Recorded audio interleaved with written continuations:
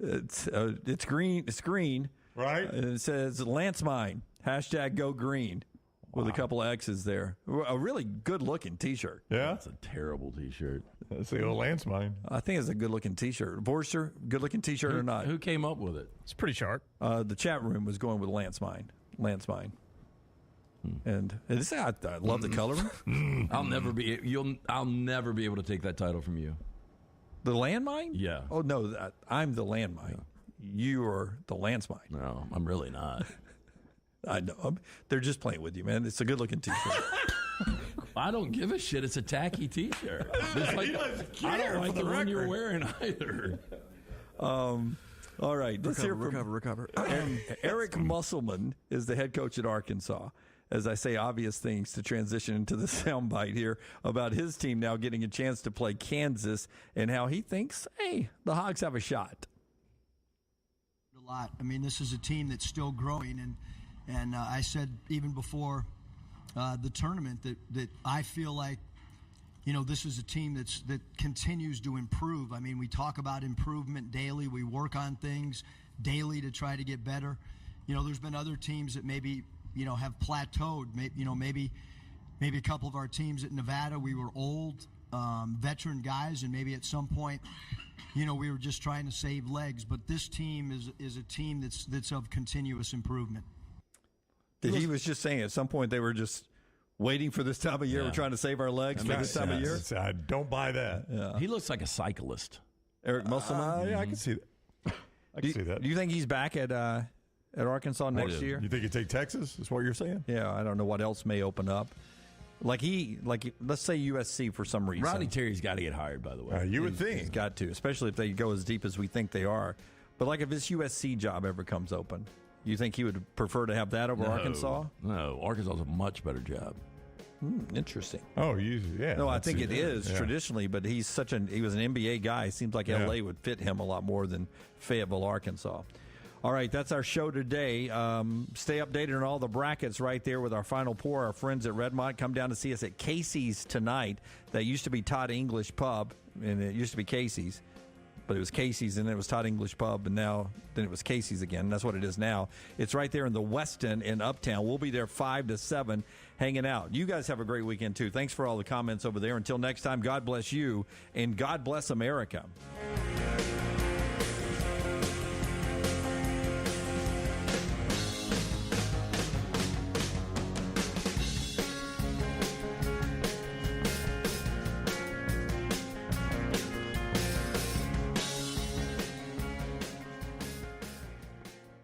Follow Next Round Live on Twitter, Instagram, Facebook, and YouTube. The social media team at Next Round Live will share the latest interviews and videos from UAB, Alabama, Auburn, and campuses all over the college landscape. You'll also get the latest highlights and news from the Next Round Live Daily Show. Jim, Lance, and Ryan will share their thoughts, and remember, you can always see the old shows on the Next Round Live YouTube channel. Subscribe, like, and don't forget to comment. Turn on the notifications so you don't miss a thing.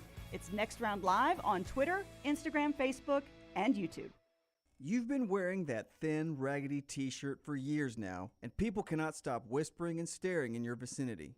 We've all been there. Luckily, there's a solution to your lack of fashion and social cues. At NextRound.store, they have plenty of options when it comes to a variety of shirts and hats. Once you start putting that Next Round gear on, be prepared to make new lifelong friends and hundreds of unforgettable conversations. Hope you like random high fives in the street, because that's what you're getting after visiting NextRound.store. Follow Next Round Live on Twitter, Instagram, Facebook, and YouTube. The social media team at Next Round Live will share the latest interviews and videos from UAB, Alabama, Auburn, and campuses all over the college landscape. You'll also get the latest highlights and news from the Next Round Live Daily Show. Jim, Lance, and Ryan will share their thoughts, and remember, you can always see the old shows on the Next Round Live YouTube channel. Subscribe, like, and don't forget to comment. Turn on the notifications so you don't miss a thing. It's Next Round Live on Twitter, Instagram, Facebook, and YouTube. You've been wearing that thin, raggedy t-shirt for years now, and people cannot stop whispering and staring in your vicinity. We've all been there. Luckily, there's a solution to your lack of fashion and social cues. At NextRound.store, they have plenty of options when it comes to a variety of shirts and hats. Once you start putting that Next Round gear on, be prepared to make new lifelong friends and hundreds of unforgettable conversations. Hope you like random high fives in the street, because that's what you're getting after visiting nextround.store. Follow Scott Forrester on Twitter at ScottForresterTV. Jim Dunaway, Lance Taylor, Ryan Brown, and Rockstar. Live from the Birmingham Racecourse Casino Studios, the next round, presented by Bud Light, is on now.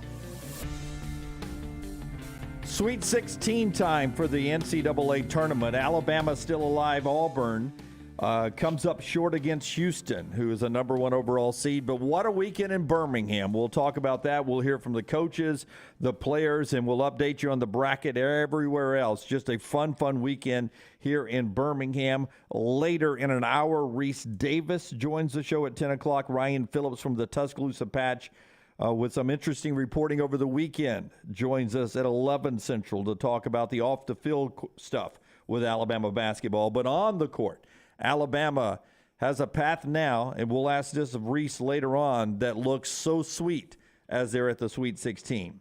They have beaten now the 16 and the 8 seed, and left out in front of them is a 5 and either a 4 or 12, a 6 or a 12 to make it to their first Final Four ever. So they've beaten a 16 and an 8 seed. Next up is a 5 seed, and then either the 4 or the 12 to get to their first Final Four. Waiting on them at best would be a 3 seed in Houston. Yeah, to get to their first national championship game. Well, you think not about a crazy path, is it? I think we all agree that FAU is not going to a Final Four. I would feel fairly confident in eliminating FAU and Princeton, yes. Yeah, so I think it comes down to Tennessee, Kansas State, or Michigan State's going to be in the Final Four. It would appear, yes. Yeah, and those are all very, very, very beatable. Alabama probably a 6-point favorite over almost all of them. San Diego State is scary watching them. Oh, absolutely. I forget the number. I think it's 11 teams they have held to their season low in points scored. They play defense, and they've got depth. Just like Alabama does. Well, they play 11 deep. They're fifth in KenPom adjusted defense. The problem is they don't quite have the offense to match it the way Alabama does. Alabama, who is third defense, 18th offense. San Diego State, fifth defense, 69th offense. Yeah. Look, Houston had a great second half against Auburn. I know we'll get to that game, but really they won that game on their defense, and Auburn missing free throws. But San Diego State has not given up more than 71 points since February 1st. I mean, that is a legitimate defense that held their first-round opponents to both equally, which was weird, 23% from the field. Yeah. Other than Gonzaga this year, Alabama's losses usually has come from a great defensive performance on the other side. So let's jump into some of the reaction as we get going today. Jim Dunaway, Lance Taylor, Ryan Brown, Rockstar and Tyler, Forrester and Lunsford on the back road. Taylor Korn's back with us.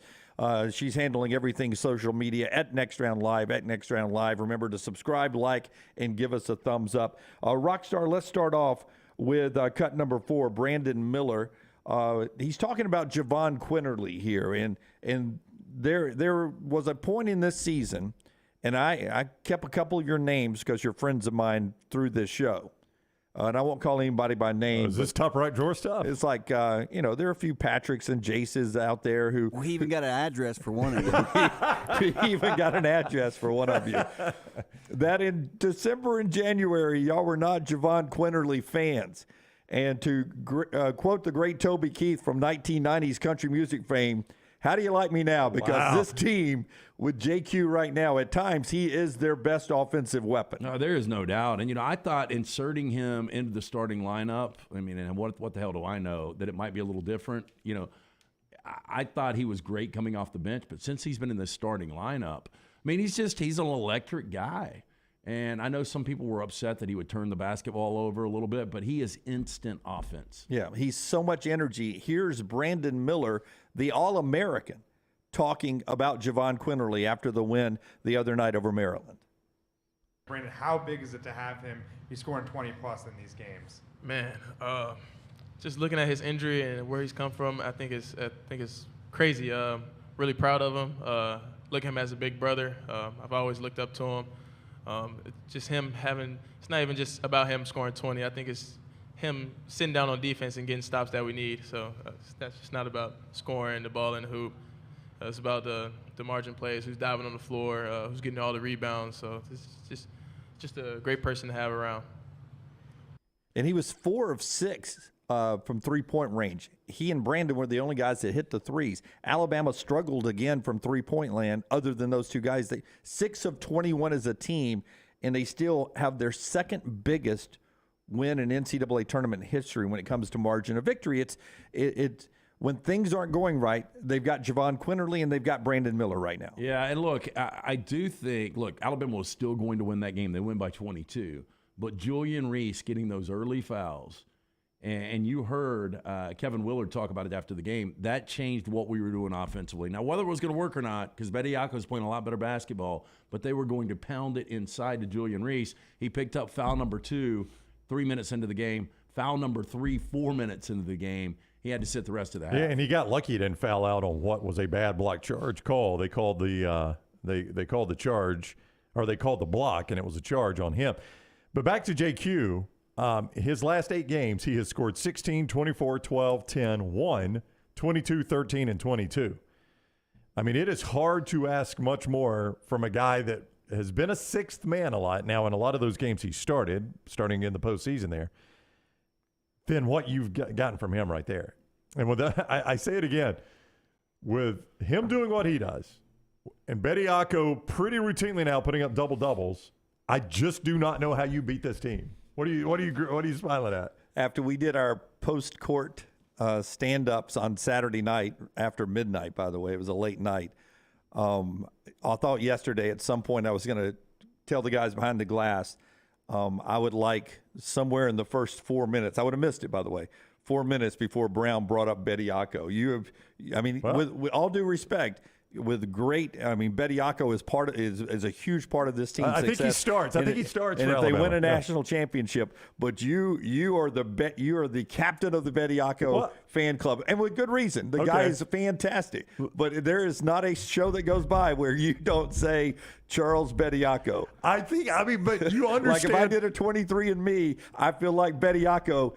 You're tied to the Bediako family somewhere. That's interesting, Jim. I'm not sure I am. Just in the postseason, Jim, 11-6 against State, 10-5 against Missouri, 12-13 against A&M in the championship game, 9-8 against Corpus Christi, and 10-10 against Maryland. Yeah, solid production. I'll say it again. With those numbers and what JQ and Brandon Miller can do from the perimeter, what do you do? Yeah, but here's They're what a I great would team. say. They're a great team. They are. No, they are, and that's why the majority of us have them winning the national championship. There are 2 ways Alabama can lose. They can shoot themselves out of a game, which they could do against San Diego State, and then the other way Alabama could lose is turnovers. So there still is, a path for a lot of these teams. But if Alabama is hitting their threes and they're not turning the basketball over, they're unbeatable for what is left in this field. Okay, let's stay with JQ for a second because I want you to think, and let's work in one of our fine sponsors here because we got a lot of people to do. A+ is taking care of Brownie. JQ's been getting an A+ grade. We'll get back because I want you to hear losing opposing coach what he said just minutes after being eliminated from the NCAA tournament about JQ after Brown tells us about A+. A+ tile and home remodeling is a guy named Brad Bell. All right. So let me just give you a little backstory. Our bathroom, very late 90s, early 2000s. Since we've bought our house that we live in, we've been wanting to redo it, but things happen and you just push it back. Start a business. You leave a 20-year career in radio to start your own business. Who knows?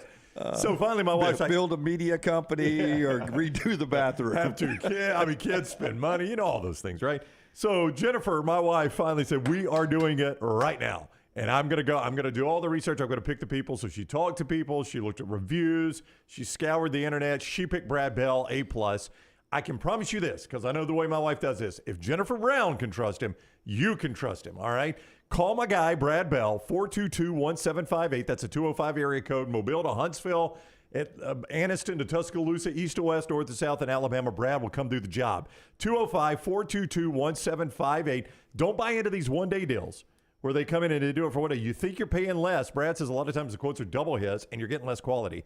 Call Brad Bell, 205-422-1758. If you missed that number, reach out to me, brown@nextroundlive.com or on social media. I'll be more than happy to connect you with Brad. I like him that much. Brad Bell, A+, home tile remodeling. All right, here's Kevin Willard. His team's just been eliminated by Alabama. They're in the news conference. This is probably about 17 to 20 minutes after the clock goes zeros, okay? Here is Kevin Willard talking about Javon Quinterly. I offered Javon Quinterly a scholarship when he was in 9th grade. I've known Javon since he was in 9th grade. I've watched him every second of the way. I probably watch more high school games of Javon Quinterly than I have anybody else. To see him turn into the player that he's turning into, and to see what he went through early in his college career, and now see him blossoming and having confidence, and he's got the swagger that he had in high school back. To be perfectly honest, he killed us tonight, but I'm really happy for Javon Quinterly. He's a terrific young man. If you know him and you know his family and you know his background, to see him blossom into this player, I'm proud of him. I really am. I think it's phenomenal. I mean, when you get that kind of praise after you just hung 22 and bounced somebody from the tournament, that says a lot. Yeah, I mean, this is not typically how we've had coaches acting Yeah. up there after these on postgame. That's true. It is not. Now, I would ask this question. If you've seen Javon Quinterly play more than any other player in your history of coaching, seems like you could have tapped those brakes on the 22 points a little bit. Could you not extend up something to slow him down? Don't you think that says a lot, though? I mean, You know why he couldn't? because they didn't have anybody to stay in front of him. And couldn't guard Bediako and Brandon. Oh, guys, and come Brandon on. Miller in this No, team. no, I mean, no, they're we see it. So many parts. We so many see parts. it all the time with Quinterly. Time and time again, they don't have anybody that can stay in front of him. And, you know, you play elite defensive teams. Like, I talked to Brian Passink at halftime, and he was like, I thought this team was good defensively watching him on film. He goes, you watch him in person, this is a good defensive team in Maryland. Oh, yeah. Really good defensive team. And Passink was like, it didn't show on film as much as it does in the game. They're really good. And Lance, even they couldn't stay in front of him. Yeah, and this is not an easy path for Alabama. They've been to the Sweet 16 before 9 times, in fact. 2 of the last 3 times they've been to the Sweet 16. Getting to the Elite 8 won't be easy just because it's San Diego State and not North Carolina or Kentucky or Duke. Doesn't mean that team can't bounce you. It's a tough matchup for Alabama. And then a likely showdown with Creighton. And you saw Creighton over the weekend. We'll talk about the other games in a second. But that Creighton team can play some hoop, and that's a tough road for Bama to get there. Still a long way to go. We always talk about how tough this is to win the NCAA championship or just to make the Final Four. It seems like Alabama's on a roll. They've only won 2. They got to win 2 more just to get to the Final Four, and then you got to win 2 more to be national champions. It is so hard to do. More on Alabama and everything else on the show. We'll jump to the Auburn side right after LT tells us about our friends at Precision Sports. Yeah, our friends at Precision Sports. Did you maybe get off the couch a little too quickly at halftime? You hurt that knee. Maybe you were putting something up, shooting hoop. You hurt the elbow. Let Precision Sports Medicine and Orthopedic get you back in the game. Remember the number, 205-512-3885. The website, precisionsportsortho.com/2023. Again, Precision Sports Medicine and Orthopedics, get your life back on track. Orthopedic care, better together. Find your provider today. Again, call 205-512-3885 or visit precisionsportsortho.com/2023. Michael says the Big Four is out: North Carolina, Duke, Kentucky, and Kansas. There is no North Carolina, no Duke, no Kansas, no Kentucky. The path is clear at this point. I'm telling you, you watch this tournament. It doesn't matter the name on the jerseys. We'll get to Jerome Tang a little bit later on. But he's right. It's not about the jerseys. It's about the dudes, and other people have the dudes. And as Rough on 15 says, Creighton has been Alabama's kryptonite in the past. And that will be a storyline if they end up playing each other in the 8. Creighton and Alabama have met a couple of times. Yeah, Creighton really good offense. I don't trust their defense. Now, this is one of those games, though, if Alabama is not hitting the perimeter shot, Creighton can outscore you, no doubt. They're 6.5 over. I don't want to fast forward too much. Up to 7.5 It's now. up to 7.5. What would they be with Creighton, you think? About the same, a little less? Less. Yeah, okay. Yeah, Creighton probably 5. All right. Yeah, I got Creighton -10 against Princeton at mybookie.ag. Yeah, our service right there. Yeah, That's a big Don't one. sleep on Princeton, man. I'm telling you, watching them Saturday night against Missouri, they're so methodical. They're so disciplined. They don't turn the basketball over. I will say for the Louisville Sweet 16 Elite 8 side, it's 2 of the 3 biggest point spreads. I did notice that. Alabama and how much they're favored over San Diego State, and then the Creighton-Princeton line. Two of the bigger point spreads in this next coming week of games. Alabama -7, San Diego State, Houston -7 with Miami. The MyBookie lines there. MyBookie brings you Rece Davis coming up at the top of the hour, 45 minutes from now. To Auburn. And first off, the win to get Auburn to the field of 32 was a great win. I think this team maybe accomplished a little bit more than they have on that roster. Is that fair? Do you think it was to get to where they were and up until the second half, leading 10, 41-31 against Houston in Birmingham, it seems like this team exceeded the talent they had on the court. I think they probably – no, I think that's fair. I do think the second half of that game, though, was Auburn season in a microcosm. I think that game was. Oh, yeah, no, you're right, the whole game. But I guess what I should have said, the second half was what worried every single Auburn fan, that at some point that offense is going to show back up. Well, you saw the good of Auburn in the first half. You saw the really bad of Auburn in the second half. I think they got to about where they were talent-wise. 21 wins, getting one tournament win. That would have been a shocker. I had a feeling going into that game, but what I didn't realize was that Marcus Sasser didn't look like he was gimped up at all. From Thursday night to Saturday night, made no sense. Different player. Yeah, I couldn't figure it out either, because watching the game, I'm like, maybe I'm just missing it, but this guy looks full speed. And even Sasser looking full speed in the first half. They're down 10 at halftime. 41-31, and that was unbelievable. And then the second half happened. And, Brown, we talked about it in our postgame there.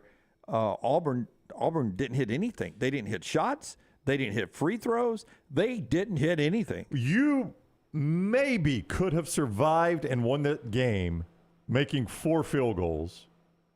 You maybe could have survived and won that game missing 11 free throws in the second half. But you could not do both.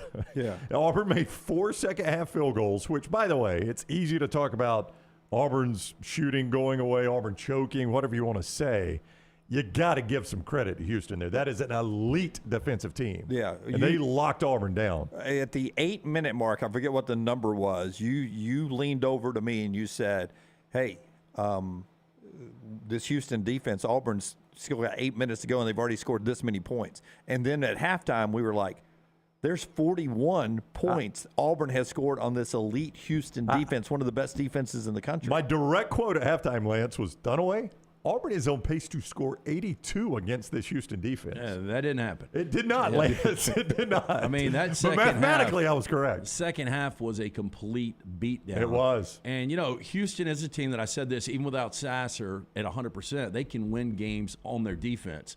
And I was watching with our buddy Ryler Norris on Saturday night. And early in the second half, I said, it feels like Houston's got close to 10 blocks already in this game. And they end up with 12 blocks. I mean, they are just a bunch of men out there. They are. And so athletic. They'll get into you as well, and that's what Bruce Pearl talked about after the game. Here's BP after Auburn ends up losing 81-64 to the number 1 seed Houston. We got great looks in the first half. Ran whatever we wanted and played great basketball. In the second half, I don't think our guys we were as prepared for how aggressive they would be. I'm sure that Calvin jumped all over them at halftime and just lit them up. And they came out and they guarded us much harder, much better. And then we didn't respond to it. In other words, we probably anticipated that that's how they'd guard us in the first half and then deal with it. It actually worked to our disadvantage because that's how we expected them to play from the beginning. And when it was so easy in the first half, I think there's a chance we thought that that's how it was going to be for the rest of the game, because we were dominated in the second half. Dominated in the second half there. And the free throws were not great in the first half. When you're up 41-31, they were 4 of 10 free throws. But 15 of 26 in the second. They end up 19 of 36. But it was Janai Broome. And Bruce said this. I was in the news conference. He said, we would not be where we are without Janai Broome.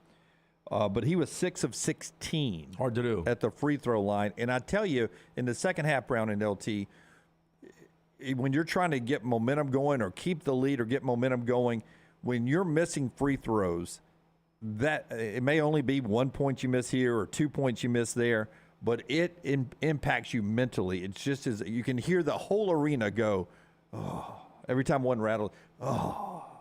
And it became a trend. Yeah. It wasn't just Broome. Now, Broome, that line really jumps out 6 of 16. But when you miss 17 free throws, and there's been times where Auburn, just killed it down the stretch when they would go to the line. I was listening to Kermit Davis on this morning talking about Auburn buried us in the second half with free throws. It's easy to point at Broome there. You're not at all in that game without him, though. That guy played a man's game on the floor. Now, at the free throw stripe, don't know what happened to him. But, I mean, he had his hands full with that Houston interior defense, and I thought he played a tremendous game, aside from the obvious of him missing those free throws. And, I mean, nobody hates it more than Janai Broome, but you get run out of Legacy Arena without Broome on the floor. That guy played a man's game in the first half, and really the whole game. I don't know. It's just hard to explain. Yeah, and Auburn's season ends there. Houston, by the way, 18 of 18 from the free throw line in the second half. They couldn't miss. It was just the opposite. Well, it was the difference in the game. If we do see Houston and Texas ultimately match up, I think the winner of that game is the one team that can play. It doesn't matter how good Alabama's playing. They can play with Alabama. Absolutely. Kevin Sampson, the guy who said, "Roll Tide," trying to get the fans to cheer for him. I will tell you, Brown, you tell me if I'm wrong, Alabama fans, for the most part, stayed neutral in that game because there's no love lost between Alabama and Houston, by the way. No, but there was never a situation. Like, I would have been interested to see what the arena would have been like if that game's a game under 4. It just was never a situation where Alabama fans were drawn into the situation to have to make a choice, just the way the game played out. I will say the biggest cheer you got from Alabama fans in that game, and I don't know, Lance, if it came across on TV, but they were showing picture-in-picture of Auburn-Houston on the court in action, and Arkansas beating Kansas. And when Arkansas beat Kansas, there was a cheer that went up from the Alabama fans around the arena. That was just about the only time in that entire Auburn-Houston game they even cheered. Yeah, and you want an in-game experience now. And they've got action going on the court, and you know how on a big screen they'll show you what's going on the court too. They double box with game in play, showing us the conclusion of another game while the game's going on. I mean, that's a weird atmosphere. Customer service right no, there. That's what it should be. I agree. One of the reasons I don't like going to games anymore is you can't get that. If you could get that, it'd be a lot easier to go. They should take the biggest games in the country and quad box the big screens during the games. Hey, watching Arkansas, man, again, they're a bunch of men too. Yeah, a lot to get to in the show. We'll get to the other games. Here's Kelvin Sampson, though, on what they did to Auburn in the second half. At halftime, we made a couple adjustments. I don't think anything major. I think the biggest adjustment was in our attitude. Sometimes that's the most important thing. I knew if we could. I was almost glad it was Auburn's ball first, because I thought we needed to set the tone with a stop, and then just play the way we've played all year. I mean, we have a good team, and we're used to playing on the road, and this felt like a road game. In our kids' second half, you saw what how we've played. Yeah, it really did feel like a road game. Auburn fans were terrific, and then Alabama fans were terrific. It was a wonderful weekend at the Legacy Arena. And before we head to break here and before LT tells you about our friends at Woodhouse Day Spa, I want to just say congratulations to the folks at Knight Eady and the SEC. It was the SEC were the official host, and then Knight Eady, a local company here, were the ones that sort of took this on to bring the NCAA tournament back to Birmingham. We get asked, who is it? It's JD asked us, it was a great weekend in Birmingham in the first and second round. Could Birmingham get a regional finals in the future? No, our arena's not big enough. You really got to be 22,000 plus arena to host the next round. Sometimes they do it in the venue that's going to host a Final Four in the future, so some of the big dome stadiums. But there is a good chance we get on a pretty consistent rotation of these opening round games. Yeah, there's going to be the women's side regional finals, Sweet 16, Right. Elite 8, coming up, I think, in 2 years. Am I right on that? I think Dunaway? so, yes. And then they feel like they can get back in the men's rotation, I think, 2 years after that. So I think you could maybe see that be the alternate in Birmingham. You'd have the women's regional final, men's first and second round. We'll never get a regional final. It's just too small, unfortunately. Yeah, and never get another weekend like this, even if Oh, we have yeah. When you have Alabama and Auburn in the same place. It was magical, man. First time it happened, and I was happy to be down there, and I hope you all had a great time with that going on in town. We'll get to the rest of the tournament when we come back. LT can help you maybe relax. RELAX. Relax with Aaron Woodhouse Rodgers, Day yeah. Spa. Still nothing done on No, that nothing, side. by the No, way. he's relaxing. Yeah. Again, treat yourself. I mean, the Woodhouse Day Spa, located right here at the Summit Shopping Center, is right off of Highway 280. You can choose from a menu of over 70 options, including massages, body treatment, skincare, waxing, nail services. Woodhouse Day Spa, voted America's best day spa since 2009. You can order that special person gift online 24/7 at birmingham.woodhousespas.com. Gift card, simple solution. Buy them 24/7 online or stop by the Woodhouse Day Spa. Tell Casey Stewart, that great staff, the Next Round sent you. Follow Brownie on Twitter and Instagram at Ryan Brown Live. Spring is here, and that means it's time to prepare for moving season. Let Holly Mack Wilson guide you and help get your home prepared to sell. Whether you are looking for the perfect home or need to sell yours, Holly Mack Wilson can do it all and can do it anywhere in Alabama. Call Holly Mack Wilson today, 205-901-9446, or visit her website, hollymachomes.com. Holly Mack Wilson, your home prep expert. Holly Mack Wilson, a trusted anywhere in Alabama Keller Williams realtor you can always depend on. For more than 40 years, Red Wing Shoes has been helping the hardworking people of Alabama. This is why Red Wing Shoes has created the 3-step comfort solution. Step 1, a certified fit specialist will use a 3D scan to electronically measure your feet and arches. Step 2, help you get the appropriate footwear for your occupation. Step 3, customize your boot or shoe with a Red Wing orthotic. Whether you have high arches or flat feet, Red Wing has the comfort solution for you. So experience comfort at its best. Visit one of the Red Wing shoe stores located in Pelham or Trussville. The USFL champs are back in Birmingham to defend their title. We can't wait to have you for the USFL. Ticket prices start at just $10 for the 2023 season.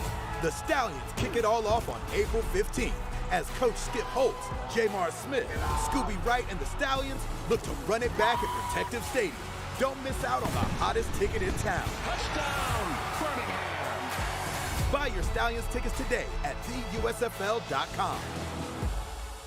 Man, I love a good meal. I'm Jim Dunaway. A good meal is what you get with my friend Sterling at Champy's Chicken on Highway 119 in Alabaster. We're talking great southern fried chicken, wonderful sides, hand-cut chicken fingers, po' boys, and those Mississippi Delta recipe tamales. You got a perfect menu for everybody. Champy's Chicken is perfect for watching the big game, or taking a meal to the lake house, down to the coast, or stay in the restaurant and dine in a great atmosphere. It's all made fresh to order right there on 119 in Alabaster, Champy's Chicken. Stop by the New York Butcher Shop and pick up the finest in certified Angus prime beef steaks and burgers, premium pork chops, ribs, and all-natural chicken cut to order just for you. Their chef-prepared entrees and side dishes are the perfect dinner-to-go choice for your family and are ready to heat at home. With a great selection of fine wines and desserts, the New York Butcher Shop is your one-stop dinner shop. 2 locations to serve you, Cahaba Heights and on Highway 119 in Greystone, the New York Butcher Shop. Rare quality, well-done service. Want more of the show? Download the app or visit nextroundlive.com for the latest podcast. The Mystery Fifth Hour, our Not For All Ages podcast, The Last Call, and our entire Double Down Media podcast family. All at nextroundlive.com and on the Next Round app. Want more of the show? Download the app or visit nextroundlive.com for the latest podcast. The Mystery Fifth Hour, our Not For All Ages podcast like Bama and Bourbon, and the entire Double Down Media podcast family. All at nextroundlive.com and on the Next Round app.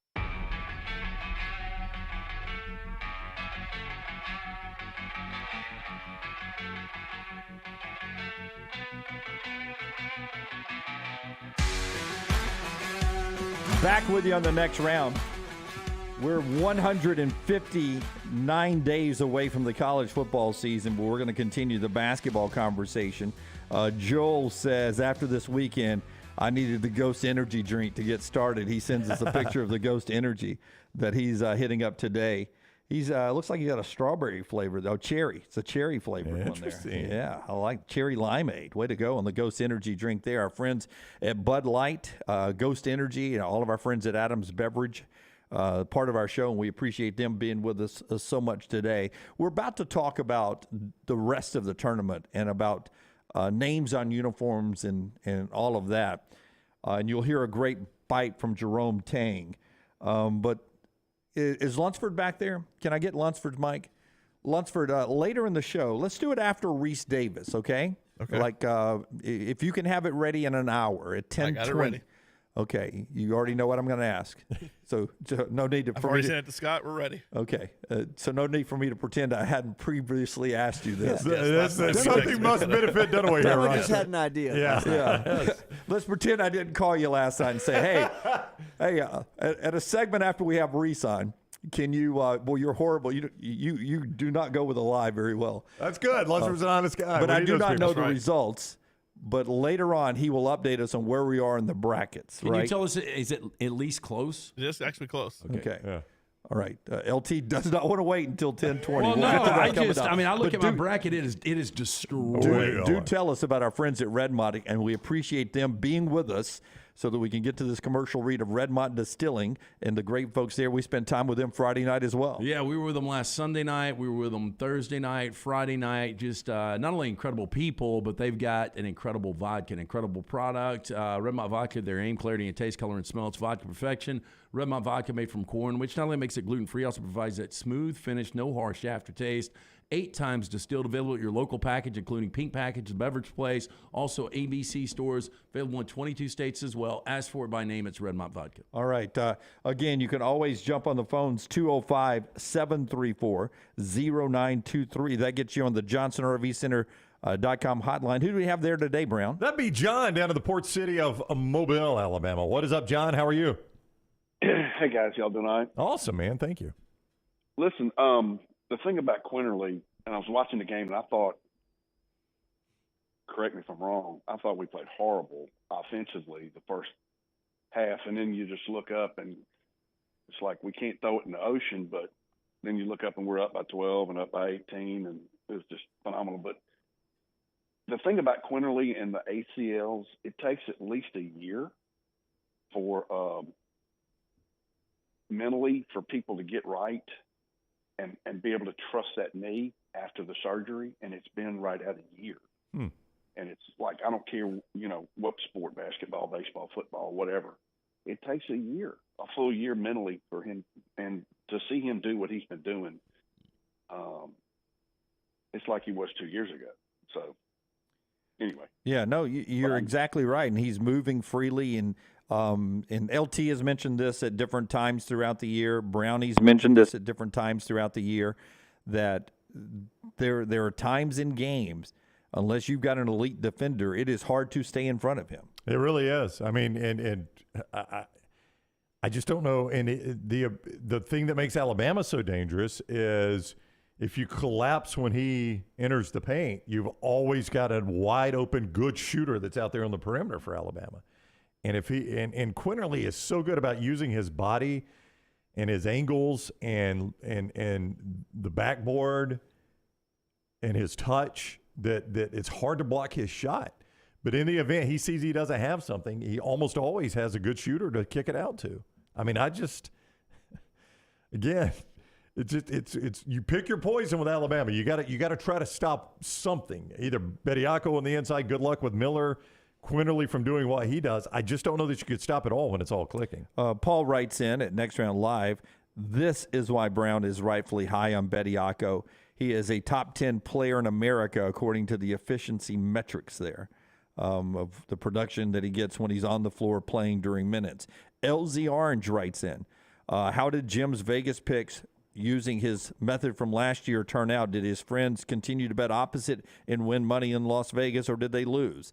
LT was exactly right. I was sending them parlays, and unless they bet individually, they ended up losing because I'd lose every one of those parlays. I was 2-1. Weird. Well, if they were 3-1. smart, what they did is they didn't play parlays. They just took every game you gave them, and they played those sides. Yeah, I think I ended up being 7-3 on the picks I sent them.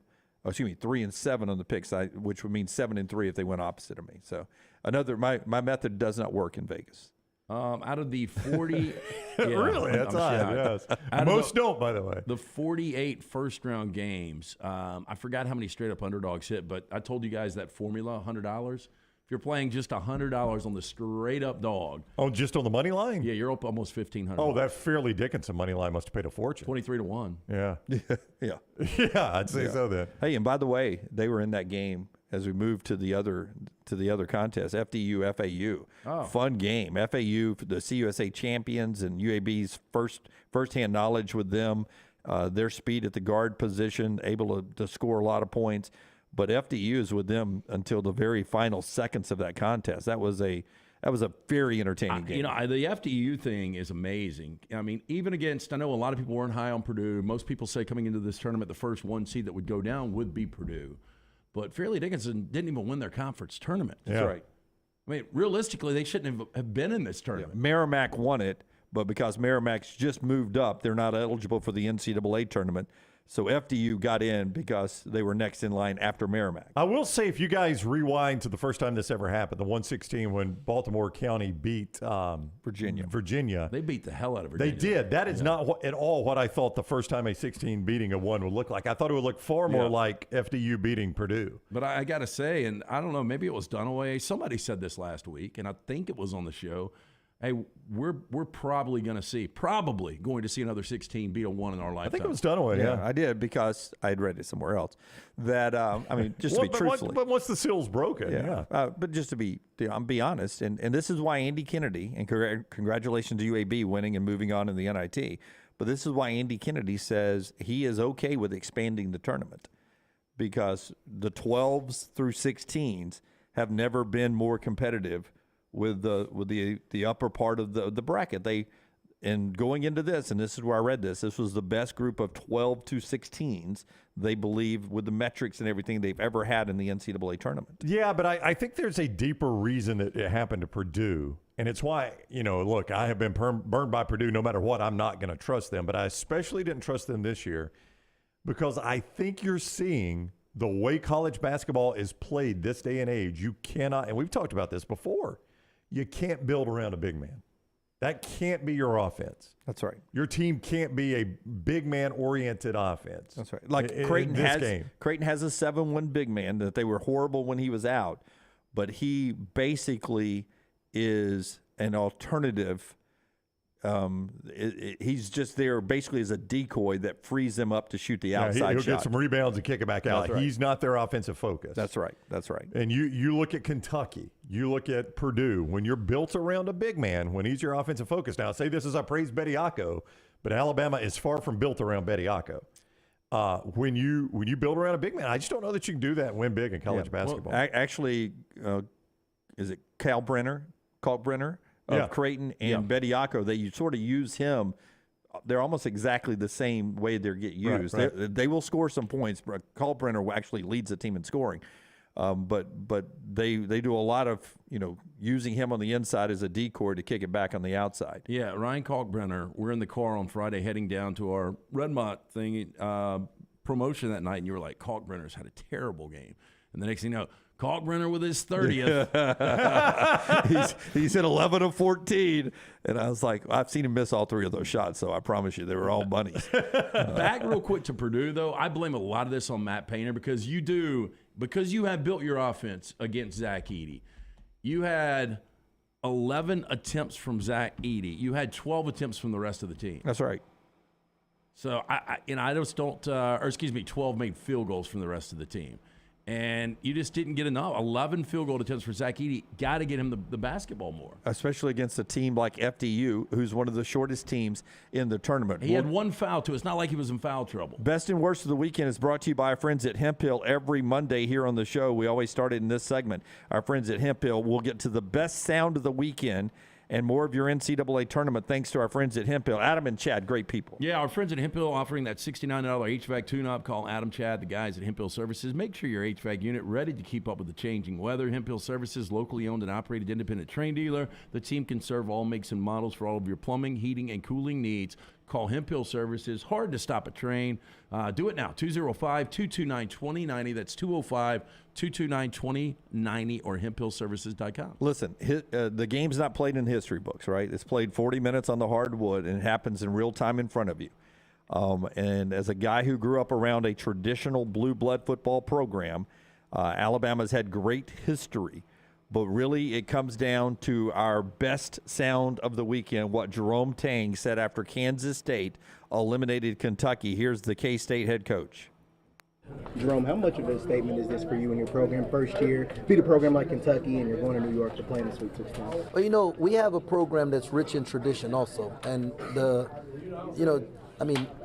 like all those old dudes that played for Kentucky, they ain't coming back, right? Tradition does not help you if you don't get out there on the floor and play with some dudes. And we had more dudes than they did today. And that's what that was. Yeah, and that's 100. Those banners, those retired numbers, they're not coming out of the rafters at Rupp or at Duke or at Kansas. I mean, you got to play with the dudes you've got out there. And Kansas State was the better team. They had meaner and better dudes on Saturday. Well, Marquise Noel is not a big guy, but man, that guy can shoot it. 5'8". Yeah, and he's kind of the Deuce Vaughn version of their K-State football. And Keontae Johnson's been great all year. And Jerome Tang, should be, for a lot of people, the National Coach of the Year. I mean, they've got an outstanding opportunity to go to a Final Four now. And they played in the best conference throughout the year. They did. I know it's not going to show that here as we're into the Sweet 16. Well, and I bought into it, unfortunately. But that was a tough conference, and Kansas State was right there throughout the entire season. Yeah, I bought into the Big 12. I had Kansas playing Alabama for the national championship game. I had TCU going deep. I had Kansas State going deep. And I'm going to end up, and I didn't believe in Texas. I didn't believe in Rodney Terry in Texas. And there they are. But, yeah, I mean, I remember one time Jay Billis being on the show, and I asked him that question. Do you believe that playing in the toughest conference prepares you for the NCAA tournament? Whether you believe it's historically it used to be the Big East in some days. It's been the ACC. It's been the Big 10. It's been the Big 12. He disagreed with that philosophy. He didn't think there was any correlation between playing in the toughest conference and playing in the NCAA tournament well. Yep. And Jay knows he's forgotten more basketball than I'll ever know, so I'll buy that. But, boy, it seems like it would help, right? And it does seem like it helps Kansas State, but it does make it hard to explain away Kansas. How did they lose to an 8 seed in Arkansas? Yeah, well, they were the best team in that conference. Eric Musselman is a heck of a coach. We'll continue the conversation. He may not be a likable guy, but he is a heck of a coach and in really good shape. I wish I had his body in case I lose this bracket challenge. He ripped the shirt off again. We'll get into that and more of what went on over the weekend. Show being brought to you by our friends at the University of Montevallo. How many reads have I done since we started this for Montevallo? They joined our show during the pandemic, and they've stayed with us. And it's always, how many Division II programs? Anybody know how many times have I said it? Y'all listen? 20? 21? 21? 21. 21, Rockstar. NCAA, fully funded. I'm here to tell you, Montevallo has added 2 more, and most recently, their 23rd, this happened over the weekend, their 23rd fully funded NCAA Division II scholarship sport. Acrobatics and tumbling is now a sport at Montevallo, where you can get a scholarship and go to school there. Acrobatics and tumbling. Anybody is Cord tumbling yet? Well, he's more into parkour,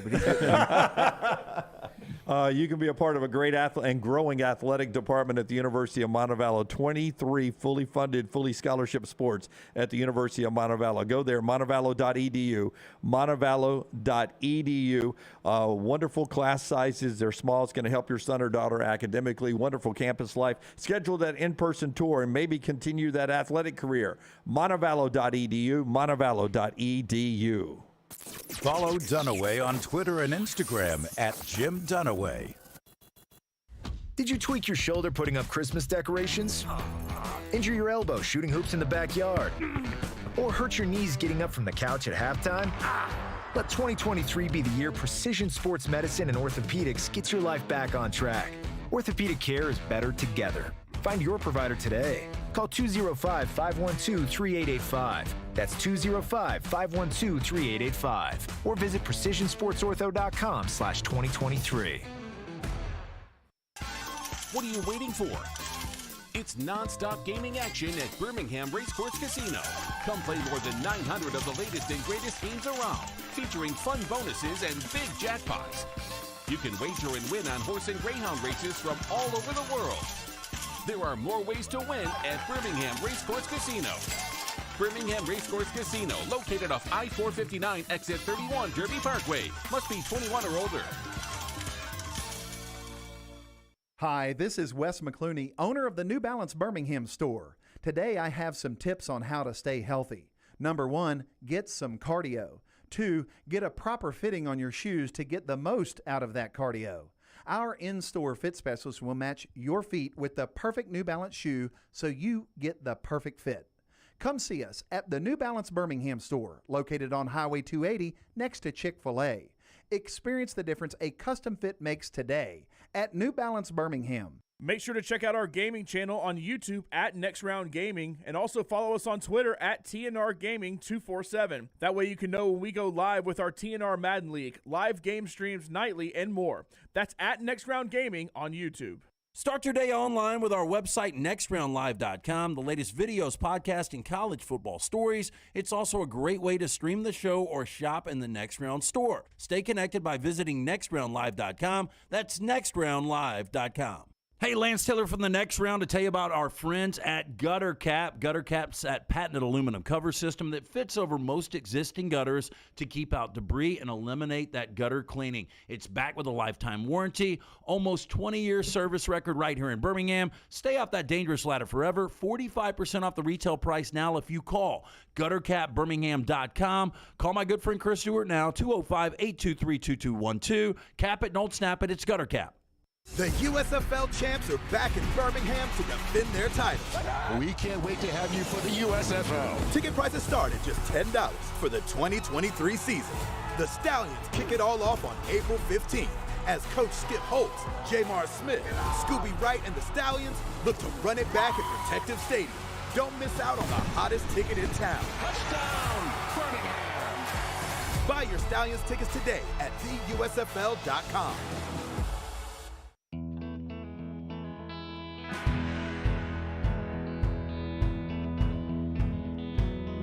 Rusty in the Vulcan Tire and Automotive chat room. Musselman is a very likable guy. Stop it with that narrative.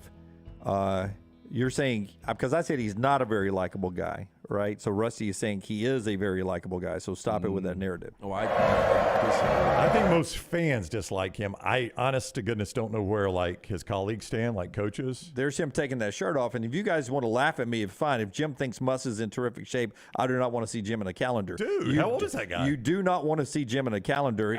He's in pretty good shape for a 56-year-old. He's 56 years old. You call that pretty good shape? I thought he was 62. I'd take that in a heartbeat. Yeah. I think we're a 56-year-old. That's good shape. I would say that's the top 1% of 56-year-olds in the world. Yeah. I mean, we are a couple of things happening from you want to see what a 56-plus-year-old guy. He's got a lot of Dabo Sweeney in him. You don't want to look like. You're very close to maybe seeing that.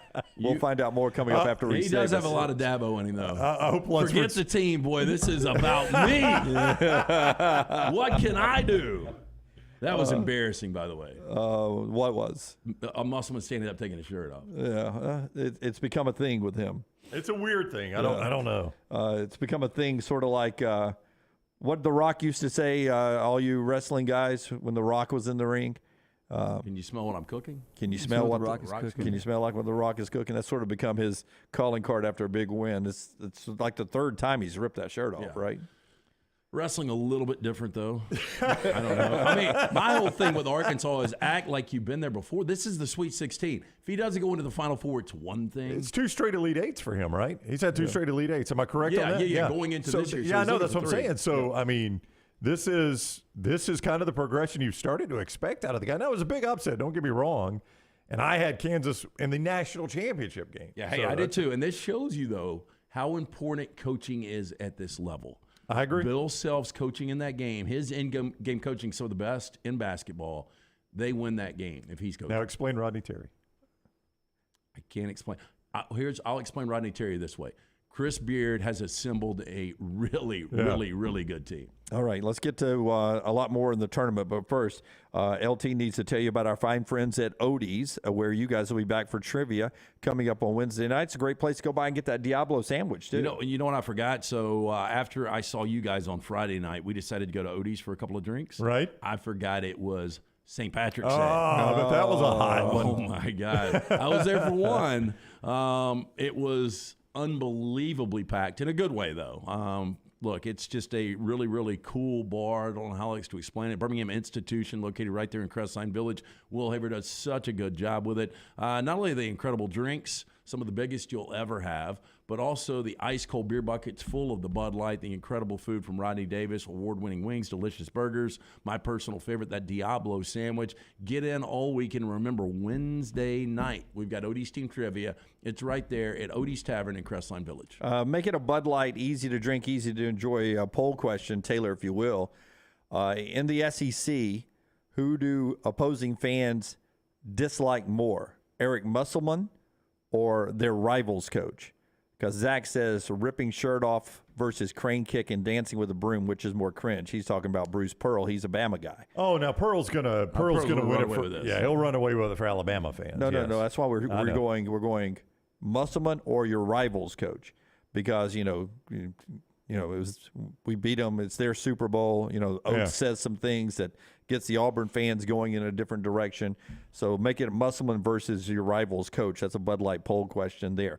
Which games popped out for you this weekend? We've talked a little bit about Kansas State over Kentucky, a little bit over Arkansas there. We talked about Tennessee. We're down to 16 teams.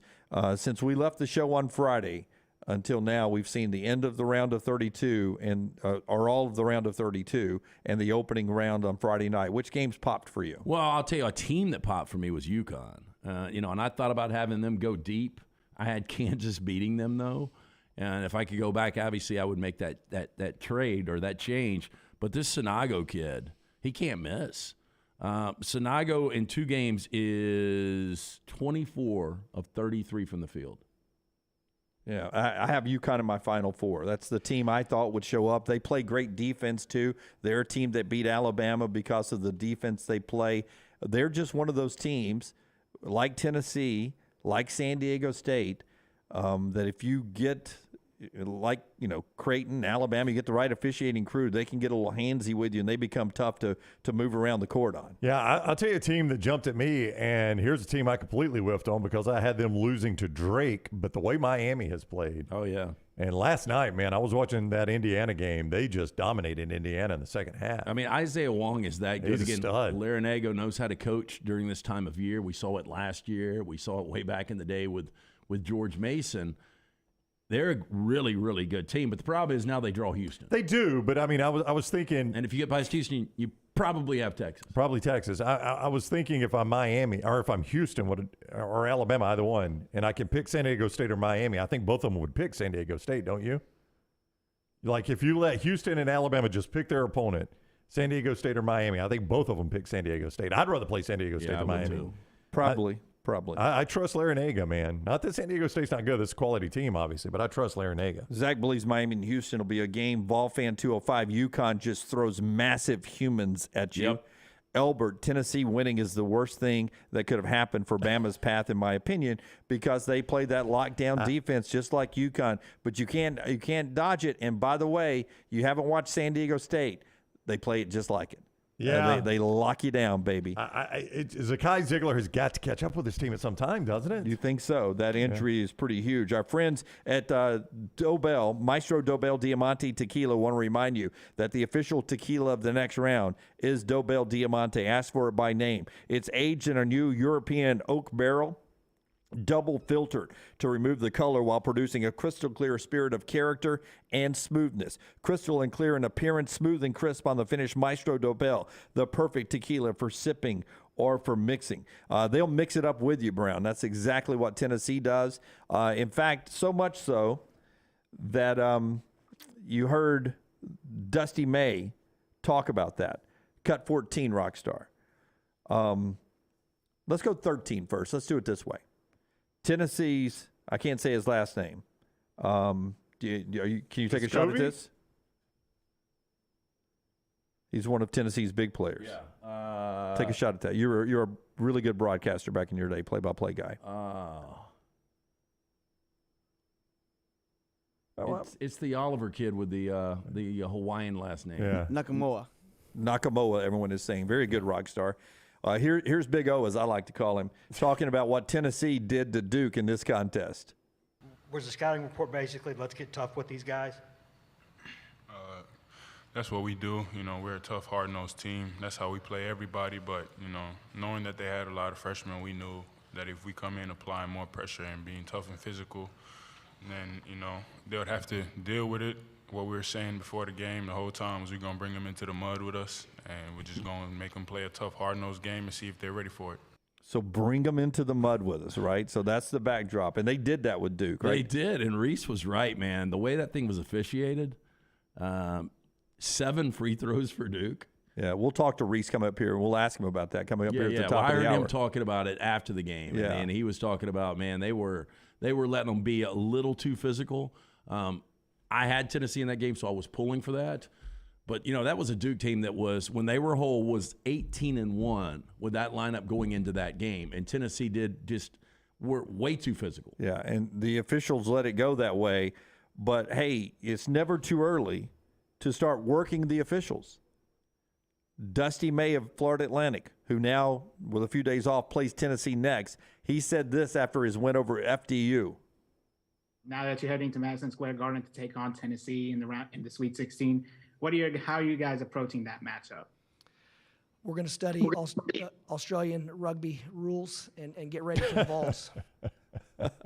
We're going to study Australian rules football. I tell you what will be interesting, though, because they will out-physical the Owls, but the Owls are so quick. And you look at Zakai Ziegler, since he went down, Tennessee has struggled with turnovers outside of this Duke game. They only had 9 against Duke.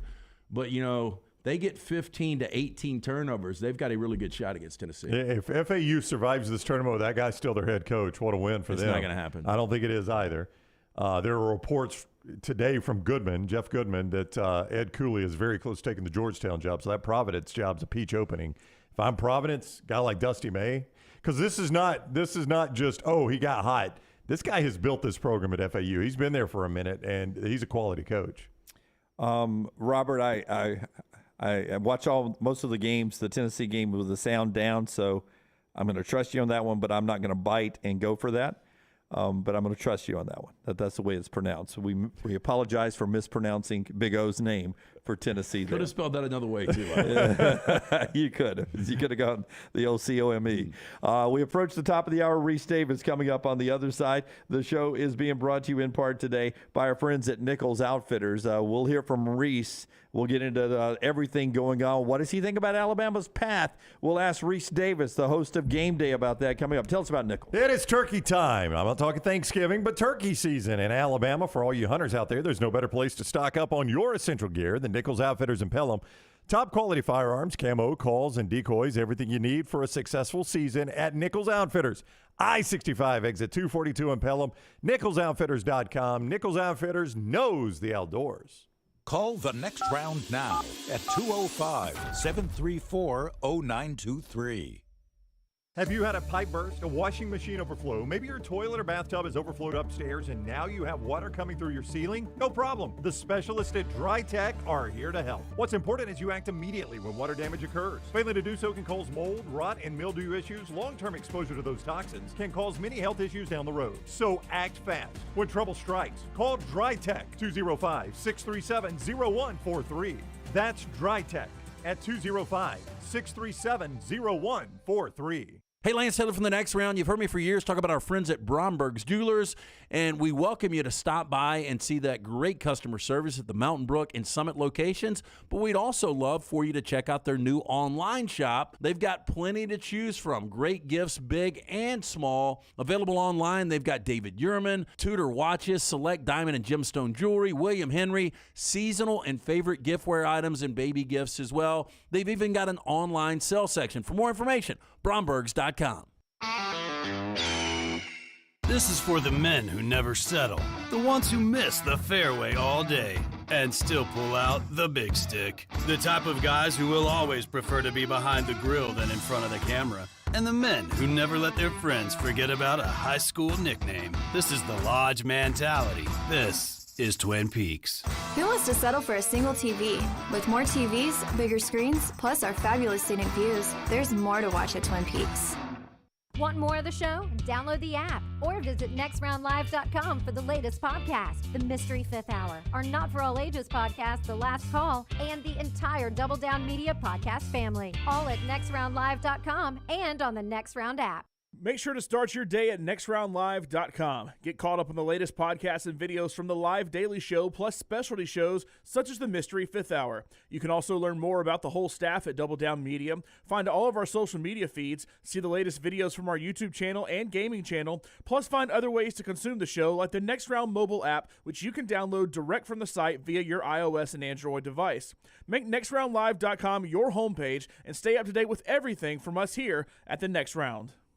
The USFL champs are back in Birmingham to defend their title.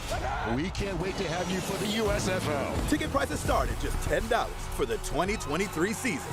The Stallions kick it all off on April 15th as Coach Skip Holtz, Jamar Smith, Scooby Wright, and the Stallions look to run it back at Protective Stadium.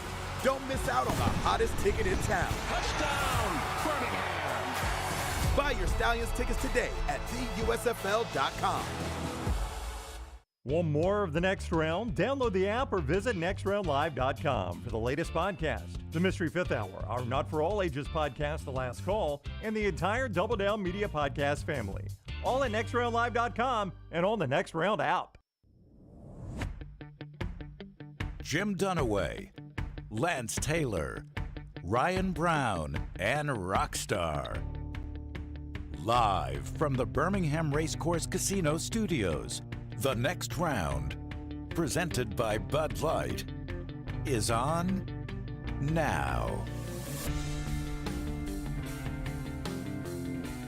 Back with you on the Next Round as we continue on a Monday after a wild weekend of the NCAA tournament. Alabama's still dancing. Auburn's season ends, and we still have Cinderella's alive. And with Cinderella's alive, let's go to the guy who always tells us about fairy tales, our buddy Rece Davis. He's presented with us each week through the tournament by mybookie.ag. Don't forget all the games coming up this weekend right there at mybookie.ag, code Next Round. Mybookie.ag, code Next Round. What's happening, Rece? How are you? Well, first of all, I'm saying of all the introductions I've ever been part of, that might be the most perplexing. What exactly does it mean that I tell you about fairy tales? Oh, What does that mean? You know, Dunaway. We've known each other for a long time, Rece. Yeah, we have. I make this all up as I go. There's not a script in front of me here. Cinderella to me was a fairy tale, was it not? We're talking about Cinderellas. He tells me about Cinderellas all the time. Oh, okay. Right? All He right. sets the table for me every Saturday. I'm with you now. Maybe. Yeah. I don't know. I think so. You always give us, well, it's once upon a time with you, man. It's fantastic. So, Rece, I can't blame the fact that I'm probably going to lose our bracket challenge on USC. I couldn't figure out the East, and I don't know who really could. But for whatever reason, I had the Trojans making this deep run, and they ran into Michigan State. And here we go with Tom Izzo again. And it wasn't just USC. It was Marquette. And Tom Izzo, it's amazing that he's been to 8 Final Fours. He's only won 1 national championship. But this has all of a sudden become a dangerous team. There's no question about it. It's a team that that Tom wrestled with for much of the season. I think there was some frustration with the guards, some frustration with the consistency of play. Michigan State, of course, from off-the-court incident that didn't directly involve the basketball team, other than the fact that they're an integral part of the fabric of that community. You know, had to deal with, with the tragic shooting in a university building there, something that's deeply affected Tom because of his long time there. So they've been through quite a bit in terms of both on the floor and off the floor. They weren't playing their best late in the season. They haven't played their best in the tournament recently. This is only one time in the previous 6 tournaments had they made it out of the first weekend. But now here he is, 15th time to the Sweet 16. He finds a way to get his guys on the same page more times than not. And he has only won the 1 national championship. But I would say if you go back and look at those, how many times should he have won? meaning that how many times has he had the team that most would deem the better team? So more times than not, he is at the very least reaching the expectations. In most cases, his teams are exceeding those expectations. And they're certainly doing it again here, because there was little indication after they lost to Ohio State in the Big Ten tournament that there was a real reason to, hitch your wagon to Michigan State. Now, I was the same with you. I had SC winning the first game. I did them beating Marquette. And, it really, not to go off on a tangent here, but people love to say, well, this conference, that conference. I had a buddy texting me yesterday, get this conference out, get the ACC out, get the Big Ten out.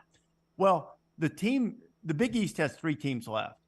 And the team that ripped through the regular season and ripped through the conference tournament, smashing 2 of these teams that are still standing, is the team that gets ousted by the only team left from the Big Ten who wasn't playing well necessarily when they came into Michigan and Michigan State. So it's a hard thing to put your finger on, and for when you try to evaluate what a coach means and what March success means, I think that's you can't quantify it looking at metrics in KenPom, though I love those things and I look at them daily and often and try to evaluate.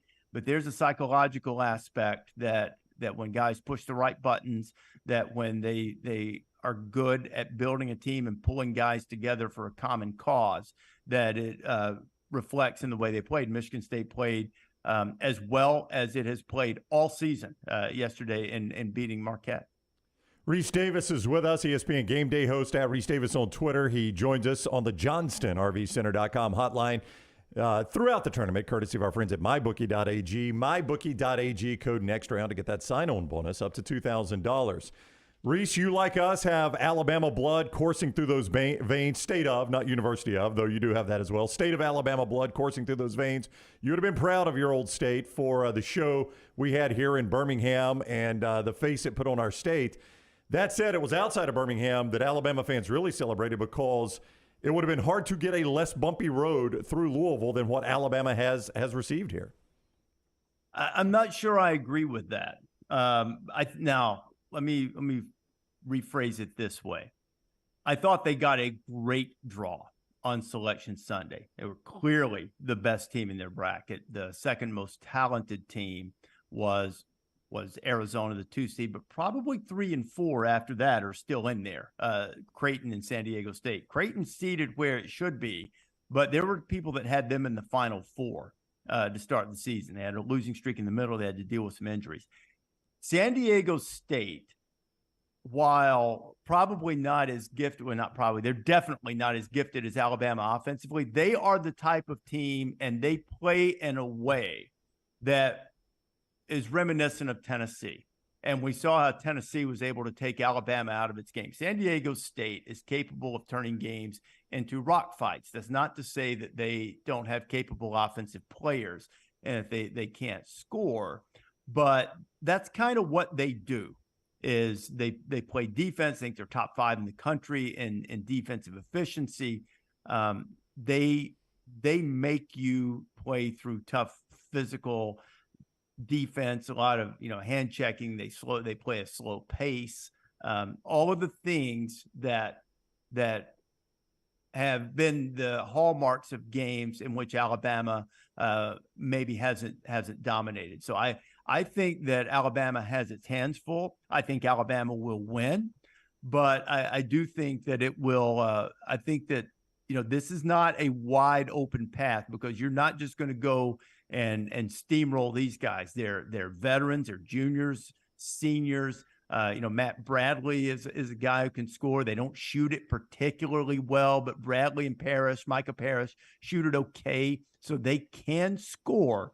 But really, what they want to do is grind you down, and Alabama will have to answer that challenge. So between that and between a very talented Creighton team, if they can get past my buddy Mitch Henderson's Princeton Tigers, Creighton is a really, really talented team. So seed line, it may look that way, and certainly Alabama should be favored to get there, but I don't think it's clear sailing. in Louisville at all. I think they'll have their hands full.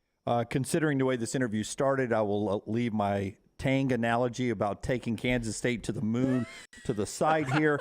But Kansas State beat Kentucky, and now is another early exit for John Calipari. Is there really tension between Kentucky fans and Calipari? You visit there every year. What's it like now for Cal up there? Well, the short answer is yes from the fans, for sure, because they, much like Alabama football fans, expect to win championships or at least be right on that stage every season. And there's nothing wrong with expecting that.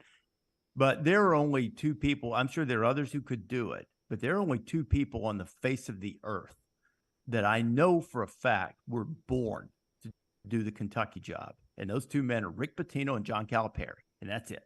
And it might have worn him down a little bit the last couple of years, just to be honest, but he's born for that job, and the fans ought to realize that he is he's an elite guy. He hasn't forgotten how to coach. I think they've got a great recruiting class coming in. Certainly disappointing yesterday, but that's a really good team that they played with a couple of stars. Marquise Noel was brilliant yesterday, and Kentucky, had a couple of guys had, really poor shooting days. That happens sometimes in the tournament. So I'm sure the fans are frustrated, as fans always are, and they have a right to be. That's why people care. That's why we all have jobs talking about sports, because the fans invest emotionally. But, Cal's a tremendous coach. He hasn't lost his fastball, and they're going to be fine. It's just sort of the nature of the tournament. Now that I've defended him, I will say this. I do think they need it. We talked about Izzo a little bit earlier, and I kind of look at this a little bit differently with Cal as opposed to Tom. I do think to validate this Kentucky program in terms of being dynastic under Calipari, I think they need another national championship. They've missed a couple of opportunities, most notably in 14 when they should have won, and 15 when they could have won. And certainly should have at least gotten to the national championship game. No disrespect intended to Wisconsin in 15, but I guess we say something like that and you just disrespected Wisconsin. Wisconsin was terrific, but Kentucky had the chance to be an all-time great. They were undefeated, and they didn't play their best game that day. So I think to validate them as dynastic, they probably need another national championship. And I can see why Kentucky fans would be frustrated, but my question would be, do you remember what was going on before Cal got there? So be careful with your frustration and realize that he is more likely than not to get Kentucky back to the stage that they crave. One of the more amazing streaks right now in college basketball is Mark Few now has Gonzaga in its 8th consecutive Sweet 16. There's been a lot of years I've had Gonzaga winning this thing. You could make an argument Mark Few is the best coach yet to win a national championship. Is this the year where nobody has Gonzaga doing anything that they make a big run? They're only a 1-point underdog to UCLA. Yeah, it's a great point, because I think Mark has had better teams. Not that this team isn't really good. It is. I mean, you guys probably saw that. If you saw them take apart Alabama early in the season, different Alabama team. But they can really score. They're number 1 in the country in 2-point field goal percentage. They're number 10 in 3-point field goal percentage. Their defense has improved. They're turning you over a little bit now. So I think they're certainly capable of winning it all. I don't favor them to do so. But with UCLA being a little injured right now, everybody knows about Clark, but they had Singleton go down. The extent of that injury is unknown. And Dembona has been dealing. Their big guy inside has been dealing with with some injury issues. I think it's a shoulder that he's been dealing with, and we'll see about David Singleton's ankle. But Gonzaga is capable of winning that and going on to the Final Four again.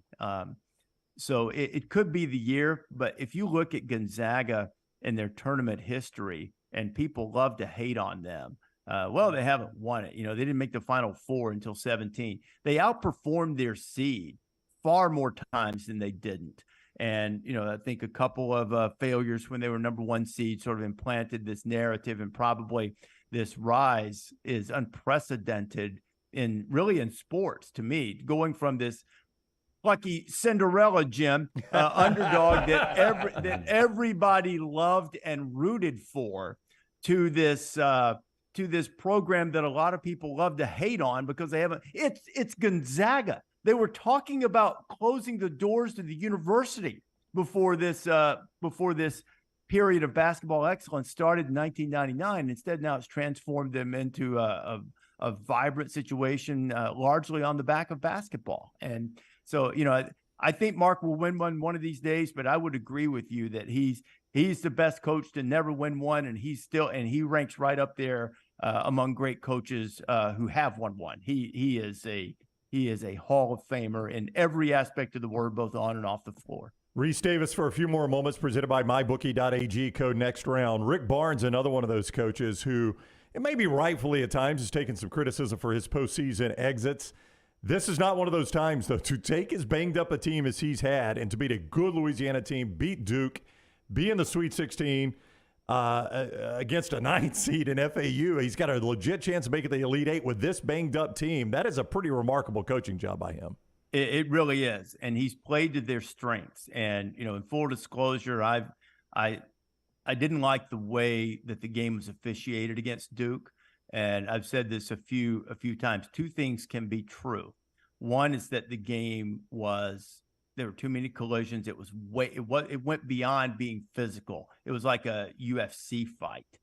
That was not the way that game should have been officiated.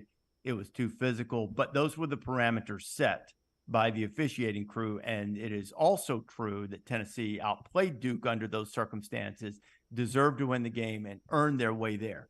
So I think they're a dangerous team. And I think in many ways, this may prove, I don't want to say it would be preposterous to say FAU is more difficult than Duke, but in terms of matchups, without Zakai Ziegler, Tennessee, it's a little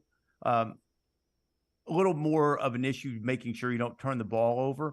That's what FAU is going to try to do. They're going to try to play ahead of the defense and not have to get in yet another one of those wrestling matches, that Tennessee likes to use their own terminology, get you down in the mud. That's what they said they wanted to do with Duke, and they did. Style of play, it might be a little more difficult to get FAU to do that. Now, Tennessee should win the game, and I think they will.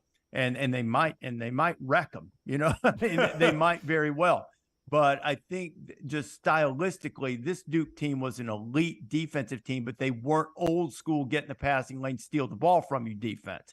They were probably more stylistically like Tennessee defensively in terms of being physical, but Tennessee, a little older, a little stronger, and then took the fight to Duke on Saturday and won it. FAU is going to try to play them in a different style. But to your point, Rick is a great coach and has done a remarkable job when all seemed lost when Zakai went down, and he's put it back together. And they've got a chance not only to go to the Elite Eight, but he has a chance to go back to the Final Four with Tennessee. And what a story that would be if he takes Tennessee to the Final Four in the state of Texas, and potentially a national championship game against Texas in that state, depending on what happens. Of course, Texas is still alive and a lot of work to do there too, but that would be fascinating too. Yeah, also fascinating, and I know everyone respects the job Jim Nance does at CBS, and this is his last ride.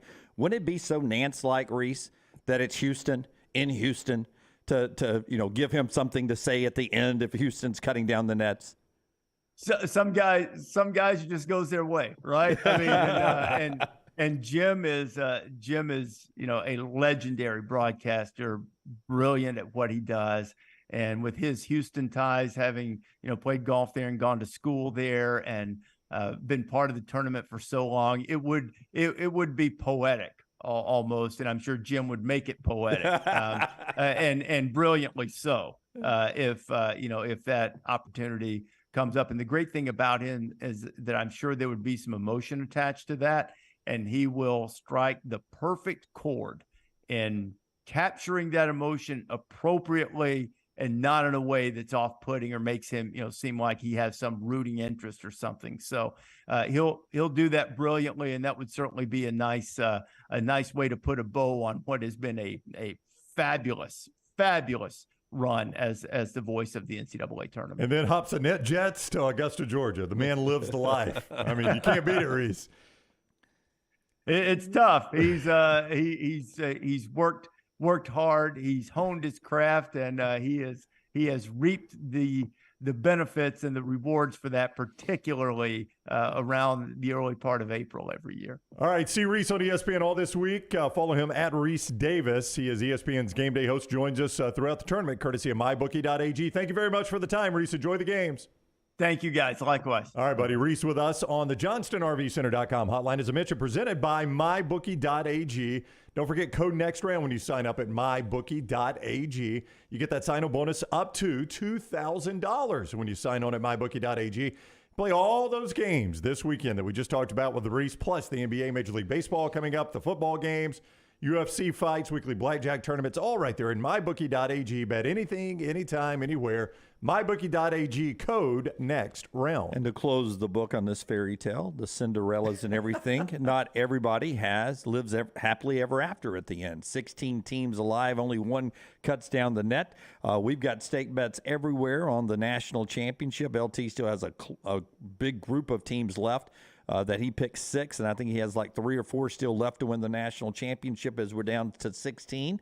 We pay off all our stake bets right there with our friends at New York Butcher Shop. A wonderful place to go get the best meats and meals in town. Yeah, Jim and the guys just do such a great job there. Stop by the New York Butcher Shop. Pick up the finest and certified Angus prime beef steaks, burgers, premium pork chops, ribs, all-natural chicken cut to order just for you. Their chef-prepared entrees, side dishes, perfect dinner-to-go choice for your family, ready to heat at home. 2 locations to serve you, Cahaba Heights and on Highway 119 in Greystone. The New York Butcher Shop, rare quality, well-done service. All right, we roll on. Sweet 16 conversation continues. More of your best and worst of the weekend brought to you by our friends at Hemp Hill over in the chat room and also on the phones at 205-734-0923. This is The Next Round. Follow Sean Lunsford on Twitter at JLuntz.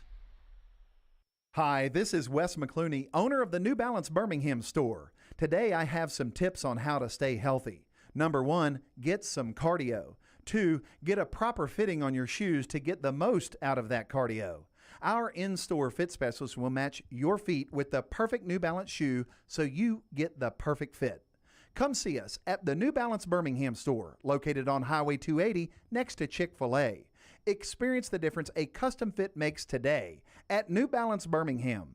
There are so many things I love about Walk-Ons. Authentic, mouth-watering Louisiana cuisine, prepared fresh, daily from scratch. A great beer selection and TVs everywhere to watch the big game every day of the week. And of course, they've got 2 great locations on Highway 280 and 119 and at Hoover near the Hoover Met. Walk-Ons is also a great place for happy hour, 2 to 6 Monday through Friday with $5 moonshine swirls, $5 house pours, and half-price appetizers. And it's an easy take-home experience for the family as well. Highway 280 and Hoover with Walk-Ons. The Double Down Media podcast family is live and full of content for all ages. The Mystery Fifth Hour gives the Next Round hosts a chance to talk about everything but sports. Pour a glass of Bama and bourbon, our weekly college football conversation, while sipping some of the most interesting pours in the bourbon world. And our Not For All Ages podcast, The Last Call, presented by Redmont Vodka. LT has in-depth conversations with personalities like Clay Travis and Taylor Hicks. Find those podcasts and more by searching The Next Round on Apple and Spotify. And remember to like and subscribe. This is for the men who never settle, the ones who miss the fairway all day and still pull out the big stick, the type of guys who will always prefer to be behind the grill than in front of the camera, and the men who never let their friends forget about a high school nickname. This is the Lodge mentality. This is Twin Peaks. Who wants to settle for a single TV? With more TVs, bigger screens, plus our fabulous scenic views, there's more to watch at Twin Peaks.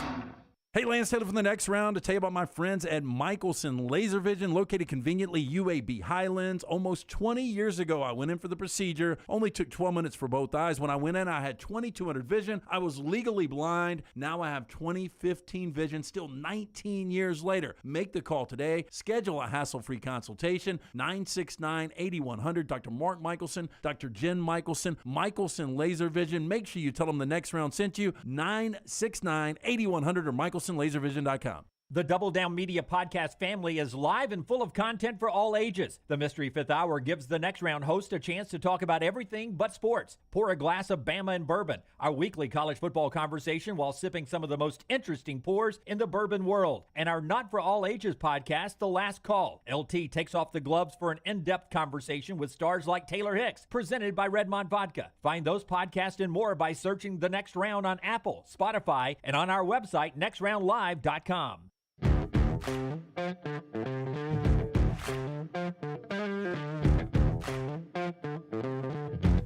Man, I love how you guys love on Rece Davis when he's on our show. So many people talking about how at one point Chris Fowler was the longtime voice of Game Day and it was going to be hard for Rece to replace Fowler on Game Day. And all of you are saying now Rece has replaced Fowler, that Fowler's a distant memory of Game Day, that Rece has made it his own and does such a good job with that. And he really does, and we're so excited that Rece is with us with our deal with him throughout the rest of the NCAA tournament each week. Always great to catch up with him. Great insight from Rece Davis there. Just a wonderful dude there. We always appreciate his friendship. If you want to watch a little softball tonight as we're between games, Arkansas and Alabama finish up their series. They've split the games. 6 o'clock on the SEC Network. Auburn battled number 1 Oklahoma over the weekend. 2 losses, but they played tough with the dynasty that is Oklahoma softball out in Oklahoma City. Arkansas swept number 18 Auburn this weekend in baseball in a battle of some of the best teams in the country. We'll tell you more about college baseball a little bit later on in the show. That's being brought to you by our friends at Wayne's. We're about to get Lunsford in studio. In fact, he's already in studio, but he's about to join us to talk about our bracket challenge that's going on. We've been doing the bracket challenge for a long, long time here, but Wayne's has been doing protection on your home for 50 years now. 50 years of protecting your home from pests and termites. And now they protect the backyard from mosquitoes and great lawn care as well. That's what I want to talk about because we are spring officially starts today. I believe it's 4:24 Central Time. Today is the official start of spring. Is that a certain time when I can balance an egg on it? Yeah. Well, I don't know the exact time, but yeah. I think that's right. Is this one of the solstices? No, there's a summer and a winter, not spring, right? This is an equinox. Is it an equinox? I don't know. I don't know. All right. You finished, huh? You balance your broom on the floor. Yeah. Balance your broom on the floor. Anyway, spring starts today. That means we're about to get outside as soon as it's not cold as hell. And we're going to get outside and just have a great time in our wonderful, what? Cold as hell. That's never made sense either because it's always hot. 0 sense, yes. Yeah, I'd say cold as hell. Well, no, it makes no sense. But it makes no sense, right? Anyway, Jimmy get there eventually. Yes. Tell them about Wayne's, Jimmy. Jimmy Equinox has entered the chat. Yeah, I like that. Chevy did name a car the Equinox. They did. Yeah, it's their smallest Chevy is SUV. an American-made vehicle, Rockstar. Yeah. Yes. You know, America is. That used to be. You did that one time, right? With one model, in our old radio days, didn't you ask us a car or not, like a Chevy car or not, an old name? But I can't remember the old. There's a Cobalt. Isn't there a Chevy Cobalt? There is, yes, I believe. I hear there's a new Hornet coming out. They haven't advertised that damn thing. They're invading the U.S. I was worried at first. I thought it was like a real Hornet the very first time I saw that commercial, and then it was a car. I'll tell you who gets more love than anybody right now is the Russian chick for AT&T. Yeah, the AT&T girl. What's her name? Lily? Yeah. Melina. Look at Lunsford knows the actual name. Deep dive. She was on. I'm rewatching Silicon Valley. She's on that show. Yeah, she was. Was she really? Yeah, she's Guilfoyle's girlfriend on it. Yeah, Guilfoyle's by the way the best character. By yeah, hysterical. I've seen that one. I've seen the whole series. Yeah, she's on it. Loved it. That was a LT recommendation. I'd like to recommend our friends at Wayne's for you. 50 years of protecting your home from pests, from termites, and I want to talk to you about mosquitoes and that lush green lawn you get. You know, spring starts today at 4:24. Is that an equinox? Is that what that is? I'll look it up, Jim. 4:24 today, spring begins, and you get a chance to get outside. Don't let those mosquitoes disturb your outside time. Get Wayne's to take care of that. Make sure you got a lush green lawn as well. And if you're an existing customer or a new customer, you can save $50 off each. $50 off each of the services. Stack those up, save $100, $150 by using our promo code. It's TNR. TNR is the promo. Go to callwaynes.com. Callwaynes.com, 866-WAYNES-1, 866-WAYNES-1. They take care of your pests, your termites, your mosquito services, and your lawn as well. Find out why Waynes has been number one at what they do for 50 years now. TNR is the promo code that stands for the next round. Save 50, 100, and more by calling Waynes at callwaynes.com or 866-WAYNES-1. All right, John Lunsford is in studio now. He's aged a long, long time since I started that Waynes commercial. Yes. He is here to give us a bracket update on where we are between the three of us, because we got asked about this down at the Legacy Arena. Now, what are your punishments again? And Brown, of course, has to go to the Testicle Festival. That's right. If he loses. Breeze. I've got to pose for a calendar in some kind of monthly wear. I won't use the phrase hot fireman. I'm getting labeled up here for always talking about hot fireman. It come up a lot in July. Yeah. Anytime July was mentioned. Easiest challenge, by the way. It's the hardest because it lasts forever. And the easiest challenge is LT's country music song. I thought Maggie was kind of intelligent. I really did. Yeah. Wow. Yeah. No. Too educated. But drive by on Dunaway's wife. No, but for her to say that's the easiest. Everybody I've talked to this weekend said you have no idea how much work that's going to be. Yeah. Writing a country song? Recording a country song, I don't know how the hell to do that. You've got to have some music behind you. It's not like I'm going a cappella.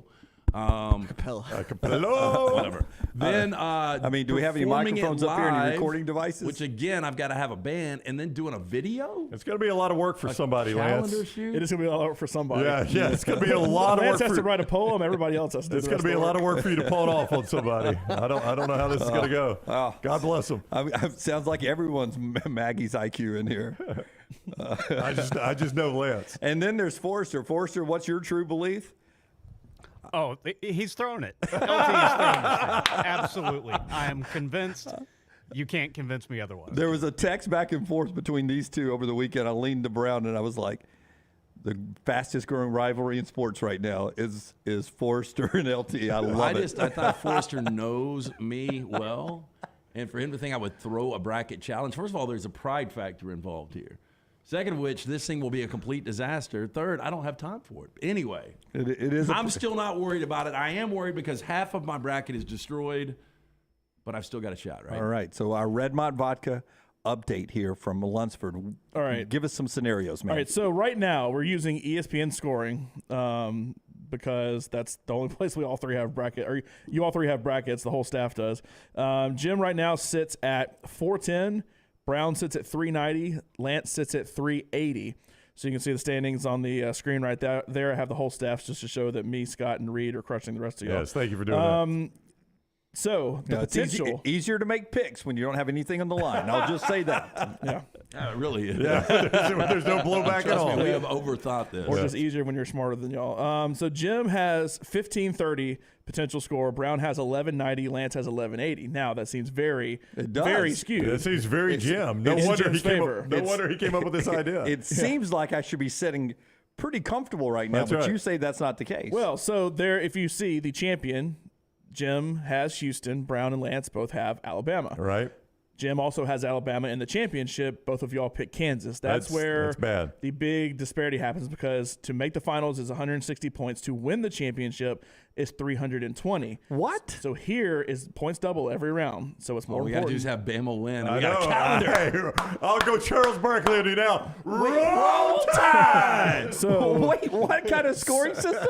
So how? Wait, are you telling me that if you just pick the winner, you get 320 points? Yes. It's hard to do, This is the same How scoring difficult system. it is to win a national championship. This is the same scoring system that has been used forever. ESPN has never changed this. Dunaway does this every year, by the way. I know. He bitches about the scoring system no matter what. Unbelievable. The So- fair scoring system is 1 point per Here's round. the thing, Yes, Jim. we Jim, get this every year, Jim. if you get everything right to that point, it should not matter, because So I can go Jimmy Alabama in the championship game and it will not matter? yes, there's a chance you can go Jimmy Alabama. So if Scott will put up the second graphic I gave him, so I have basically the games of importance when it comes to the difference. So Texas is a team that Lance has moving on. Jim and Brown, you both have Houston. So if you see in that first game, Texas and Xavier, Texas gives 40 points to Jim and Lance. So a Texas win over Xavier is great for me and Lance, bad for But Brown. then you want Texas to lose to Houston, because if Texas beats Houston, Lance gets 80 points, and you all of a sudden lose everything for Houston that you would get with the Final Four win and the championship. And then if Alabama runs the table, they get 320 points while you get nothing. Okay, since I'm dumber than my wife and LT's already established that Mendoza line, you tell me, should I cheer for Texas or should I not cheer for Texas? You should cheer against Texas. Yeah. Okay. I mean, I'm a big anti-Houston now, and You want pro UConn Texas. That's it. You want UConn to lose too? I want Houston to go down.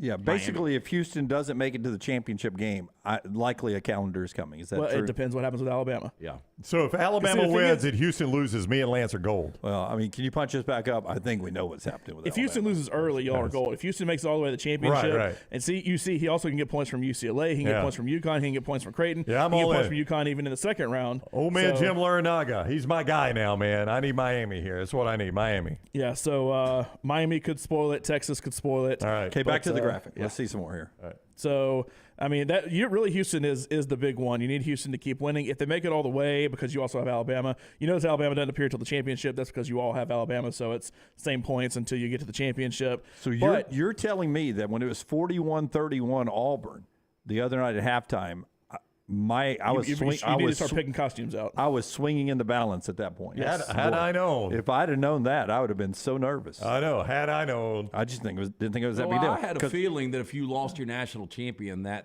far in advance, I mean, I was pulling hard for. Yeah, I'd have been out there dancing with Albie if I'd have known that. I mean, I'd been all War Eagle all the time. Been better than all the other mascots I that know. tried to dance with Albie. Boy, I just don't understand that scoring system. Though. We've never done it like that. Year It we has do it. always been a Never scoring done it. system. A year. Dunaway does this. I think it was you bitching about the scoring system last year. Lance, it's every year. Every year. Don't know why we're doing this. I mean, ESPN, I feel like, has been the gold standard for doing it bracket has been. challenges, and they have not changed their scoring system since I was a wee kid, and you could even do it on the internet. So you're telling me 160 points for winning the Final Four game, and then 320 points for winning the correct, a championship double. game? So it was 10 for the first round, 20, 40, 80, 160, 320. It's a poll question. Taylor put it out there. Is ESPN scoring system on the bracket jacked up? Yes or no? Well, I mean, it's the same in our. year. It's a little different. They don't do like double digits like 10. You just get 1 point for the first round, and it starts working its way up. Yeah. I don't think it's the exact same, but even our bracket challenge, because I have Texas in the championship. I mean, there's a chance I can win the overall Red My Bracket challenge. I'm in the top 30 now, but it all depends on Texas because that one game I had to win the championship. See, if they win, I win. If they lose, I'm not even in like We the top haven't 50. always done it this way, though, guys, because we used to do it with the ones we would do at our old place, and it was like 2, 4, 6, 8, 10, 12, something now like our that. old places, they would change it. We weren't in control of that.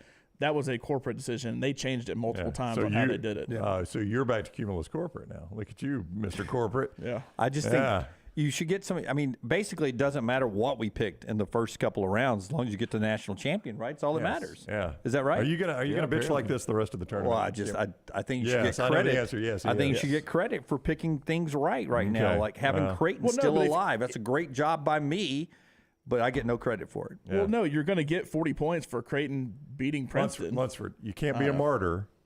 You can't be a martyr I if know. you keep giving him facts like this. He can't be a martyr. Let him be Boy, the if I martyr. had a dollar for I every time know. that's been said. Let him be the martyr here. Let him throw himself on the. I throw myself on the stage. Did you already say this? This makes sense. Jeff said there's 320 points every round. Yeah. you So there's divide it by the 32 number games of at first. That's It's right. 10 apiece. Right. Then it goes up. That's why it doubles Yeah. to ultimately equal 320 points Correct. a round. And if you can pick a team to win 6 straight games, you deserve to get that many more points as opposed to picking them to win 1. Alabama only deserves 10 for beating a 16 seed, but they deserve 320 for making it all the way. So everybody's in this. Pretty much. Everybody's still in it. Of course they are. With this scoring system, everybody's Yes, alive. yes. Give everybody a trophy. Lance, what you need is Texas to make a run all the way. Yeah. Good. I'm pulling for you, Lance. Depending on an interim coach. Yeah. Yeah. Hey, why not? But Why see, not? I mean, LT gets basically no penalty at all for picking USC to be in his Final Four. Well, let me ask you this. How many people got a team that is going to come out of the East? I said this going in. It made no sense why I've got USC, but no team in the East stood out. Like, I could not figure that out. No, I agree with you. And- No, I would have taken more chances too. Lance got if I'd have penalized known one we were game for scoring that. like Y'all this. picked Duke. They turned around and lost their second game. You're looking at it the wrong way. Lance is getting penalized, but he'd get penalized more if you had picked your bracket correctly. It's your fault. One more thought on the bracket after LT tells us about our friends at Slice. Look, it's local pizza, local ingredients, the Bajaya brothers, the late Jeff, Jason, Chris. Incredible concept. Those specialty pizzas, the best. Right now, $75 take-home special, 12 wings, half pan of the salad, 2 of those specialty pizzas, from the soul pie to the wing and a prayer, the Bajaya special, the hot mama. Incredible pizzas. For more information, check it out, slicebirmingham.com. 4 locations for you: Lakeview, Vestavia, Montevallo, and now Crestline Park. Okay, put the graphic back up. I want to see everyone. So everybody's national champion. Now go back to the first graphic, if you will. Everybody's national champion up here. Is it all? Everybody's either Alabama or Houston, except for Little T, and me. I have Texas. You have Texas, which is still good, still alive. Yep.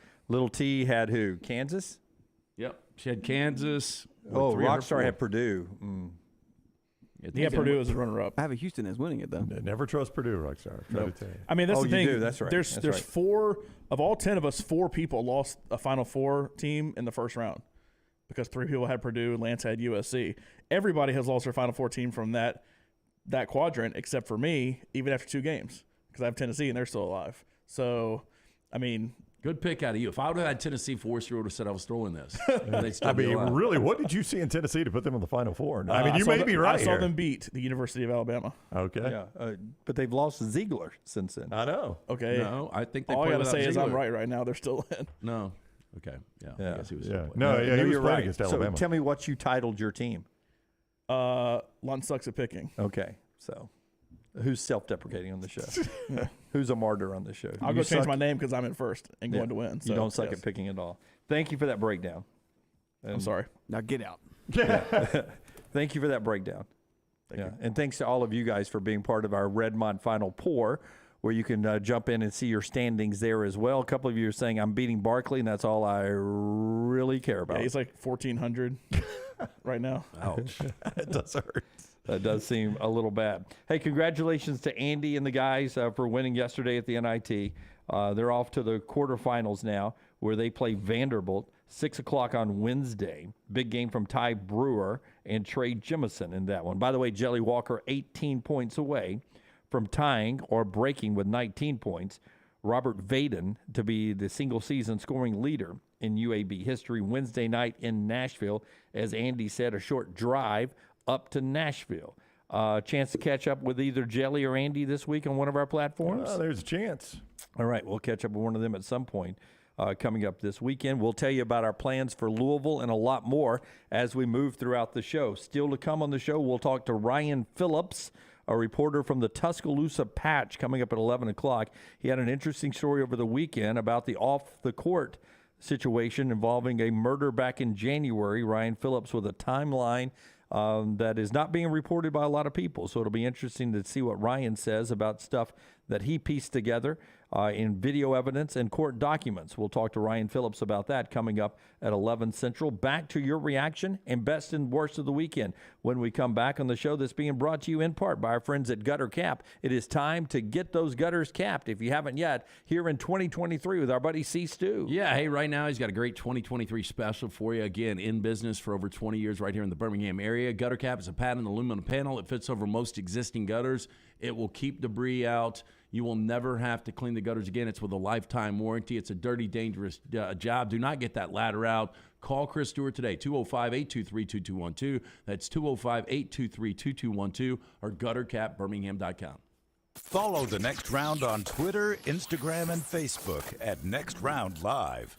Man, I love a good meal. I'm Jim Dunaway. A good meal is what you get with my friend Sterling at Champy's Chicken on Highway 119 in Alabaster. We're talking great southern fried chicken, wonderful sides, hand-cut chicken fingers, po' boys, and those Mississippi Delta recipe tamales. You got a perfect menu for everybody. Champy's Chicken is perfect for watching the big game or taking a meal to the lake house, down to the coast, or stay in the restaurant and dine in a great atmosphere. It's all made fresh to order right there on 119 in Alabaster. Champy's Chicken. It's the spring sales event at Alfa Romeo of Birmingham. Now you can get $10,000 off, plus rates as low as 4.7% on new 2022 Alfa Romeo Stelvios and new 2022 Alfa Romeo Giulias. Come see the team at Alfa Romeo of Birmingham, exit 27 just off I-459 on Grants Mill Road, or visit them online at alfaromeousa of Birmingham.com. Hurry down before they're all gone. All incentives applied, in stock units only with approved credit. alfaromeousa of Birmingham.com. The USFL champs are back in Birmingham to defend their title. We can't wait to have you for the USFL. Ticket prices start at just $10 for the 2023 season. The Stallions kick it all off on April 15th as Coach Skip Holtz, Jamar Smith, Scooby Wright, and the Stallions look to run it back at Protective Stadium. Don't miss out on the hottest ticket in town. Touchdown, Birmingham. Buy your Stallions tickets today at theusfl.com.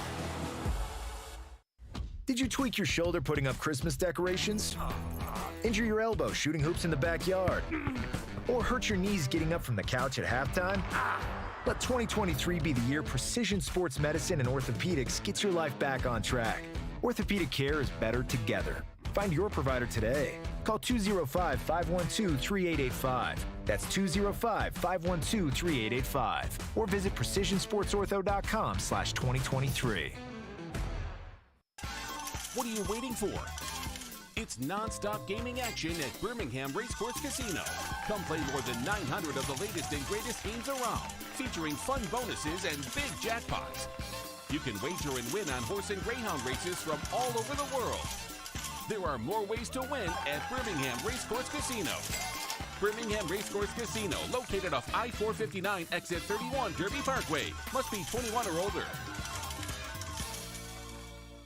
You want to look great while supporting your favorite show? You know the place to go is the official Next Round store at nextround.store. Yes, there are .store domains, and we have one. From shirts to hoodies to hats and all kinds of fun stuff, you can rep the Next Round anywhere you go. At the beach, Next Round hats to block out that sun. Up north in the winter, get you a comfy Next Round hoodie. Just need something to put your $20 beer in at a game? Get you a Next Round koozie and throw that thing in your pocket. You never know what stuff Jim's going to make me put in there next. Check it out. It's the Next Round store at nextround.store.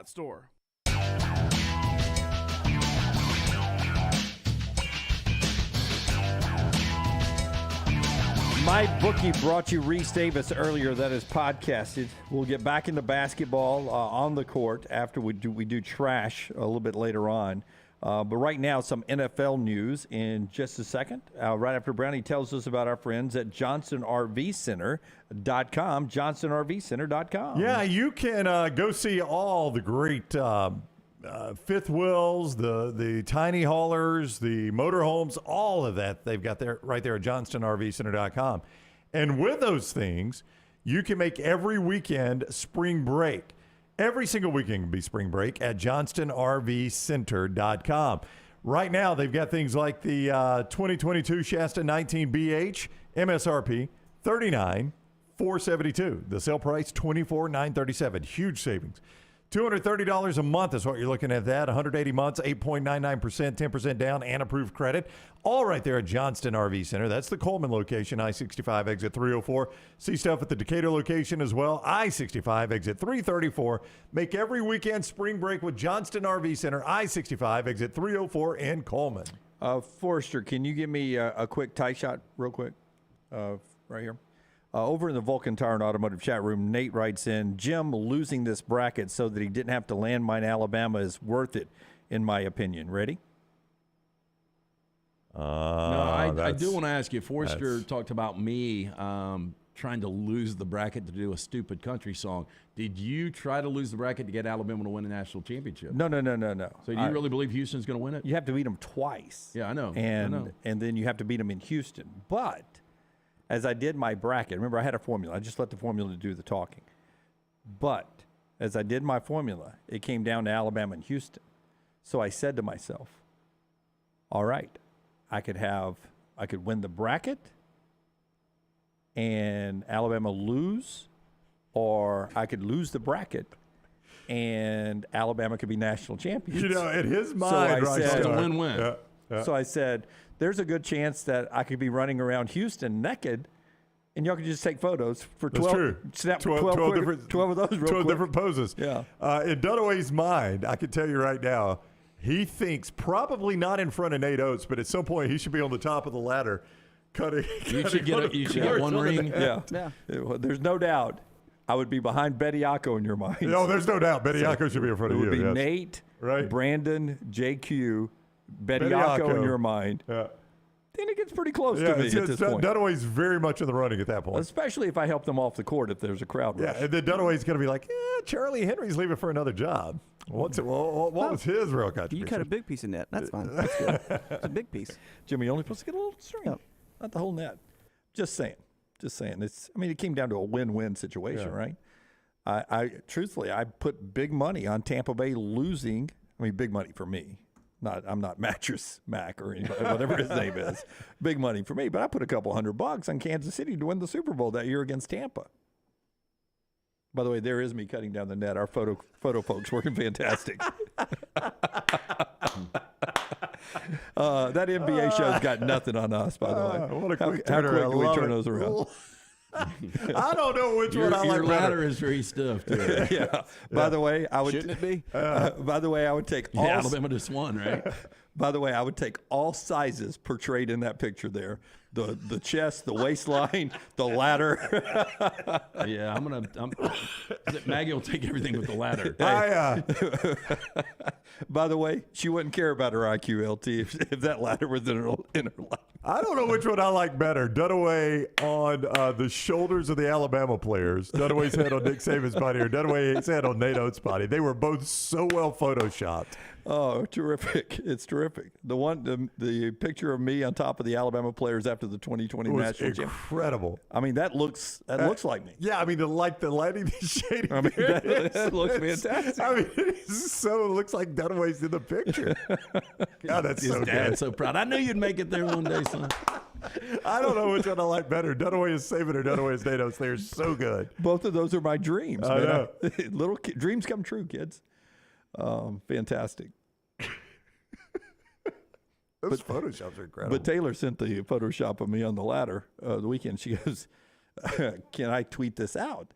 I said, "Can you tweet it out?" I said, "I want an 8x11." You have a frame shop? Yes. Tweet it out. Print them up. Print them up for me. Lil T was on a bachelorette party to Charleston this weekend. I would have loved to have seen that second half of Auburn-Houston play out. Oh, if she would allow me, I'd read. I could read a couple of texts. Oh, I could only imagine.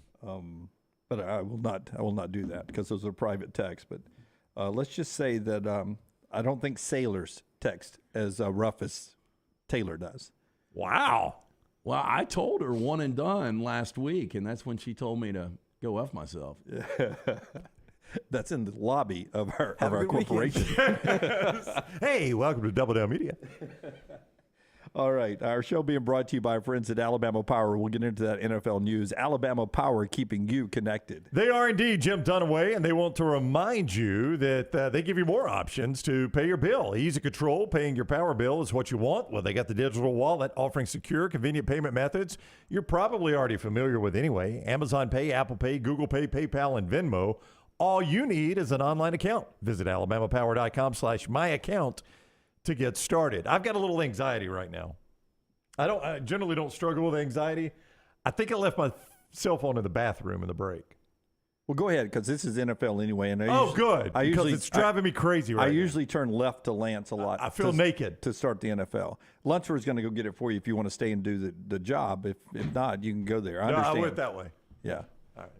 Okay. No, I swear, I got back here and I don't have my cell phone with me, and I think I laid it down to wash You my remember hands. when people used to steal iPhones? I do, and that's a bit of a concern. I don't think people do anymore. You don't think they do that anymore? Because you can't unlock them or whatever? I remember we were at the beach, and this was more than a decade ago, but my oldest brother was basically pickpocketed for his cell phone. Should we go to break now and we close the Blue Lake right now and nobody leaves until we find your phone? Build a perimeter, set a perimeter. No, we're good. I mean, it's on me if somebody steals it. I shouldn't have laid it down in the bathroom, but I think I did. Marty Smith would tell you not to take it to the bathroom. I know. Marty would tell us that. We have limited breaks, and I've got text I got to return and stuff like that during the break, so I tried to maximize my time and do it while I was relieving myself, and I think I laid it down to wash my hands and didn't pick it back up. So you're telling me you set up guests like this? Try sitting down. More I relaxing. mean, you got to maximize your time, Dunaway. I'm really bad. Like people like, hey, you didn't return my text. I said, when'd you text me? It was during your show. I'm like, well, I don't return a lot of them during the show. So I try to do it in the bathroom break so I can stay called up. Yep.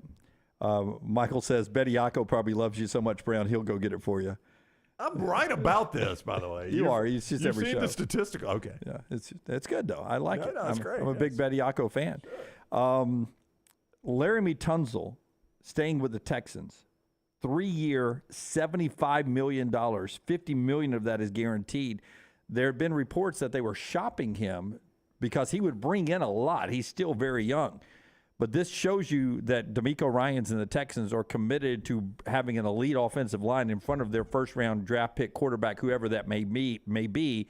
But most believe it's going to be Bryce Young. Yeah, look, and Laramie Tunsil at 28 years old is one of the best tackles in football right now, and he's getting paid like it. I mean, this is a guy that when he came into the league, he's been in the Pro Bowl 3 times. I don't know what you guys thought, but I'll never forget him having the marijuana mask on, whatever you want to call it, the gas mask. Yeah.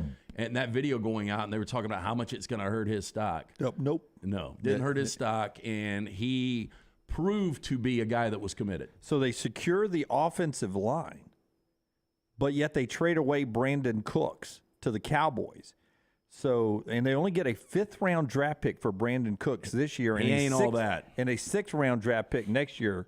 They don't get a lot for him. There's a reason they didn't get a lot for him. So you don't think Brandon Cooks is a great addition for the Cowboys, where they'll have CeeDee Lamb, Gallup, and now Brandon Cooks? Michael Gallup to me is a solid 2, maybe 3.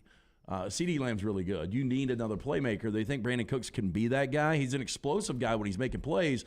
But here's what I question on Brandon Cooks. The guy has been traded 4 times. Right. I mean, what does that tell you about somebody? I mean, it tells you a lot. You're right. You're right. And I saw when he was with the Rams, there were good moments, and there were a lot of, I don't know, laissez-faire moments. Yeah, so not always committed right there. Didn't seem, I mean, I don't know the guy personally, but I've watched him a ton.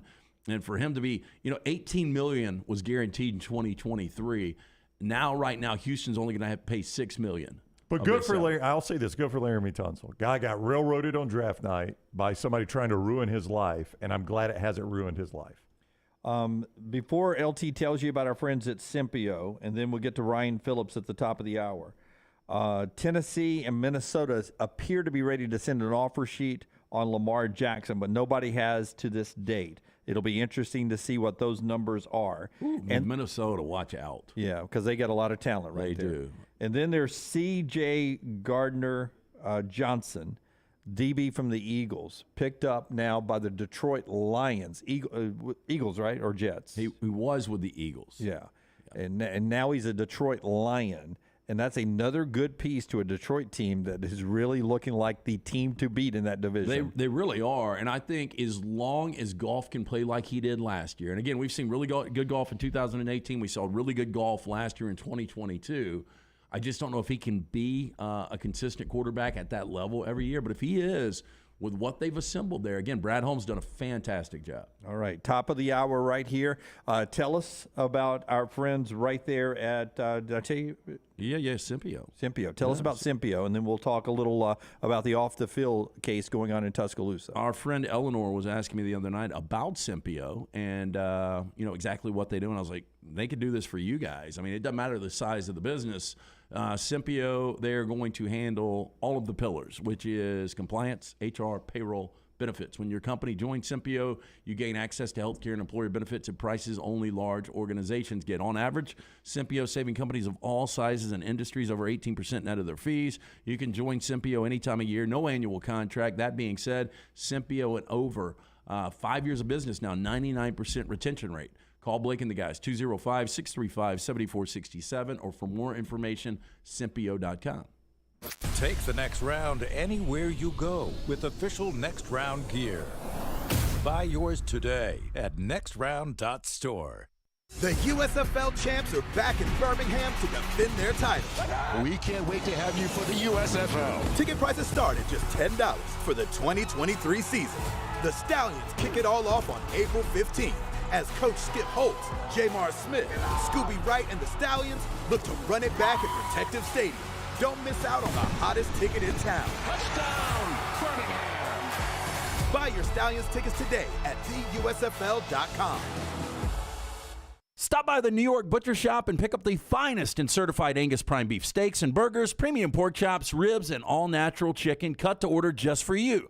Their chef-prepared entrees and side dishes are the perfect dinner-to-go choice for your family and are ready to heat at home. With a great selection of fine wines and desserts, the New York Butcher Shop is your one-stop dinner shop. 2 locations to serve you, Cahaba Heights and on Highway 119 in Greystone. The New York Butcher Shop, rare quality, well-done service.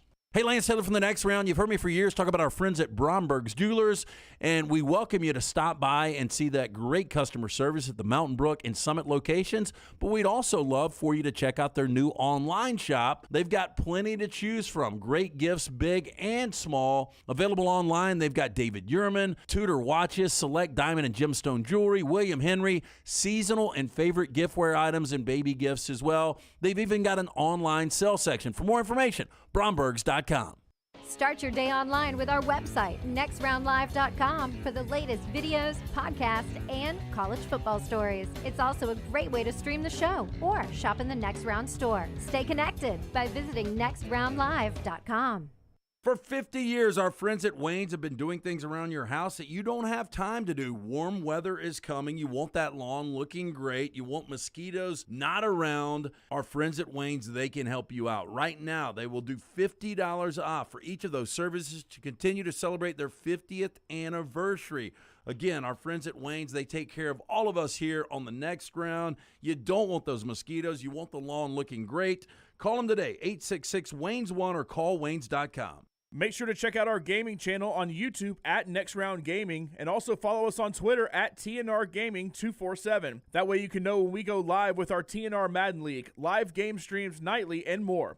That's at Next Round Gaming on YouTube. Hey, Lance Taylor from The Next Round to tell you about my friends at Michelson Laser Vision, located conveniently UAB Highlands. Almost 20 years ago, I went in for the procedure. Only took 12 minutes for both eyes. When I went in, I had 2200 vision. I was legally blind. Now I have 20/15 vision, still 19 years later. Make the call today. Schedule a hassle-free consultation, 969-8100. Dr. Mark Michelson, Dr. Jen Michelson, Michelson Laser Vision. Make sure you tell them The Next Round sent you, 969-8100 or MichelsonLaserVision.com.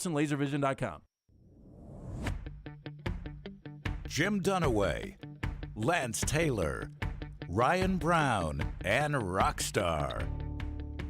Live from the Birmingham Racecourse Casino Studios, The Next Round, presented by Bud Light, is on now.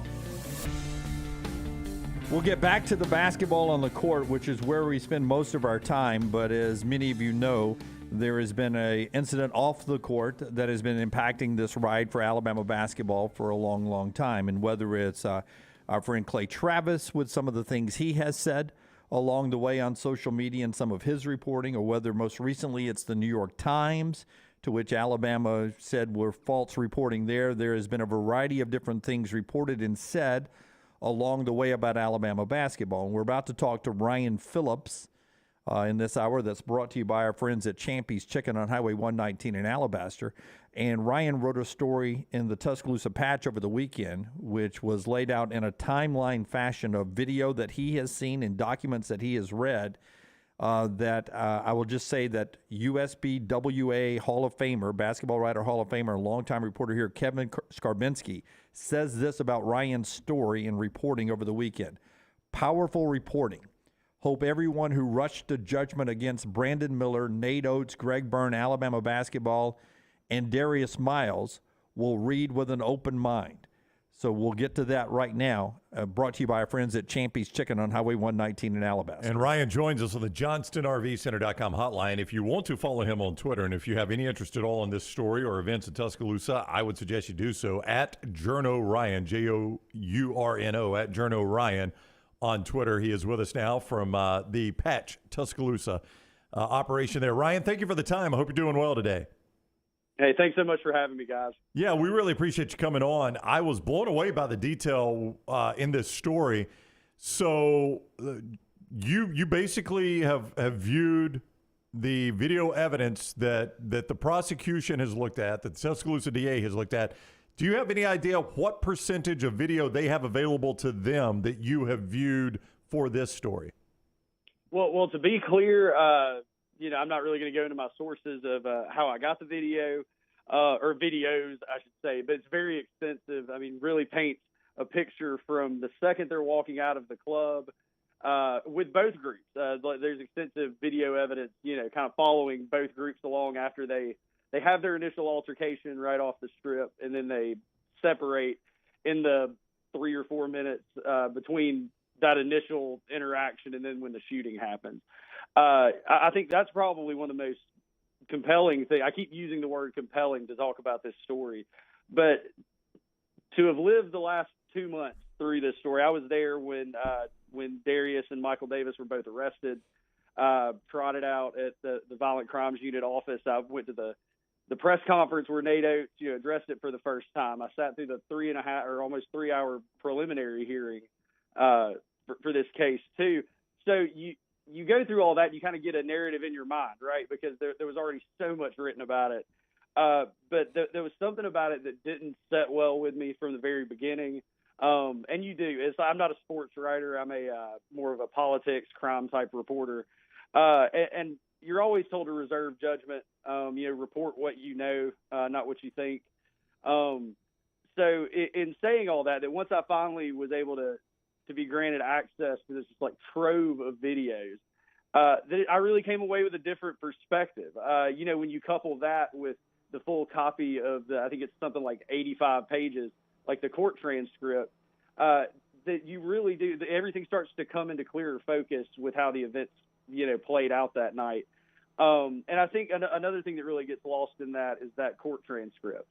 I think a lot of people don't understand that in a preliminary hearing like that, they don't allow cameras, video recorder, or any kind of recording equipment in the courtroom. So, I mean, I consider myself a professional journalist, but, I mean, me standing there with a notebook for 3 hours during a prelim, that's a lot to take in for anybody when all you have are your eyes, ears, and your notepad. So I think that brought a lot to the surface because I think it was easy to key in on things during that preliminary hearing. But where we're at now, I just think is miles ahead of where we were, on January 15th. Because there was so much initial reporting that came out that it kind of set that narrative. So I think everything's starting to come into clearer focus, and it will at trial too. Well, it's just amazing that anything like this can come to a situation where there is gunfire and there's loss of life. And we all know there's three sides to every story. But back to the initial altercation, from what you've gathered, what exactly do you think really sparked it and took it to another level? I mean, again, I'm not going to speculate. I'm just going to say, kind of what has been, entered into the official record and what we can see on video. But I do think both sides seem to agree that the entire thing started when this group, that Michael Davis, Darius, Jaden Bradley are walking back to Jaden Bradley's car that's parked behind Houndstooth Sports Bar, that they walk by this Jeep at one point. And then words are exchanged. I think that Davis was having a good night. I think he was having fun and said something to somebody in the Jeep. At that point, the window gets rolled down, and then words are exchanged between him and Cedric. This is where it already starts getting murky because nothing that Cedric Johnson told investigators has been corroborated by anybody. Asia Humphrey, who was Jamia Harris's first cousin, she was in the vehicle when all this went down. And granted, she had, I don't want to say an excuse, but she was I think she was in the driver's seat at that point and was talking to somebody. She even said that she couldn't work the power windows, kind of had problems with that, trying to talk to another acquaintance that was out on the street, not related to any of it. But she refused to corroborate anything that Cedric said. But then we go from there, that Darius is seen on video, and this is all said in court too by his defense attorneys, that you can see him coming back and trying to corral his buddies up, or trying to corral Davis up to get him out. And then this is that really crucial point where he claims that he saw a gun pass from the front seat to the back seat. And then, I mean, you can see him on video. He gets visibly concerned and starts, getting them to hightail it out of there. Now it's worth pointing out that when the lead investigator was cross-examined on the stand, he was very quick to be like, well, they had just gotten food. It could have just as easily been food that was handed from the front seat to the back seat. I don't have anything to refute that, but on the video, like I said, there's definitely something during this exchange that's passed from the front seat to the back seat. So I think that's very important because, that was something that was really keyed in on during that preliminary hearing. But on the flip side of that, it very easily could have been a gun, it could have been food, it could have been anything. It's a great point by you. I want to ask you, Ryan, and I want to make sure I read this right because reading comprehension is not very good. Cedric Johnson never has been under oath. He's never given anything where perjury is out there. Tell me about Cedric Johnson's role in this as far as your reporting goes, the facts out there, and do they know where he is as we sit here at 11:09 on this Monday? Well, just kind of starting from the beginning with that in the immediate aftermath of the shooting, they're on Grace Street, and he pulls out, gets on University, and at this point, I think he is aware of the gravity of the situation because by all accounts, it seems like Jamia was pretty much killed instantly by that gunshot to the left side of her face. So, and that's the mother of his child, longtime girlfriend. So, I'm sure there were a lot of emotions immediately turning and all that. So he pulls out, finds the University of Alabama police officer right there at the Walk of Champions near the stadium, and gives a statement there. That's where I have a copy of that. He says that after that initial altercation, that Michael Davis runs up to the car and is like, "I told you what I was going to do to you. Or I told you I was going to get you," something to that effect.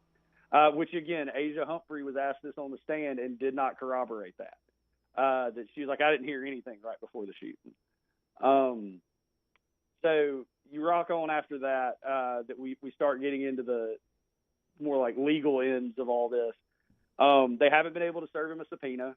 Haven't been able to track him down. That's why he wasn't even called as a witness during the preliminary because they couldn't find him to serve him. The other guy involved in all this, Shabante Green, who's seen on video, they have that interaction kind of separately away from the scene right before the shooting. He was served a subpoena, and was called as a witness during that preliminary and didn't show up. So again, if we're talking about that these people are victims in this case, which there still might be proof out there that they are, but I don't understand the rationale behind avoiding testifying in court. Again, if you were indeed the victim in this case. Ryan Phillips is with us at Journo Ryan on Twitter. He's part of Tuscaloosa Patch. At Journo Ryan, he's done an amazing job of watching a ton of video and compiling a timeline here of all the events that happened that tragic night in Tuscaloosa. And there hasn't been a ton of talk about this red Chevy Impala that you bring into your story here. Can you tell us about the significance of that Impala and kind of where it stands in the investigation as well? Well, going back to the few minutes right after that, and I wrote this in the story because I do think this is so crucial because the story is like reading War and Peace. I get that, super long. But this entire progression of events, it'll take you longer to read this story than it did for this to happen. So, we see on video that Cedric gets out of the Jeep at this point after the group with Darius Miles, Michael Davis, Jaden Bradley have moved on, and they are on video walking back, not in any big particular rush or anything, like back to Jaden Bradley's car. And so this time we see Cedric walk across University Boulevard, holding his right side, concealing his right hand, and it looks like he's wearing like track pants or something without, a very good waistband. But you see him walk across the street, talk to a group of people, including Shabante, and then walks back across the street. And at this point, he swaps with, I believe it was with Asia Humphrey, because she had been driving the Jeep like up to that point. That he swaps and he becomes the driver at this point, and then the Jeep pulls out and starts kind of moving around a little bit. And then at this point, we see, and this is roughly 2 to 3 minutes before the shooting happens, that you see this meeting between this Jeep and this red Impala, in the parking lot of a nearby apartment complex, right? Well, Cedric is the only person that gets out of the Jeep. He's visibly agitated. At one point, it's like he points or something, like he's mad about something, or very animated about something. And this exchange happens. Nobody ever gets out from the vehicle. And he walks back. But then you see somebody get out of the back seat, go to the trunk, open it, retrieve something from it, and then get back in the Impala. But this is what's really an interesting little kind of sidebar in all this. The trunk doesn't all the way close, so it pops back open. And if, again, we're talking a story that is a matter of seconds, how all this played out. It takes him a few more seconds as the Jeep is pulling out, this parking lot, to then walk back to the back of the Jeep or the back of the Impala, close it after getting something out, and get back in the back seat. Now, it's interesting that the investigator testified under cross-examination that he thought that there was only one occupant of the Impala at the time of all this. But then we clearly see on video, which was presented in court during the preliminary hearing, like this part of it was, that we know that that's not true, that there was at least one other person in the back seat. And if there's one person in the back seat, again, this is speculative, but it's kind of common sense that if one person's in the back seat, there's probably somebody else in the front passenger seat. And as of right now, nobody else has been named in this. I don't think they've been able to identify who those other two individuals were. Okay, here's another thing that confused me, because I've been on that strip a million times. And you report at 1:38 a.m. a completely unrelated bare-knuckle fight breaks out near the CVS right there on the strip. Where were the cops at this point? Because I'm going to assume if the cops show up, that no matter how dumb this guy is, people aren't going to be circling around looking for trouble, looking to get into a gunfight. And I'm just a little surprised that the response time would take this long. Do you have any idea, was there any police present in the area when this went down? I'd hate to speculate on where they were positioned during all that, but I will say in terms of just the broader context, that Grace Street is a very, there's been a lot made about if it's one or two lanes. It's enough that, we can see Brandon Miller's car and the Jeep side by side. So it's big enough that it's a two-lane street, but it's very much a side street, kind of tucked away out of view from University. And that's right where the fight happened too. Like, it was in not so much a secluded place, but it wasn't right on the strip in front of the club or in front of Quick Grill where you normally see like a big gathering of people. It was very much off down a side street. And as far as I can tell, and based on like the immediate response after it, that I don't think there were any police in the immediate vicinity. I think the first contact that was made with police would have been Cedric Johnson pulling out and contacting that on-duty UAPD officer. And then round about that time, then the first 911 calls made from University Downs Apartments from Darius Miles to police saying his friend had been shot. So I want to ask you two questions here. One, is it a fair assumption on my part to assume that the authorities have seen everything that you've seen? And then the second part is, what is one or two things that you have learned that you think has been most misreported, or things that jumped out in your reporting that is being perceived the wrong way or reported the wrong way by mostly people who cover sports for a living? Well, what was the first question again? The first question, two-parters always get me. Yeah, and at my age, it's hard to remember what I asked, but here we go. The first one is to assume, am I to assume that the authorities have seen everything that you have seen? And the second thing is, what are one or two things that you take away from your reporting that maybe has been the most misreported through this whole thing by mostly people who cover sports? Yeah. Gotcha. No, I think with respect to what all the investigators have seen, I don't know. And I've really tried to say this as much as I can, that for all I know, they could come out with a stellar piece of evidence in all this that completely changes the narrative of the case. That's the nature of how these things work, right? But I don't. I don't want to assume that I've seen everything that they've seen. But I I think in what I have seen, or not I think, I know in what I've seen, that we can see step by step exactly how this played out. Other than, I think, and this is where I think so much of the prosecution's case is going to hinge on, is proving who shot first.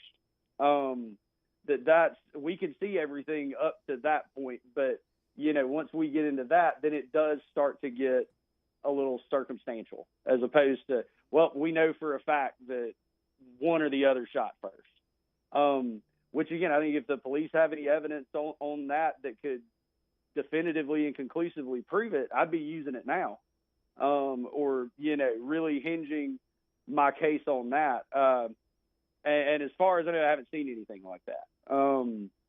But, I hope that answered the first part of the question. Second Yes. part, in terms of the two things that I learned, because I'm not here to disparage, any of my colleagues in this business, because, we all have a job to do, and I've gotten plenty of stuff wrong in my career. So, it's not that I'm here to reserve judgment. Well, But truthfully, the right now, two most biggest Alabama things- fans don't think you have any colleagues or peers. They you're right. You seem to be on a mountain by yourself.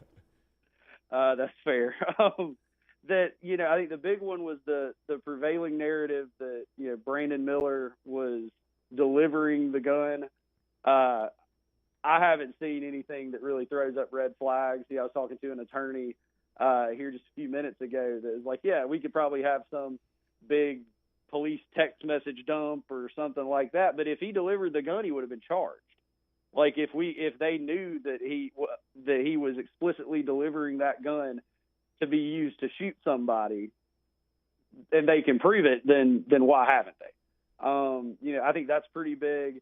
But I think that overall, in terms of as a professional, what I've learned from this is the pitfalls of one source journalism, of rushing to conclusions.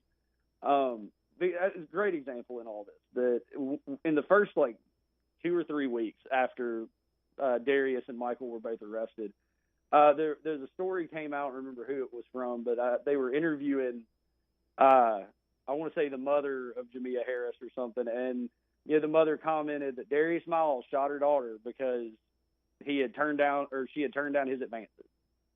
And then what was most jarring out of that is I remember getting on my phone. It was scrolling on Facebook or something like that.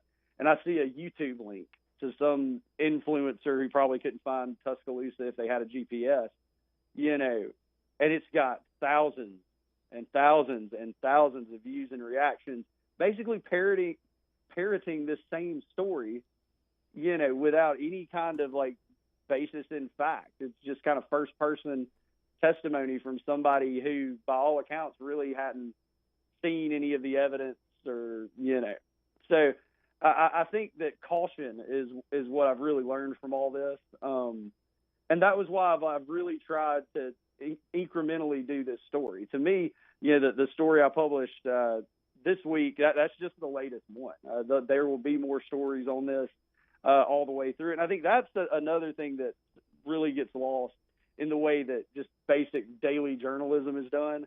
Is in so many cases we write about the arrest, but we don't follow through with the case. And a great anecdote for that is, I'm sure you guys saw all the stuff with Trayshawn Holden. He's the wide receiver from Alabama that transferred to Oregon, right? Right. And he gets arrested on a felony gun charge or something. They kick him off the team. He's already getting publicly dragged, and then the DA's office drops the charges against him. But even the program that had just taken him in, rushed to conclusions on that. So I don't know. I think it's important people take a big, deep breath and a huge step back. Ryan Phillips with us for a few more moments from Tuscaloosa Patch. This is a two-parter as well, but I'll separate them and you'll understand why. In watching the video, if you had to, with what degree of certainty could you tell me, based on the muzzle flares, who fired the first shot? I really don't want to get into that, but I can walk you through it. I don't mind doing that. Okay. Because I do. I think that's the job of the investigators, the attorneys, all that. But I will walk you through it. Hey, before you do, Ryan, let me ask you a question that has something to do with that. Because when I was reading your report, before you walk us through that, This is where we become sports reporters again. We're trying to corner you into, into making assumptions. I think this is kind of a fascinating part because the way I read this is the black Jeep with Cedric Johnson was trolling the area. They were the ones really, really looking. Then the headlights snap off. It really seems at that point they're the instigator here. But my question is, if so, why would Michael Davis walk up to the driver's side window? I think that they had already noticed to some degree, and this isn't speculation. This has been kind of widely talked about by both sides. I think it's just more like to what degree were they thinking about it. But they were aware that the Jeep was circling, that was in the area. So I'm not going to make any, assumptions as to what made Michael Davis do that. But, the way it looks on camera is the Jeep pulls in behind Brandon Miller. It's almost like he spotted and realized what was going on. Again, I have nothing to substantiate that. That is what the defense thinks. But it's certainly not what investigators think. Okay, then back to Brown's question about the muzzle flares. I found that part very interesting, and I don't know that it's even clear on the video. I have not seen it. You have, obviously, as have investigators. Right.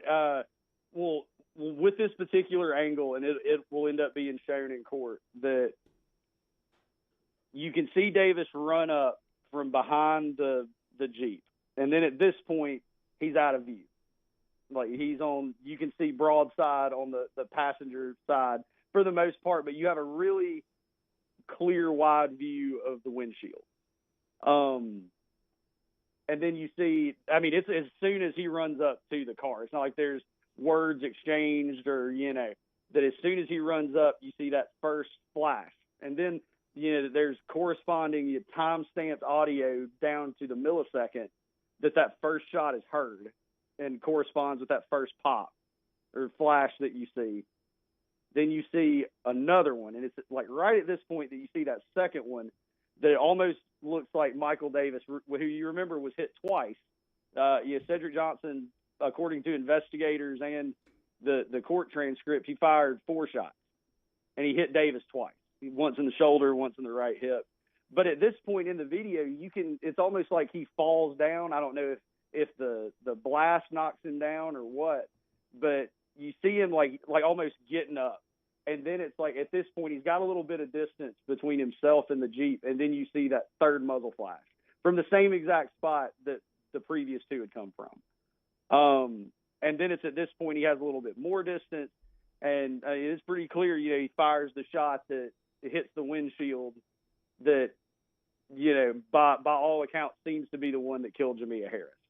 And then it's at this point he takes off running the opposite direction and the cars both peel out. This is where the Jeep and Brandon Miller's Charger both kind of side swipe each other, as they're both trying to pull out of Grace Street. But it was seeing that and then knowing the evidence that we know that, where the shells were discarded, because Michael Davis was shooting a semi-automatic pistol, so it ejects the spent cartridges after every shot. They're able to kind of see a line, but the other guy was using a revolver, so all of them stayed in the chamber. But it's when you look at that, especially when it's almost like you see him fall down after those first 2 muzzle flashes, and then knowing what we know that he got shot twice. So, Go ahead. I was going to ask, is there any speculation at all on where Cedric Johnson is at this moment? No, they've had a really difficult time tracking him down just to serve him. It definitely seems like he is trying to avoid coming to court on this, and he could have his own reasons, more nuanced reasons than we can understand.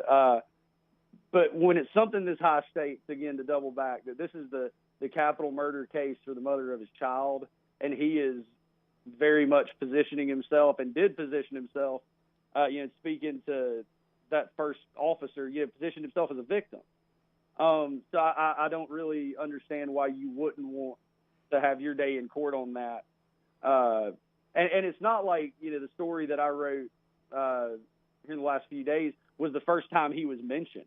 That there have been mentions in several stories, leading up to this about his role and why he hasn't been brought into court to testify about it. Ryan, at what point in the video you have observed, at what time is Brandon Miller's Dodge Charger first visible?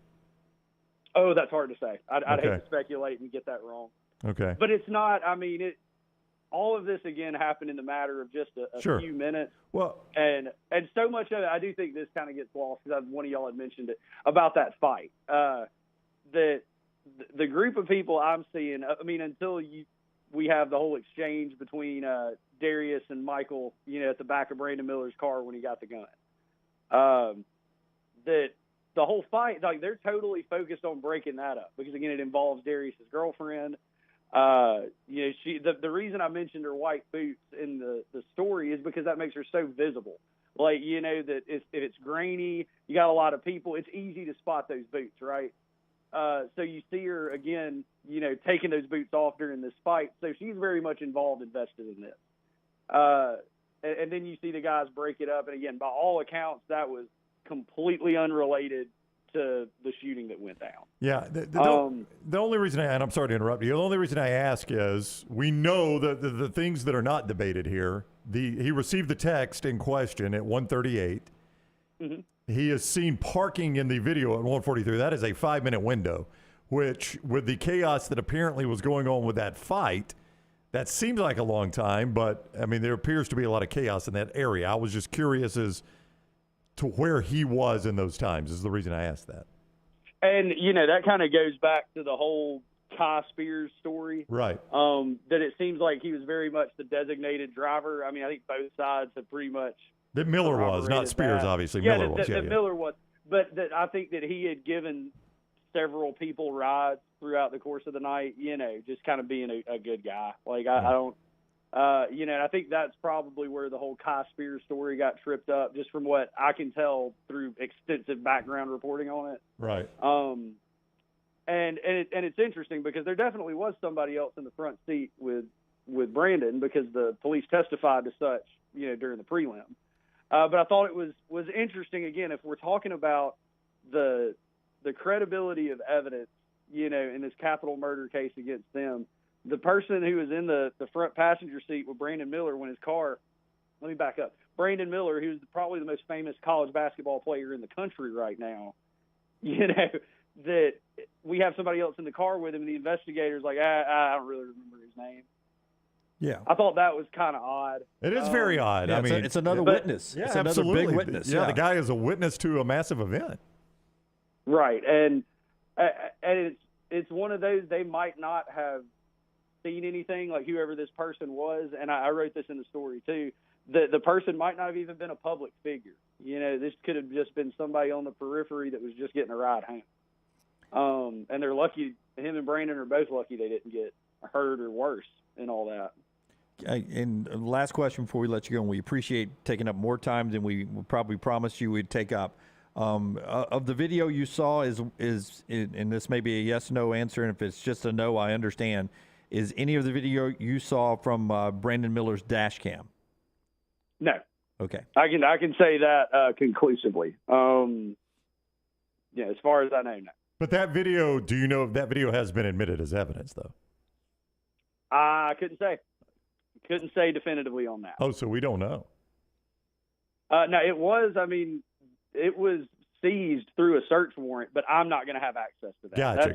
So there was a search warrant for that video. We don't know if it's been used as evidence in the hearing so far. Yeah. Cool. Well, it seems the only thing that they've entered into evidence from that dash cam is the audio.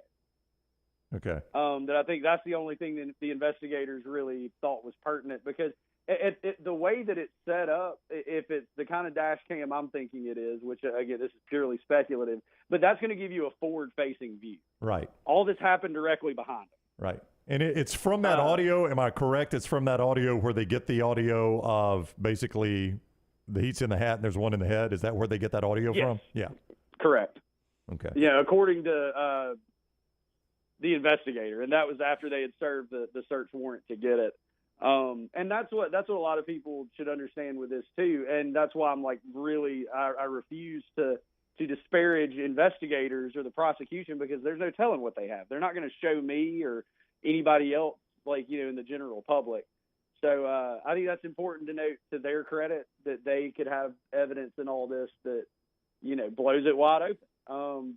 But the evidence that I've seen, which is far from basic, like this is very, very extensive, again, video evidence, testimony under oath in court.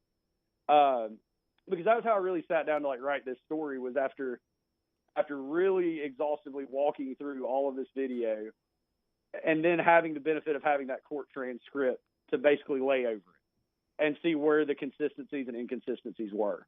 That I do. I felt like that painted the most objective picture, at least that I had seen. Because going back to kind of what we talked about at the very beginning of this, there's so much speculation right out the gate that I just really wanted to get this one right. Yeah. All right, Tuscaloosa Patch covers local news and events in Tuscaloosa. At Tuscaloosa Patch, if you would like to follow them on Twitter. Patch is a national online news service, digital news service. You can follow them at Tuscaloosa Patch. And if you want to follow Ryan, at Journo Ryan, he is Ryan Phillips, at Journo Ryan. You've been very patient with us. I know we asked you a lot of questions you couldn't answer, and we appreciate your honesty on that. And certainly appreciate the time, Ryan. Thank you very much for that. Yeah, thank y'all so much for having me. All right, take care. Ryan Phillips with us on the JohnstonRVCenter.com hotline. Always interesting to get the people on who've actually seen the video and the evidence. And we've said that since the beginning, that there's so much video of this, it seems like it should be, not cut and dry or any of that, but it seems like there shouldn't be so much murkiness involved with this. And yet here he comes with what I thought was a couple of new twists that you don't even know if the investigators have right. Yeah, and I talked to somebody on Friday night that has seen the video, and this is before this story broke Saturday, or at least before I first saw the story. And they said once you see the video, you're going to have a different opinion of everything that has been reported. I would like for investigators to be able to locate Cedric Johnson primarily. Yeah. I mean again, his kid. I know. The mother of his kid is murdered, and you can't find him anywhere. And it seems the drivers of these this red Chevy Impala have a story to tell as well. And I'm hopeful investigators can find them. And it seems like the guy that, if there was someone in the car with Brandon Miller, we're quickly eliminating guys it was not, thanks to people like the New York Times. They would seem to have a story to tell as well. So I hope investigators can get all those people. All right. So our friends at Champy's Chicken, Highway 119 in Alabaster, always brings you this hour. We rarely stay 35 minutes with any guest, so we're running behind the clock here a little bit.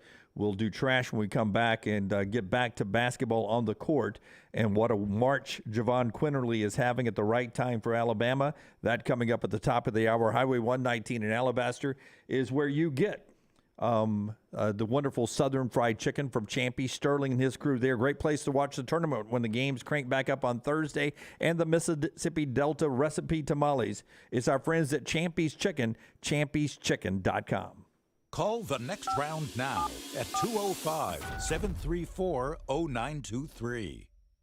Hey, if you're looking for Birmingham's best pizza, you need to stop in and see our friends at Slice Pizza and Brew. It's as local as you can get, from the ingredients that go into every pizza to the beer on tap. For a great lunch or dinner, go see our friends today, Vestavia or Lakeview at Slice. If you're looking for a fun golf atmosphere that is laid back with a peaceful environment, the Meadows Golf Course in Harpersville, right off of Highway 280, is perfect for you. Just a short drive from Birmingham, this 18-hole, 200-acre track with rolling fairways and ample greens is the definition of peacefulness of the country, just miles from the city. Enjoy a great lunch before your round and a cocktail on the wraparound porch after 18. Come see us today. The Meadows Golf Course in Harpersville, right off of Highway 280. The next round is so much more than the show you get from 9 to 1 each day. So make sure to head to our official YouTube channel at Next Round Live and subscribe to get all of our latest content. We, of course, have plenty of specialty content and shorts based all around the sports in the heart of the SEC. But we also talk pro sports, gambling, lifestyle and entertainment, and so much more. It's the Next Round YouTube channel, where you never know what you're going to find next. Subscribe now to see the latest content and get notifications when we go live. That's at Next Round Live on YouTube. Hi, this is Wes McClooney, owner of the New Balance Birmingham store.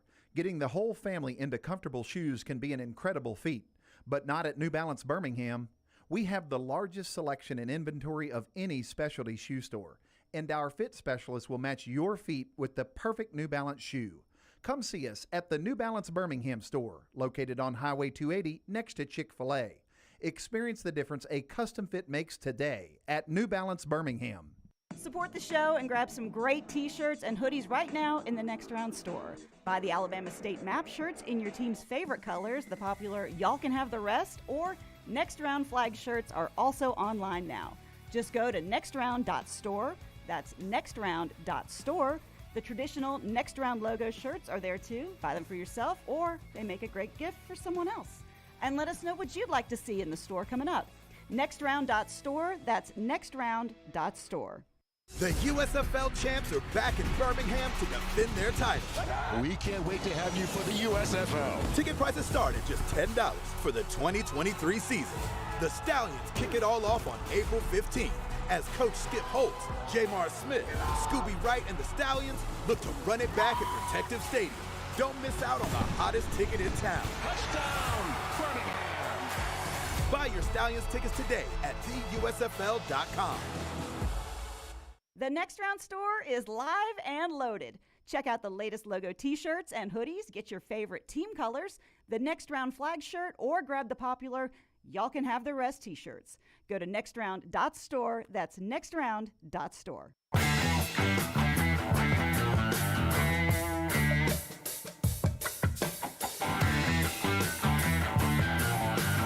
Back with you on the Next Round. Our friends at MyBookie brings you the show. Betting lines that are out this weekend before we get to trash. Right after Brownie tells us about MyBookie, I will tell you before I give you the other lines, Alabama this morning was a 7-point favorite against San Diego State. The line's always moving there at mybookie.ag. Hey, are they the overall favorite to win this now? Alabama? I thought I saw them move from Houston. Yeah. Okay. Mybookie.ag, code Next Round to play all those games this weekend. I say code Next Round because when you sign up and use code Next Round, you get a deposit bonus up to $2,000 right there at mybookie.ag. All the games this weekend, Major League games, NBA games, the weekly blackjack tournaments, all available at mybookie.ag. Code Next Round when you sign up for a sign-up deposit bonus up to $2,000. Mybookie.ag, code Next Round. Now, this was at 7 a.m., so I know it's been 4 hours and 40 minutes since then, but Michigan State was a 1-point favorite over Kansas State. Any surprise at all from you? Oh, we'll get into this later on. UConn 3.5 with Arkansas. Tennessee 5.5 over Florida Atlantic. UCLA only a 1.5 against Gonzaga. What a game that'll be. Alabama by 7 over San Diego State. Houston by 7 over Miami. Creighton a 10-point favorite over Princeton. And Texas a 4.5-point favorite with Xavier. That's all from mybookie.ag. Let's hit the big button, Rockstar, and get to trash right now on TNR.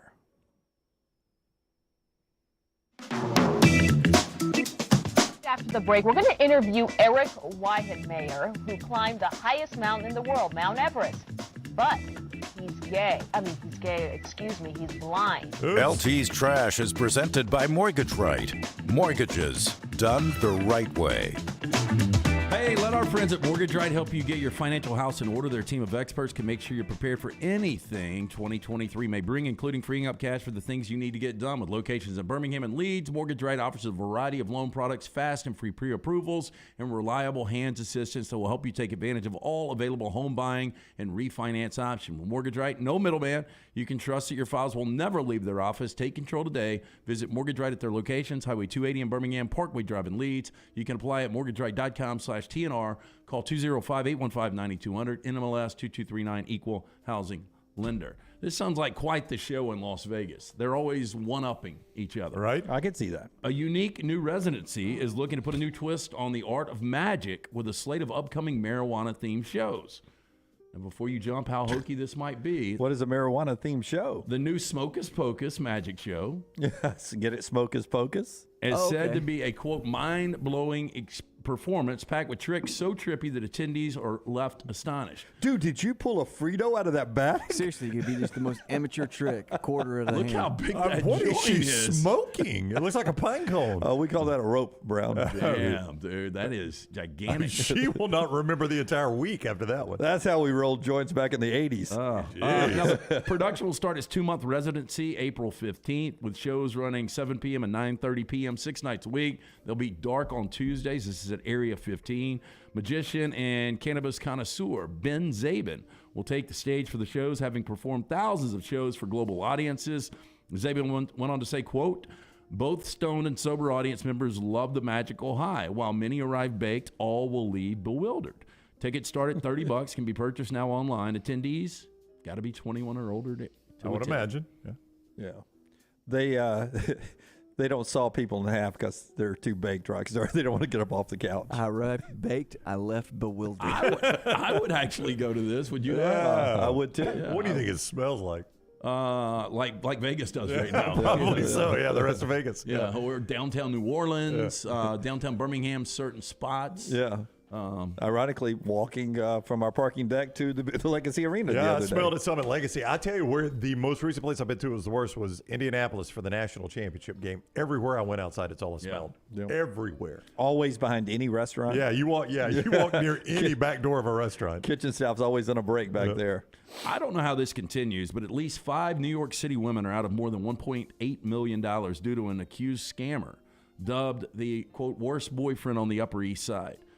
Nelson Kune, 70 years old, arraigned on indictment charges with fraud and grand larceny for allegedly luring lonely women on online dating sites into believing he was a wealthy art collector and investor, then coaxing them into making hefty investments into phony companies, according to the New York Post.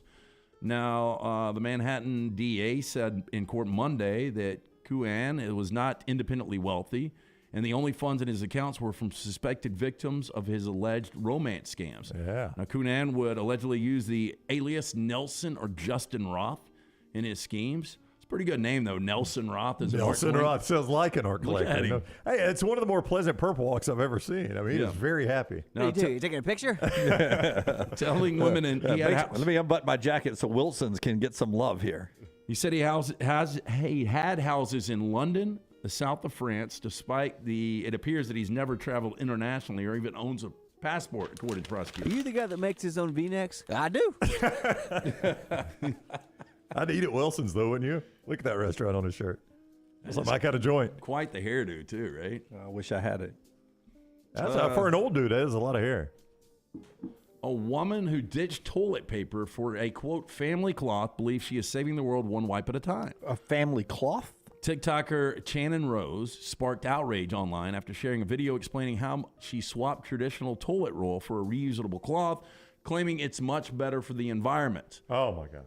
Although it might be, I got it? no interest. Now, Is it? in her video, which has been viewed more than 600,000 times, she says, quote, I no longer buy toilet paper. We use reusable toilet paper. Some people might think it's gross. Yeah. Now, she went on to explain how she has a bidet, only uses the family cloth to, quote, wipe dry after visiting the bathroom.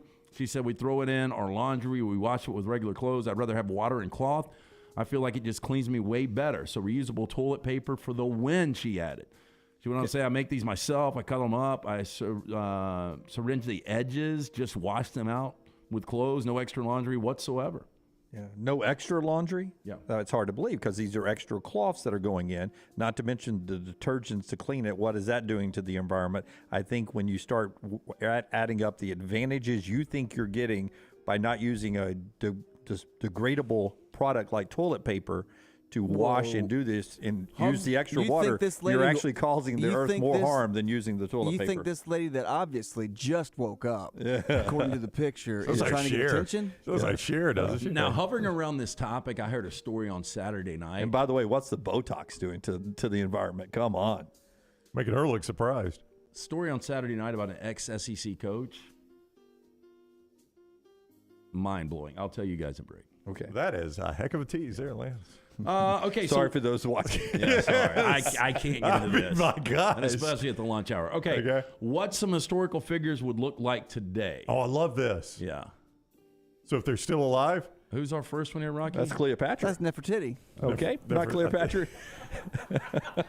What's her name again, Rocky? Nefertiti. Yeah. Nefertiti had better hair than Cleopatra. I think Cleopatra kind of had a G.I. Jane look. She had a rough go on her left eye. Yeah, a little bit. Okay, let's do Alexander the Great. I picture Colin Farrell. Wow, Alexander the Great, a better looking guy than I would have thought. Or Justin Timberlake. By the way, they got tired of doing this project right there. They almost left his face exactly the same. It really is. All right, just open his eyes. We don't have time. We got to have this ready for trash. I mean, really, almost everything is spot on there. Okay, let's check out Cleopatra now. Was I right on the short do? Yep. She's not as attractive as I would have thought for Cleopatra. I think you'd be very disappointed. It'd be done away in Graceland if you saw it. They basically fought a war for her. Yeah. You do understand that, right? Yeah. By the way, Must have a cape on it. Women look different. Let's check out William Shakespeare. I know he's going to be banged up. Billy Shakes? Yeah. This is a good You think Billy Shakes is not a good-looking guy? It's like he runs apples. Speaking of Guilfoyle from Silicon Valley. Excuse me, sir. Can you give me the password to the Wi-Fi here in the bookstore? And finally, let's check out Napoleon. A short fella, we I learned. think Not Danny as short as you DeVito. think. That's interesting. It is. Better haircut. He's got a little Uncle Joey from Full House. No undershirt. Okay, and I love these. We end trash with the French keep translating American movie posters from English to dumber English. Right. The Hangover equals very bad trip. It really was a very bad trip. Wait, they got it right. No strings attached equals sex friends. I've never seen it. Oh, underrated movie, by the way. Oh, yeah? I'm sure Dunaway's the one that likes it. Sadly, I watched this movie 2 more times, late Friday night and late Saturday night. I bought it. We had people over. Cocaine Bear equals Crazy Bear. Well, he's got a lot of dandruff if it's just Crazy Bear.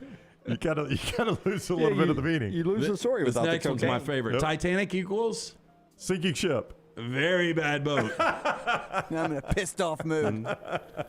And then finally, the Batman equals sexy bad. Ooh, the old sexy bad. You're welcome. And that is Trash Today, brought to you by our friends at Mortgage Right. Yeah, buying a home is a major milestone in life. Getting it right comes down to the right advice at the right time. That's why we're proud to partner with our friends at Mortgage Right, who do mortgages the right way, locally owned and operated. Mortgage Right, standing by to help you today. Visit their locations, Highway 280 in Birmingham, Parkway Dradden, Leeds. You can apply online, mortgageright.com/TNR, or call 205-815-9200, NMLS 2239, Equal Housing Lender. And our friends at Way to Wellness want to remind you that it's a great time to jumpstart your weight loss for the summer and next football season with our friends at Way to Wellness. Go to their website, go to their website, aplanforme.com.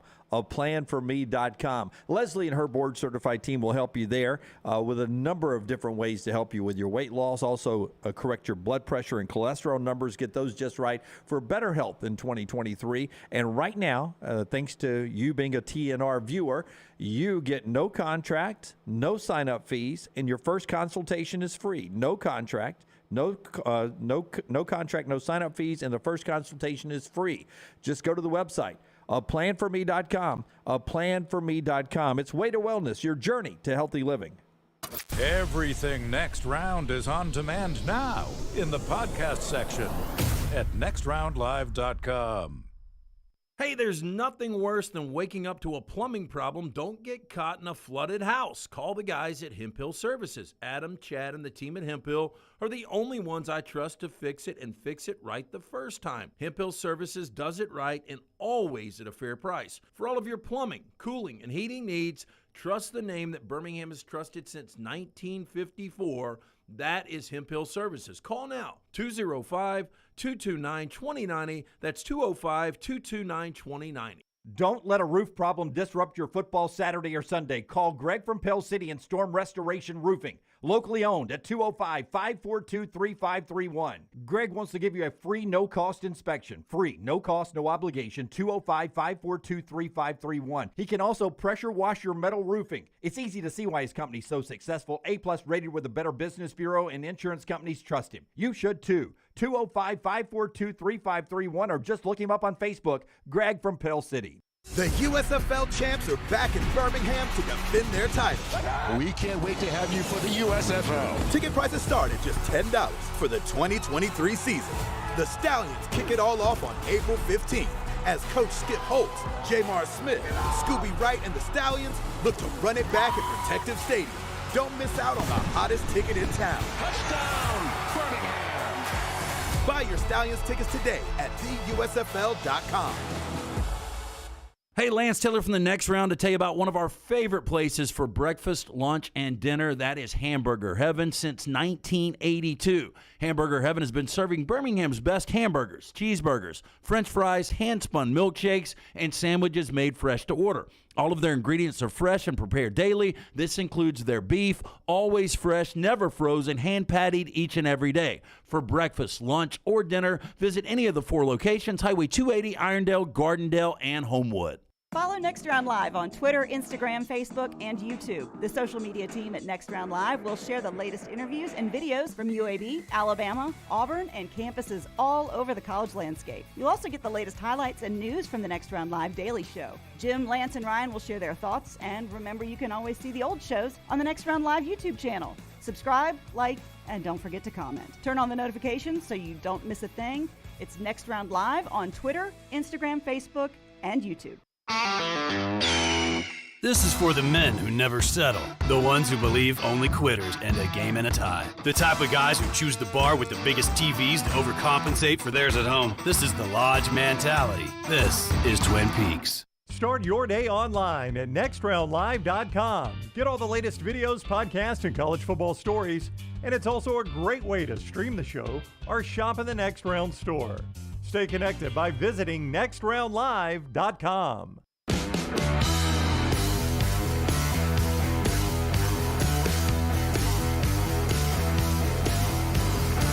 Back with you on the next round.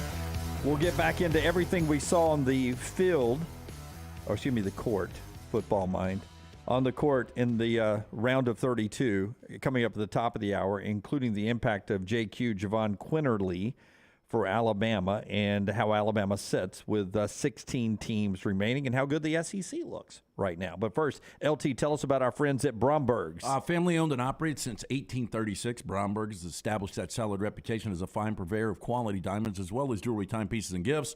Bromberg's also has that extensive giftware department to service the registry of brides and grooms right here in Birmingham. Go see our friends at Bromberg's. 2 great locations, Mountain Brook and the Summit. You can also view their online store and shop today. Brombergs.com. Okay, we have not been watching the World Baseball Classic, at least I have not. But the Americans are in the championship game. They'll play the winner of Japan and Mexico. They get play tonight, FS1 at 6 o'clock. Apparently, Trey Turner has been unbelievable. He had the go-ahead and game-winning grand slam to beat Venezuela 2 nights ago, and then they walked Cuba off yesterday like 14-2, so they easily beat Cuba in the semis. But in the game with Venezuela, Jose Altuve becomes the next major player to get injured and will now miss a considerable part of the start of the season. And we don't know the timeline of his return, but he catches a fastball off the hand that breaks his thumb.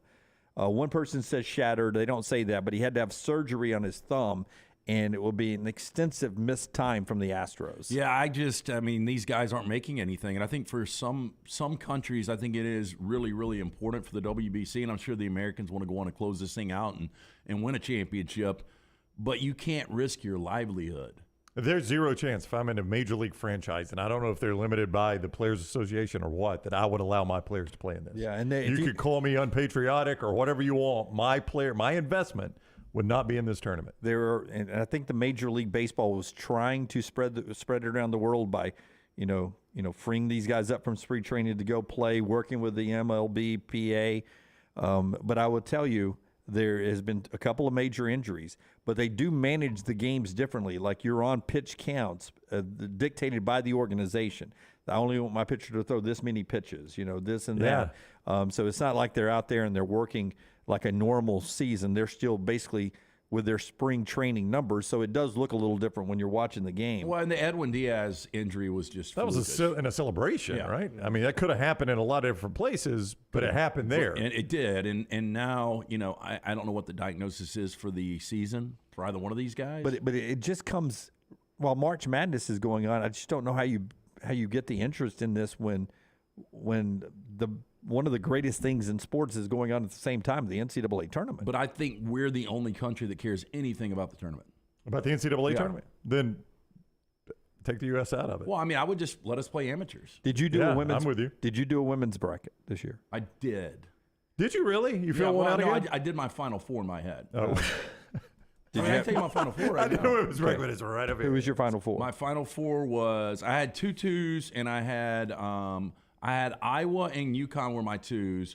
I had South Carolina and Indiana. So are they all still alive? You didn't have Stanford. I did not have Stanford. Number 8 seed Ole Miss beat stunned is the word, number 1 Stanford That becomes the first number 1 seed not to make the Sweet 16 since 2009. Oh, I'm hitting. See, that's big for me because that's in my 2 bracket with somebody. It's either UConn or Iowa. Yeah, so that was big news from the women's tournament over the weekend. LT dialed in. It's like y'all should have let me do women's this year, and y'all could have done the men. No. Yeah, it'd already be over. I know. Sounds fair. Yeah. All right, when we come back, back to the men's NCAA tournament. 1 more hour to go right here on TNR. Follow Rockstar on Twitter @RockstarBHM. It's the spring sales event at Alfa Romeo of Birmingham. Now you can get $10,000 off plus rates as low as 4.7% on new 2022 Alfa Romeo Stelvios and new 2022 Alfa Romeo Giulias. Come see the team at Alfa Romeo of Birmingham, exit 27 just off I-459 on Grants Mill Road, or visit them online at alfaromeo.usa.birmingham.com. Hurry down before they're all gone. All incentives applied, in stock units only with approved credit. Alfa Romeo USA of Birmingham.com.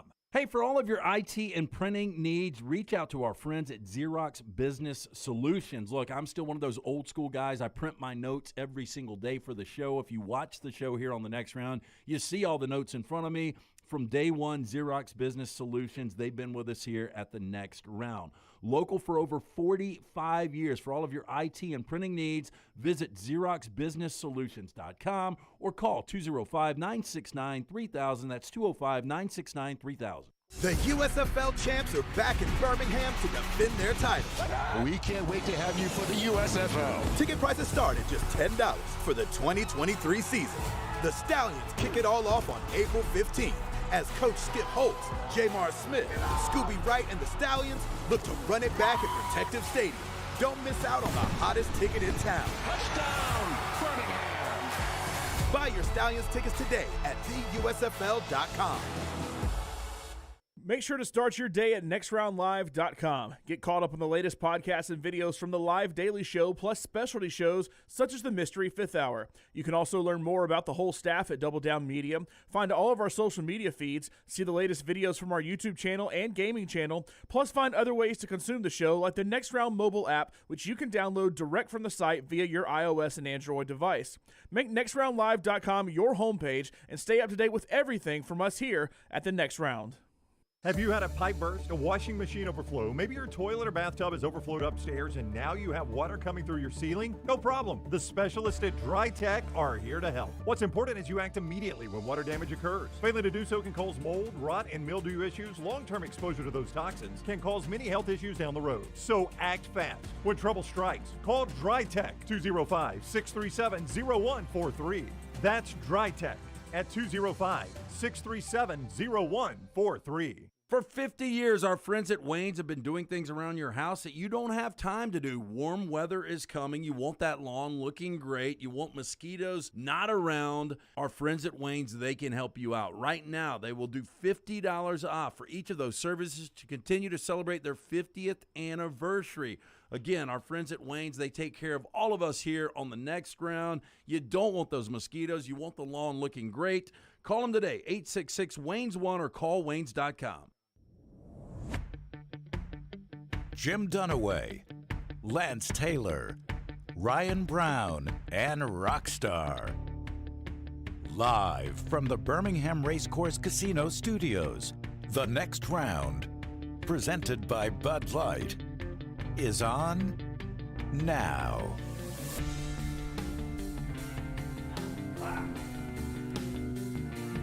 Brownie running in here as we come back on the next round, getting ready for the final hour here.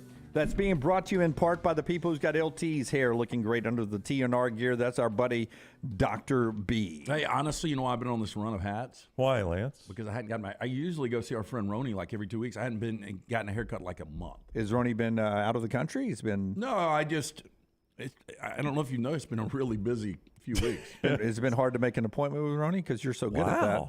No, I don't make appointments. You know that. But I just hadn't had time to drop by. Anyway, planning on doing that this week. But one of the reasons the hair is growing so fast is my good friend Dr. Beckenstein. Again, when I started to thin out, asked around, everyone said Dr. B was the man. And right now, Dr. B offers Sensal Transdermal Infuser. This enables Dr. B to get various medicines and therapies into the scalp where the hair follicles are without using any injections.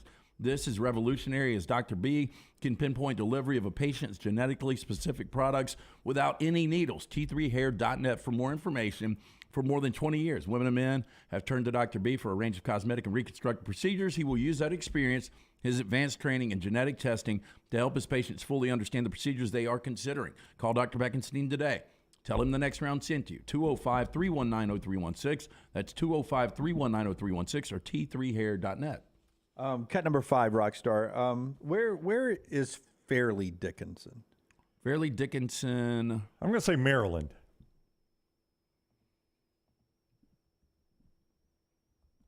It sounds right, but I am going to go. I missed, by the way. Don't follow. Can I'm going to go New Jersey. Teaneck, New Jersey. Yeah, it's in New Jersey. Where's Princeton, Brown? New Jersey. It's in New Jersey. Where's Javon Quinterly from? New Jersey. Yeah, here's Javon Quinterly on what a march Jersey's been having. You tweeted the other day about Jersey being different. FDU wins, Princeton goes to the Sweet 16. You're out here scoring 22 points. What's going on with Jersey basketball? Oh, man, that's a good question. He's got the shirt that says basketball needs Jersey. Yes, sir. Shout out to NJ Apparently Hooper basketball crew. needs Jersey. St. Peter's made the run last year. I was very excited for them. After we lost in the first round, rooting for them. I went to high school right around the corner from St. Peter's.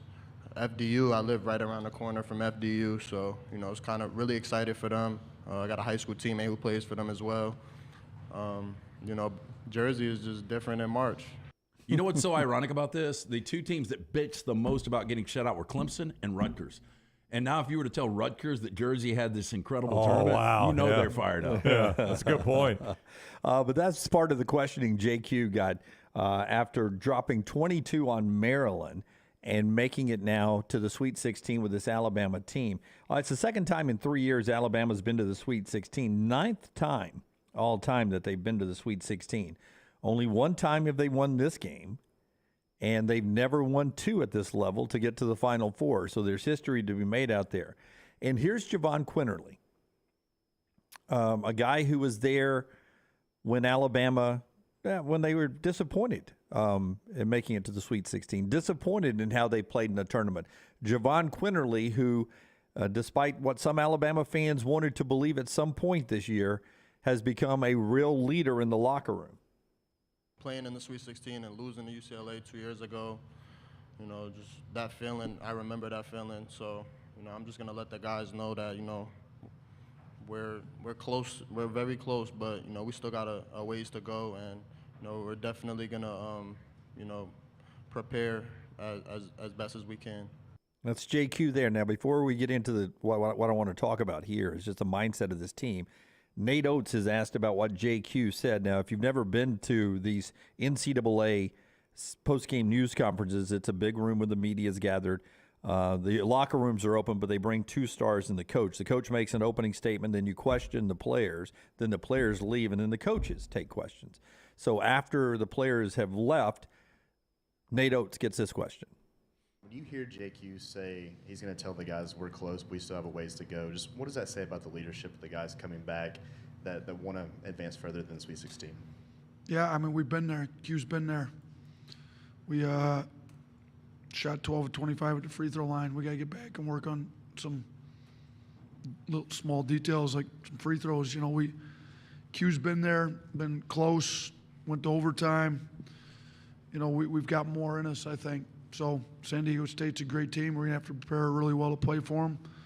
We're going to have to get some better production out of some of our other guys. And I think the leadership that Quinterly, Gurley, even some of our freshmen been giving us is great. But Quinterly's the one that's been there, was that close and missed, So we're going to get our guys focused and prepped, and we're going to do a good job in these next 5 days leading into this game. He'll never forget 12 of 25 from the free throw stripe in that UCLA game, will he? He will never forget that. He's brought it up on this show before. He's used that very statistic like, we could have easily been in. If we just make our free throws, we were 12 of 25. I've got a trivia question for you guys. Okay. Out of the South, there's 4 teams left. Okay. Okay. For those that don't have a bracket in front of them, it's Alabama, San Diego State, Creighton, and Princeton. Only one of those 4 teams has ever been to a Final Four. Yeah, it's Princeton. Yep. So y'all both knew that. Yeah, it's Princeton. Yeah. Lee Davis is somewhere in heaven shaking his head at Lance. Got to ask tougher questions. I thought that was a tough question. No, I mean, I think. When did Princeton win their first round game? Because you brought it up on the show. I didn't know Princeton used to be a dynasty. I think it was you that said that. I may have said that. I don't know. Well, I don't know if they were ever. They've only been in one Final Four. Yeah. All I They used to be remember really good. All I remember about Princeton is, Pete Carril used to run that really difficult offense to deal with. They they had Georgetown absolutely beat years before Maryland, Baltimore County did it. They would have been the first 16 to beat a 1. They had Georgetown dead to rights and just couldn't close the deal. I think they lost that game 50-49. Yeah, I think I specifically remember that score. But they did end up beating. After that, they beat. Who did they beat? UCLA. Yeah. Yes, they did. They did beat UCLA. I used to love watching those Princeton games because it would always be. They were trying to kill a giant, and they were always so close and so interesting. John says his best of the weekend, basketball in Birmingham. His worst is I can't go to Louisville. His other worst is that Kevin Willard was asking Auburn fans to stay and cheer for them. They did not. They did not. Most Auburn fans left fairly quickly after that second half against Houston. And, again, we said it in the first segment of the show today. I thought the Alabama fans did a pretty good job of sitting there being neutral because of the 2 games that Houston and Alabama played this year. There's no love lost between Alabama and Kelvin Sampson, and then Auburn is the rival. So Alabama fans were eerily quiet during the first game the other night. They were, and Auburn fans cheering against Alabama would have stood out because when I tell you, Lance, so for those that don't know, each school gets 350 tickets to a regional like that. And the high seed, their official tickets are right behind the team bench.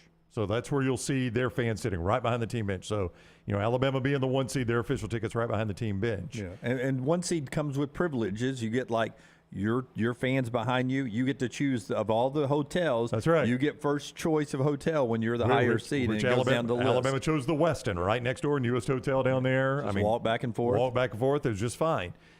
The opposing, or the lower seed, is across from their bench. So they're cross court from their bench. So you could see where the Maryland section was. When I tell you, maybe 30 fans. Am I over-exaggerating that? Maybe 30 Maryland fans. I met 5 or 6 of them. You saw a third of their traveling party, Lance.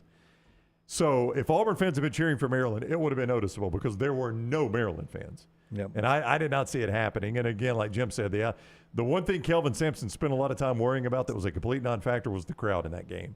The Auburn fans that were there were loud, but the Alabama fans had held their tickets. So there just weren't enough Auburn fans to affect the outcome of the game. So we're watching that game early, and there were a ton of empty seats. Well, that's because the Alabama fans were late arriving. Yeah, and they just, instead of going and being even visible, we're just going to have dinner. We're going to wait. Right. We're going to casually get in there. Yeah, well, if somebody needs us for an upset in the last 4 minutes, we'll be there for it. Otherwise, we're just doing our own thing. Yeah. So the question I wanted to get to, and I'll give you time to think about this while I tell you about Storm Restoration Roofing, is does Alabama have the it factor, the swagger you think it takes to not only get to the Final Four, but to win the national championship, compared to the way you've seen other teams in recent years look? And do you think Alabama has played its A game in the last 3 weeks? Those are the 2 questions I have for you. But first, our friend Greg Nelson and Storm Restoration Roofing wanted to remind you that we're right in the middle of storm season, and you need to have this number on standby because the insurance companies trust Greg so much. 205-542-3531. 205-542-3531. That's the number for Storm Restoration Roofing. That should be your first call if there's storm damage. If you just have a windstorm and you don't know if there's been any shingles loosened on your roof or bent that can cause major water seepage and damage, then you can have that number on standby. Greg will come out and give you a free no-cost roof inspection. 205-542-3531. You can also look him up on Facebook, Greg from Pell City, A+ rated with the Better Business Bureau, and a lot more. Greg from Pell City, Storm Restoration Roofing. Does Alabama have the swagger, the look, of a national champion. Yes. I mean, they've got everything you need. We go back to Seth Greenberg about a week ago saying they're the Noah's Ark of college basketball. They've got 2 of everything. I mean, you've got great guard play. Your bigs have gotten a lot better. You've got a legit superstar in Brandon Miller, and I think you've got an elite coach in Nate Oates, and you got depth. I mean, this team, I don't really know a weakness. Early it was turnovers. Right now it kind of is shooting. They're not shooting like the eyes out of it. Yeah, the but defense is playing at elite level, though. Nate Oates is famous for saying shooting percentage does not determine whether you win or lose. It determines how much you win or lose by. That's one of his famous sayings, is that because a lot of people like Alabama shoot their way out of a game, Nate Oates has always maintained our shooting percentage isn't going to determine if we win. It's just how much we win by. This team, again, Seth Greenberg, we have said it so many times, like you guys just said, that they're the Noah's Ark. The only thing they don't have 2 of is Brandon Miller. Nobody's got that. And as Patrick points out in a very great line, they've even got 2 Noahs. That's true. Noah That's Gurley and Noah Clowney. But back to the A ball, I think I saw it against A&M outside of great shooting in the SEC championship game in Nashville. I thought we saw it in Mississippi State for a little bit. We haven't seen a true pylon complete blowout since, I guess Georgia, but before that Vanderbilt, the night they played Vanderbilt when they won by 57 points, which is almost impossible to score 57 and a half. That was the team that all came together. So there's a game coming that they're going to hit 10 or 11 threes. Yeah. Yes, sir. They hit 6 the other night, 6 of 21. And Nate was pissed off, relatively speaking, afterwards, as much as you can be about winning and going to the Sweet 16, about them not getting up enough shots, of not shooting enough or getting up enough threes. And I really believe there is times when Brandon Miller is too generous with the ball. He's too big of a team player. Maybe. I mean, now that sequence where he blocks the shot, sprints back down, and gets the 3, that was something else. I didn't watch SportsCenter that night. Was that the number 1 overall play? No idea. I was watching Cocaine Bear. Yeah. I mean, that was – Again. I mean, he blocked it at one end, came down, and you just knew if they gave him the ball, he was going to drain the 3, and they did. Well, yeah, I mean, unbelievable sequence. I would. Charlie Potter, who's come on the show before, primarily talking football, Bama Online, tweeted this out. So we're sitting here debating, have you seen Alabama's A game yet? Right? Right. Alabama's now played 5 postseason games, 3 in Nashville, 2 in the NCAA tournament. They won 4 of the 5 by 19 or more points, and the one they didn't, they won by 11. And we're debating whether or not they played their A game. And that's it. That's what postseason basketball I'm talking about. And that's what Jeff is saying. Our buddy Jeff over there. I like winning ugly right now. We are due for that game. That's what I told Alabama fans when we were at the Southern. I said, I think what you want to do is just play average basketball and beat 2 teams that you should beat and save it for the next couple of weeks. And I think they did. I mean, again, to win by, 22 and 23, I still can't believe Corpus Christi hit that 3. Oh, yeah, backdoor cover by Corpus Christi. But were you watching last night the worst beat of all time? That's a bold you statement. Can't say it's the I worst still beat think of the all worst time. beat of all time is Michigan State, the lead they blew to Iowa, and then Iowa covers in overtime. The worst beat of all time happened last night, where you've got it was what was it was Gonzaga and Gonzaga. I was asleep. And TCU. Yeah, I didn't see the very end of it. 4.5 with 0.7 seconds left, and they roll the ball in. TCU does, and the guy lets it roll all the way up with nobody doing it until the 3-point line. He picks it up and throws it up, hits a 3, and covers for TCU. Wow! So all they had to do was have somebody on the ball. Yep. Just come up and force him to pick it up. Just force him. It was minus 4.5 with 0.7 seconds left. I didn't have that That's game. a bad beat. I was 3-0 yesterday, though. And they covered. It's a 6-point game, 0.7 seconds left, and they roll it in and hit the 3 to go from a win to a cover. I will say, back to Alabama, a lot of people are starting to label this as a second-half team. And sure enough, in the first 2 games of the NCAA tournament, they've not played great in the first half. I mean, now look, the Corpus Christi game was over at halftime. We sat there and watched it. You watched it. Did you feel like they played well in the first half against Corpus Christi? Who, Alabama? Yeah. No. Yeah. They didn't play well against Maryland. I thought defensively they were probably good, but they struggled with Maryland's defense on the offensive end. Yep. So, I mean, in this tournament so far, they have been a second-half team. They were a little bit against Missouri. I mean, Missouri back in the SEC tournament had that game basically tied at the half. The Maryland game, did you guys realize this was the largest win in NCAA tournament history when a team shoots less than 40% from the field and less than 30% from three. So, again, they weren't shooting it good, but they still have the largest win in the NCAA tournament history. That is pretty wild. Bediako is the reason for that. Jeff, who is a Auburn fan, are you flashing every time we say Bediako now? Thank you, Scott. I'll dial it back. That's going to give me a seizure. I don't want to pay the expenses to redo the lighting in here. Jeff, who is an Auburn fan, one of many Jeffs over there. I think Jeff's the most common name we have in the Vulcan Tire and Automotive chat room. He says, easiest path to the Final Four. No doubt God's an Alabama fan. I hope I get in. He's an Auburn fan. We talked to Rece Davis earlier in the show about the easiest path to the Final Four. Nothing's easy, and Rece gives a good comment. You can get that podcast wherever you get the show, podcasted on all of our platforms. That includes podcast at iHeartRadio, Odyssey, Alexa, Apple Podcasts, Spotify Podcasts. Hello to the folks who are listening to us on TuneIn Radio Live, and of course on the Next Round app. Thanks for being with us. All our video platforms as well, YouTube and Facebook and Twitter and Twitch and everything on Instagram. Thanks for being with us. Like and subscribe. When we come back, LT has 4 downs for us. Later on, the problems with name brands like Coach Calipari in Kentucky. The show being brought to you in part by our friends at Michelson Laser Vision. Michelson Laser Vision. Get that eyesight right in 2023. Yeah, write the number down, 969-8100. Very simple. Make the phone call, 969-8100. Ask for Amy. Tell her the Next Round sent you. She's going to hook you up with a hassle-free consultation. You've got 0 to lose to find out if LASIK is right for you. If you wear contacts, you wear the glasses, you're wasting money each and every year. Do what I did more than 2 decades ago. That is called 969-8100. You can always go online, michelsonlaservision.com. Dr. Mort Michelson, Dr. Jen Michelson. Call them today. Tell them the Next Round sent you, 205-969-8100. Follow Scott Forrester on Twitter at ScottForresterTV. It's the spring sales event at Alfa Romeo of Birmingham. Now you can get $10,000 off, plus rates as low as 4.7% on new 2022 Alfa Romeo Stelvios and new 2022 Alfa Romeo Giulias. Come see the team at Alfa Romeo of Birmingham, exit 27 just off I-459 on Grants Mill Road, or visit them online at alfaromeousaofbirmingham.com. Hurry down before they're all gone. All incentives applied, in stock units only with approved credit. Alfa Romeo USA of Birmingham.com. The month of March means many of you start your outdoor season in the Deep South. That means you're outside grilling, playing in the yard, and having a great time with your family. If you want that yard to look good and not be swatting mosquitoes the entire time you are in it, you need my friends at Wayne's. Ryan Brown here for the Next Round. Wayne's is celebrating their 50th anniversary, and that means you get $50 off each of your new services at Wayne's. The lawn care, the termite control, and the mosquito treatments, all $50 off. Call 866-WAYNES1 or visit callwaynes.com.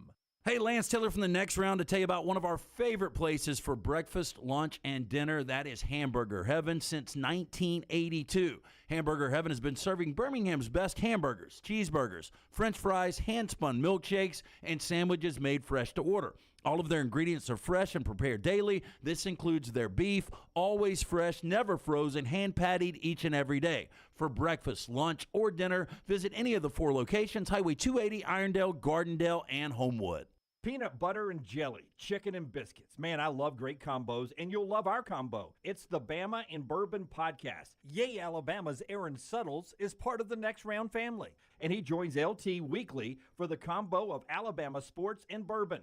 Find a new bourbon to add to your collection and get all the inside information on Alabama football and Alabama basketball on the field or off the field, on the court or off the court. It's Bama and Bourbon with Aaron Suttles, only on the Next Round video and audio platforms. The USFL champs are back in Birmingham to defend their title. We can't wait to have you for the USFL. Ticket prices start at just $10 for the 2023 season. The Stallions kick it all off on April 15th. As Coach Skip Holtz, Jamar Smith, Scooby Wright, and the Stallions look to run it back at Protective Stadium. Don't miss out on the hottest ticket in town. Touchdown, Birmingham! Buy your Stallions tickets today at theusfl.com. Hey, Ryan Brown here from The Next Round. Do you want to help pay for my kids' college and look great while you're doing it? You need to go to The Next Round store. Everything from hats to short sleeve and long sleeve t-shirts, sweatshirts, hoodies, zip-up hoodies, and much more. And we're adding new things all the time. Why would you not want to see my kids get a great college education and look great out in the public while you're doing it? Get the gear we wear all the time on the show, and there's only one place to get it. nextround.store. That's nextround.store.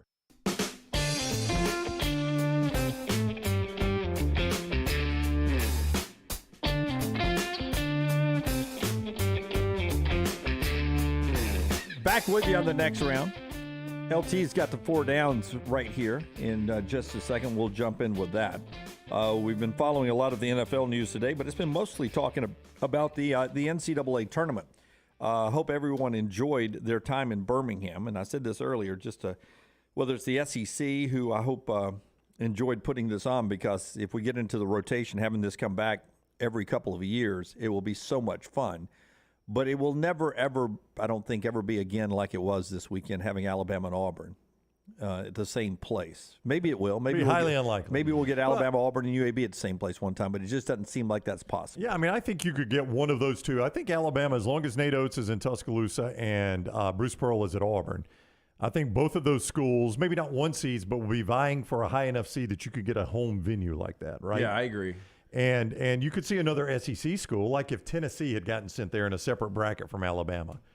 It wouldn't have been the Auburn crowd. You had a ton of Tennessee fans. There's a ton of Tennessee fans in Birmingham and in Huntsville. Man, I've been watching college basketball for almost 40 years, and I can't remember, Louisville and Kentucky being in the same region, North Carolina, Duke, USC, UCLA. I mean, it just doesn't happen. Yeah, North Carolina Duke fans said we were in the same Final Four last year. It was really special down there this weekend. The nights, we got to go out a couple of nights with the bars and the restaurants, and just having the Alabama and Auburn fans. They all got to win the first time, and to advance to 32 and to be playing back-to-back like that. It was a really neat weekend. And I thought this was really cool. You guys were in both these conversations. So we were down at Casey's in the Westin, hanging out with our friends at Redmont Friday night, and we had 2 separate groups walk up to us. One of them, a group of guys from Providence, Rhode Island.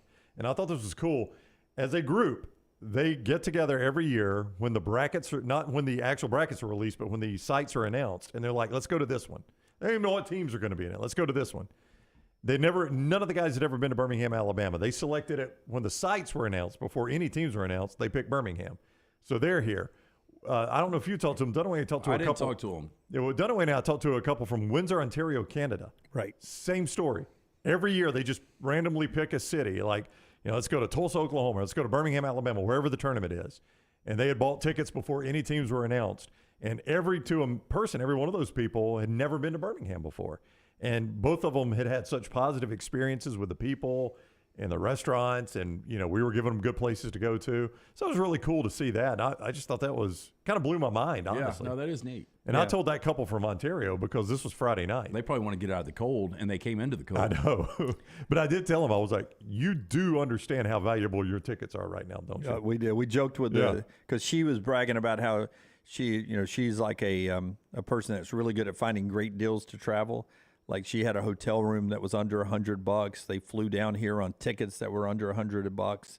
That she did a really good job of. Fly on a cargo plane? I don't know. I mean, her husband was like, she does it all the time. She does it with everywhere we go. But she worked really hard.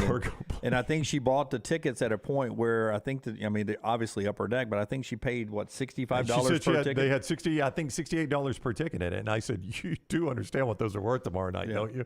And she goes, oh, yeah, but we're not selling them. We want to go to the games. She said, we're not selling them. No interest in the games at all. I didn't know Canadians like basketball. I didn't either. They're big Michigan fans. Yeah, so it really, really interesting to meet everybody in town. Always interesting to see what LT comes up with. The 4 downs. It's brought to you by our friends at Vulcan Tires and Automotive. Yeah, if you're heading on a road trip, dead battery's not going to get you. Hey, look, spring break right around the corner. Spring break's actually here for some people. Make sure you take your vehicle down to Vulcan Tire and Automotive. That comprehensive battery check.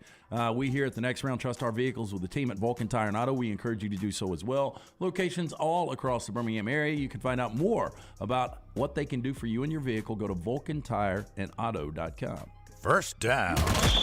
Okay, bigger year next fall. Brandon Cooks with the Cowboys or Adam Thielen with the Panthers?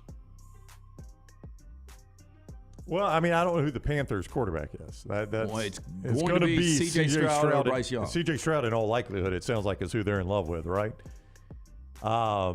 But a more established offense, worse receiver in Cooks. Less established offense, better receiver in Thielen. Yeah, it's the end of Thielen's time. I'll go Cooks. I'm going to go Brandon Cooks. Yeah, and it's more I'm buying into Dak Prescott than a rookie quarterback, basically. And look, Thielen, you don't have DJ Moore anymore, so who's going to be somebody to take the pressure off of Thielen, right? Meanwhile, if you're Cooks, you may be the third choice there. Maybe fourth if you throw in Schultz or Pollard out of the backfield. Well, Schultz is gone now. Okay, so not Schultz. Yeah. Not Zeke Elliott, but I think there's enough of CeeDee Lamb and the others that maybe Cooks get some off-brand DB coverage. I'd go Cooks. Yeah, again, both those quarterbacks, in my opinion, are going to end up being franchise-like quarterbacks. I'm just guessing on Stroud and Bryce Young. I'm going to go Thielen here. Second down. More impressive weekend, Michigan State or San Diego State? For me, it's Michigan State. Even though it's Tom Izzo and it's March, it's January, February Izzo. But this team was a 7 seed. You had USC beating them, but then Marquette, and Rece said this earlier. The Big East was really, really good this year, and you still have Creighton, who's in there fighting right now. You still have UConn, who's in there fighting right now, and you still have Xavier, who's still in there fighting. And Shaka and Marquette ran through that league this year. Yep. And you got 3 teams not named Marquette from that league in the Sweet 16. Good basketball league, and that's what they do. They don't play football. Good basketball league. So I'm going to say the fact that Michigan State beat Marquette and they're there now with a chance. Right now, a favorite to beat Kansas State to go to the Elite Eight. Michigan State for me. Yeah, I think I'd go Michigan State as well. I do want to. You mentioned Shaka Smart, and I haven't watched a ton of Marquette. How much weight has that dude lost, though? He's always been pretty thin. Yeah, but he's not as thin as he is right now. I thought it was. I thought he was always thin. Obviously, he let his hair grow back at one point because he was bald. He was really bald. buzzed at VCU. I like the way he coaches. Them losing that game, I thought for a moment they were going to come back and win it. I've got a feeling that Michigan State's going to go to another Final Four. They're in the right bracket. I mean, the K-State it really is a picket. Yeah. And then, I think Tennessee beats Florida Atlantic, and then you got to grind it out. Disgusting game between Tennessee and Michigan State. Somebody was busting my balls about saying rock fight all the time now, which I don't think I do, but that's a rock fight right there. Calipari used it yesterday. Yeah, Speaking of rock fight. Drag it into the mud. Speaking of Calipari. Third down. Years left at Kentucky for Cal. Over, under 1.5 seasons. So I'm seeing a lot of people are saying he's got this super class coming in next year. Yeah. Which he does. He's recruited that. Let him coach it, see what he does with that, and then decide from there. I'm just going to assume this super class is going to do about what the rest of his big recruiting classes have done of late, not make the Final Four, and he either retires. I mean, I don't know that he would take another job. Well, I mean, the only huge job that's going to be open right now is Texas. Yeah, but this would be after next year, though. Yeah, you know? but I'm just saying right now, if he's going to leave this year, Texas is opening, but they've got to give. They got to give the interim. Rodney Terry's job. got to get it. He's got to get this job. No. So I mean, Sweet 16, 2 seed, Coach of the Year in some publications. And Calipari's not going to get fired. I'm going to say over 1.5 because I think next year ends up being a decent year for Kentucky. Fourth down. More surprising this weekend for you guys, the fact that a 15 Princeton won 2 games and is in the Sweet 16, or that Fairleigh Dickinson was able to beat a 1 and then have every opportunity to get to the Sweet 16 as a 16, which would have been a first. Well, St. Peter's was a 15, right? Right. And they made it to the Elite Eight. They Is did. that correct? So it's not like uncharted waters, but the 16 beating the 1 and then being so close. And I know it ended up being an 8-point, tried to be a 10-point with a dunk at the end, which got real bad boos, right? I mean, they had called off the dog. I so think they surrendered. I would go Princeton based on the fact that it's happened before, but the fact that they knocked off Arizona, right? And they were down the majority of that game, and then they come back and they have the biggest margin of victory ever for a 15 in this tournament over Missouri. Yeah, and that was a hot Missouri team, a Missouri team a lot of people were buying in this tournament. By the way, I'll take this chance to point out that the old stat I gave you guys about the teams that were 10 plus in offense and Ken Pom 100 worst defense, never making the Sweet 16. Right. Everybody got weeded out except for Nope. Everybody got weeded out. Yeah. Stats are stats for a reason. I'm going to say FDU for me. I'm going to stick with that. Yeah. I think I would go Princeton. I thought it was a really good Arizona team, Lance. A really good Arizona team. I would kick myself in the ass for going against your stat there on Baylor. Yep. And I was just, I don't know. I was a little stubborn. I had them going to the Elite Eight, but if I wouldn't have had Baylor going to the Elite Eight, I would have had Arizona, so it really didn't matter. Yep. That is our 4 Downs, brought to you by Vulcan Tires and Automotive. Hey, weather takes toll on car batteries, so keep your car starting strong every time with a battery check from Vulcan Tire and Automotive. Their team will keep you on the road no matter what the weather is. They are who we here at the Next Round trust with our vehicle. Locations all across the greater Birmingham area. Tell them the guys from the Next Round sent you. Ask about that battery check. Vulcan Tire and Automotive, vulcantireandauto.com. All right, Auburn football practice this afternoon as they continue with Spring's Pro Day tomorrow. And later on in Tuscaloosa. When does Alabama start spring football? That'd be today, Jim Dunaway. Nick Saban meeting the media today. Starting today, man. Nick Saban meets the media. I was afraid to bring it like I did last Monday. I brought it up in hour 2. You know what we didn't talk about in the first hour? Yeah. That's how good Alabama basketball is right now. That we didn't even talk about spring football. And you guys, it doesn't start until next week. It starts today, Jim. 3.5 hours. And this is the first time we mentioned Alabama football. That's how good basketball is right now. When we come back, let's get back into the NCAA tournament, including what LT was just talking about with John Calipari. He talks about his frustration and a lot more right here on TNR. Take the Next Round anywhere you go with official Next Round gear. Buy yours today at nextround.store. Spring is here, and that means it's time to prepare for moving season. Let Holly Mack Wilson guide you and help get your home prepared to sell. Whether you are looking for the perfect home or need to sell yours, Holly Mack Wilson can do it all and can do it anywhere in Alabama. Call Holly Mack Wilson today, 205-901-9446, or visit her website, hollymachomes.com. Holly Mack Wilson, your home prep expert. Holly Mack Wilson, a trusted anywhere in Alabama Keller Williams realtor you can always depend on. Hey, Lance Taylor from the Next Round. You've heard me for years talk about our friends at Bromberg's Jewelers, and we welcome you to stop by and see that great customer service at the Mountain Brook and Summit locations. But we'd also love for you to check out their new online shop. They've got plenty to choose from. Great gifts, big and small. Available online, they've got David Yurman, Tudor watches, select diamond and gemstone jewelry, William Henry, seasonal and favorite giftware items, and baby gifts as well. They've even got an online sale section. For more information, brombergs.com. For more than 40 years, Red Wing Shoes has been helping the hardworking people of Alabama. This is why Red Wing Shoes has created the 3-step comfort solution. Step 1, a certified fit specialist will use a 3D scan to electronically measure your feet and arches. Step 2, help you get the appropriate footwear for your occupation. Step 3, customize your boot or shoe with a Red Wing orthotic. Whether you have high arches or flat feet, Red Wing has the comfort solution for you. So experience comfort at its best. Visit one of the Red Wing shoe stores located in Pelham or Trussville.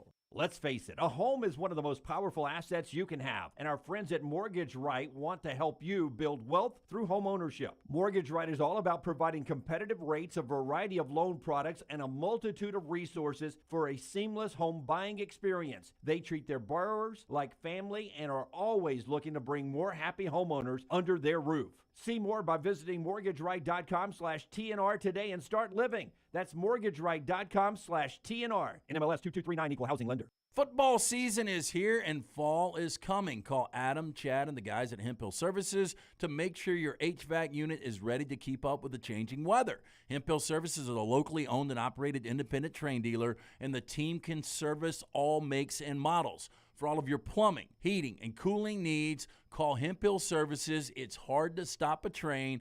Do it now. Trust the name. Birmingham has trusted since 1954. Call 205-229-2090 or hemphillservices.com. Hey, if you're looking for Birmingham's best pizza, you need to stop in and see our friends at Slice Pizza and Brew. It's as local as you can get, from the ingredients that go into every pizza to the beer on tap. For a great lunch or dinner, go see our friends today, Vestavia or Lakeview at Slice. Want more of the show? Download the app or visit nextroundlive.com for the latest podcast. The Mystery Fifth Hour, our Not For All Ages podcast, The Last Call, and our entire Double Down Media podcast family. All at nextroundlive.com and on the Next Round app.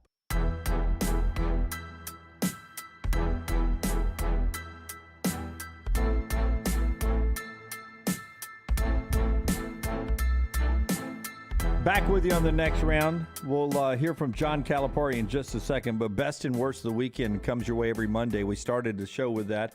You can keep them rolling in throughout the day on our Twitter feed at Next Round Live. It's brought to you by our friends at Hemphill. They always bring you the lock every day as well. Lance will send out a play later on.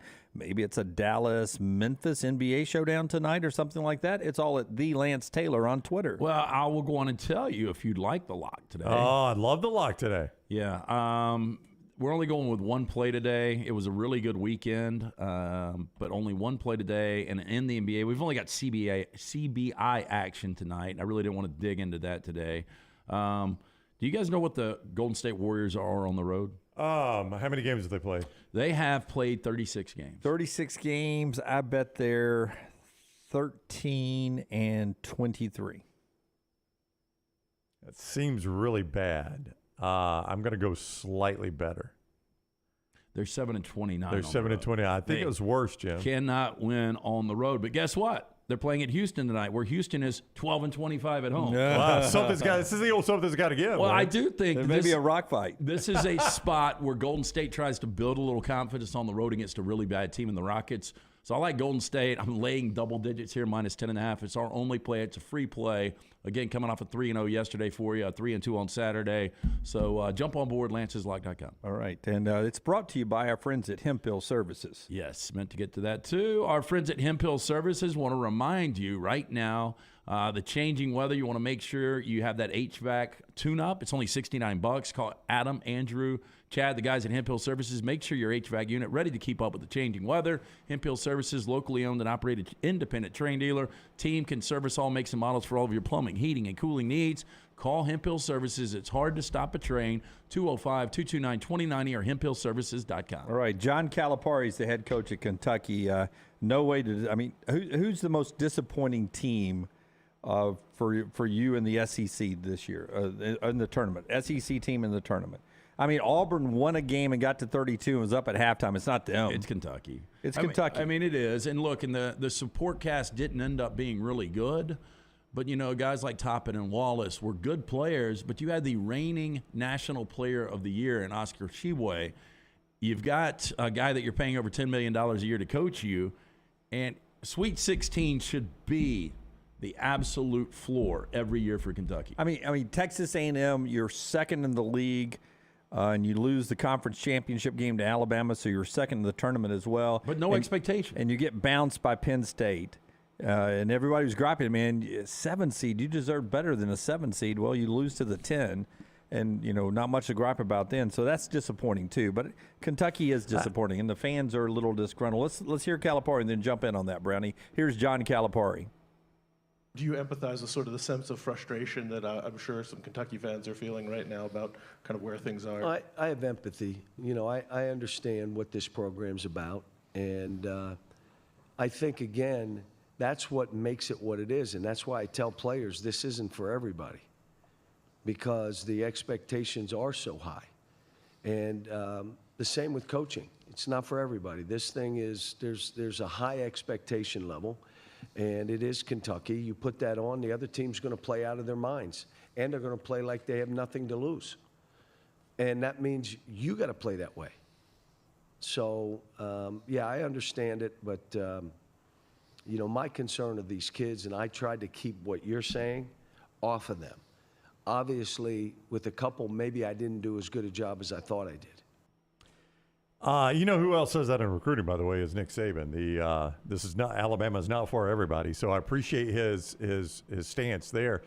You know, the narrative after that game immediately on the set, and then I heard other people say it is, look, I know Kentucky lost the game, but they actually played very well. I watched the game. It was a good game, entertaining game. It was a great game until about 2 minutes to go. Yeah. Once it became obvious that K-State was winning, but nobody was really hammering the way Kentucky played the game. Yeah, they're disappointing, but it's not like they laid a complete egg. I mean, they lost to a good K-State team. I think what's disappointing is, and this is including the 2020 tournament that was canceled, and that was a really good Kentucky team. That's right.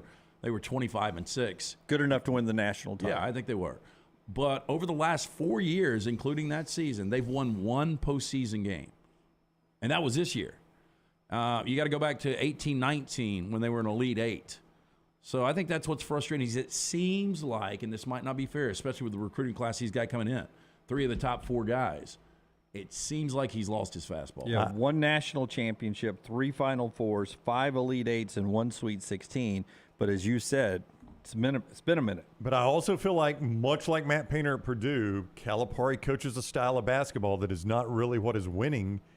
I mean, it's hard to say that, but it feels like he's coaching a bit of a dated style of basketball, doesn't it? Don't you feel that way? Because I can't remember. Oh, I do remember, Lance. We were eating dinner in Nashville. We had those 2 Kentucky fans next to us, and I can't remember the player we were talking about. And, like, could you imagine if he were in Kentucky's offense? The Kentucky fan was like, Cal would make sure he scored 10 points a game. No, it was Brandon Miller. Yeah, was it? Was that who we were talking about? We were like, well, like if Kentucky had a Brandon Miller, and the Kentucky fan was like, Cal would have him scoring 12 a game. I mean, that's what he would get out of Brandon Miller. His first 5 seasons, Elite 8, Final Four, national champion, that NIT weird season, and then Division I runner-up. So national championship game. I mean, his first 5 and then season 6 was a Final Four. His first 6 seasons were amazing. Yeah, but since the 2020 cancellation, losing season, first-round loss, second-round loss. And that's been Kentucky here in recent years. After you tell us about Harbin's Outdoors, I want to ask this question. I'll give you time to think about it. The hottest 4 teams in the tournament, of the 16 left, who's the hottest 4 teams, but not by bracket. I mean, they could have to play each other. Yeah. I'm not saying who makes the Final Four now. I'm telling me who's playing the best basketball right now, the hottest 4 teams. Hey, Harbin's Outdoors, an award-winning landscape company specializing in installing custom fiberglass pools, landscaping, and hardscaping. Jeremy and his team, one-stop shop for your pool construction needs.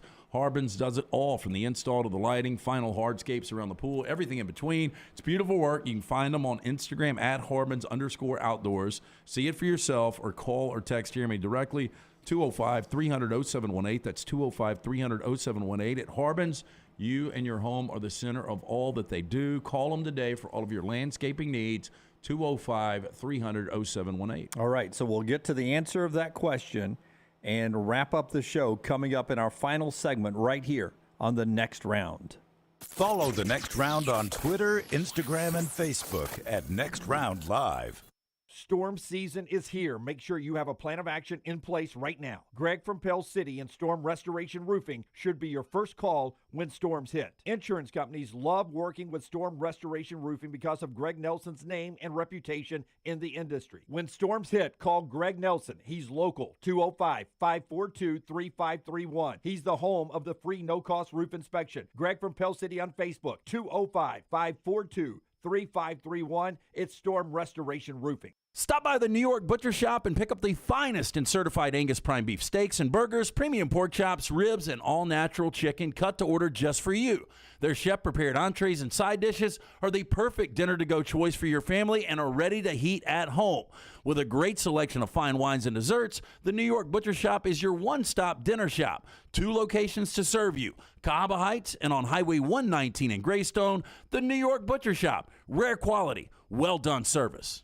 Want more of the show? Download the app or visit nextroundlive.com for the latest podcast. The Mystery Fifth Hour, our not-for-all-ages podcasts like Bama and Bourbon, and the entire Double Down Media podcast family, all at nextroundlive.com and on the Next Round app. Spring is here, and that means it's time to prepare for moving season. Let Holly Mack Wilson guide you and help get your home prepared to sell. Whether you are looking for the perfect home or need to sell yours, Holly Mack Wilson can do it all and can do it anywhere in Alabama. Call Holly Mack Wilson today, 205-901-9446, or visit her website, hollymachomes.com. Holly Mack Wilson, your home prep expert. Holly Mack Wilson, a trusted anywhere in Alabama Keller Williams realtor you can always depend on.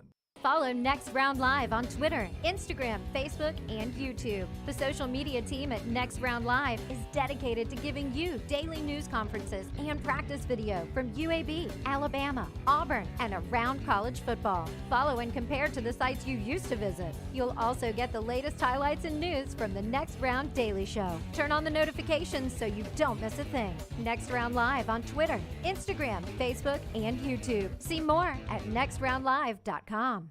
The USFL champs are back in Birmingham to defend their title. We can't wait to have you for the USFL. Ticket prices start at just $10 for the 2023 season.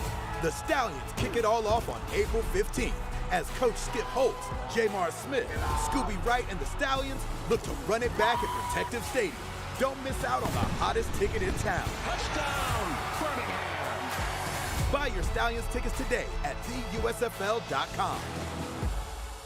Make sure to check out our gaming channel on YouTube at Next Round Gaming, and also follow us on Twitter at TNR Gaming 247. That way you can know when we go live with our TNR Madden League, live game streams nightly, and more. That's at Next Round Gaming on YouTube.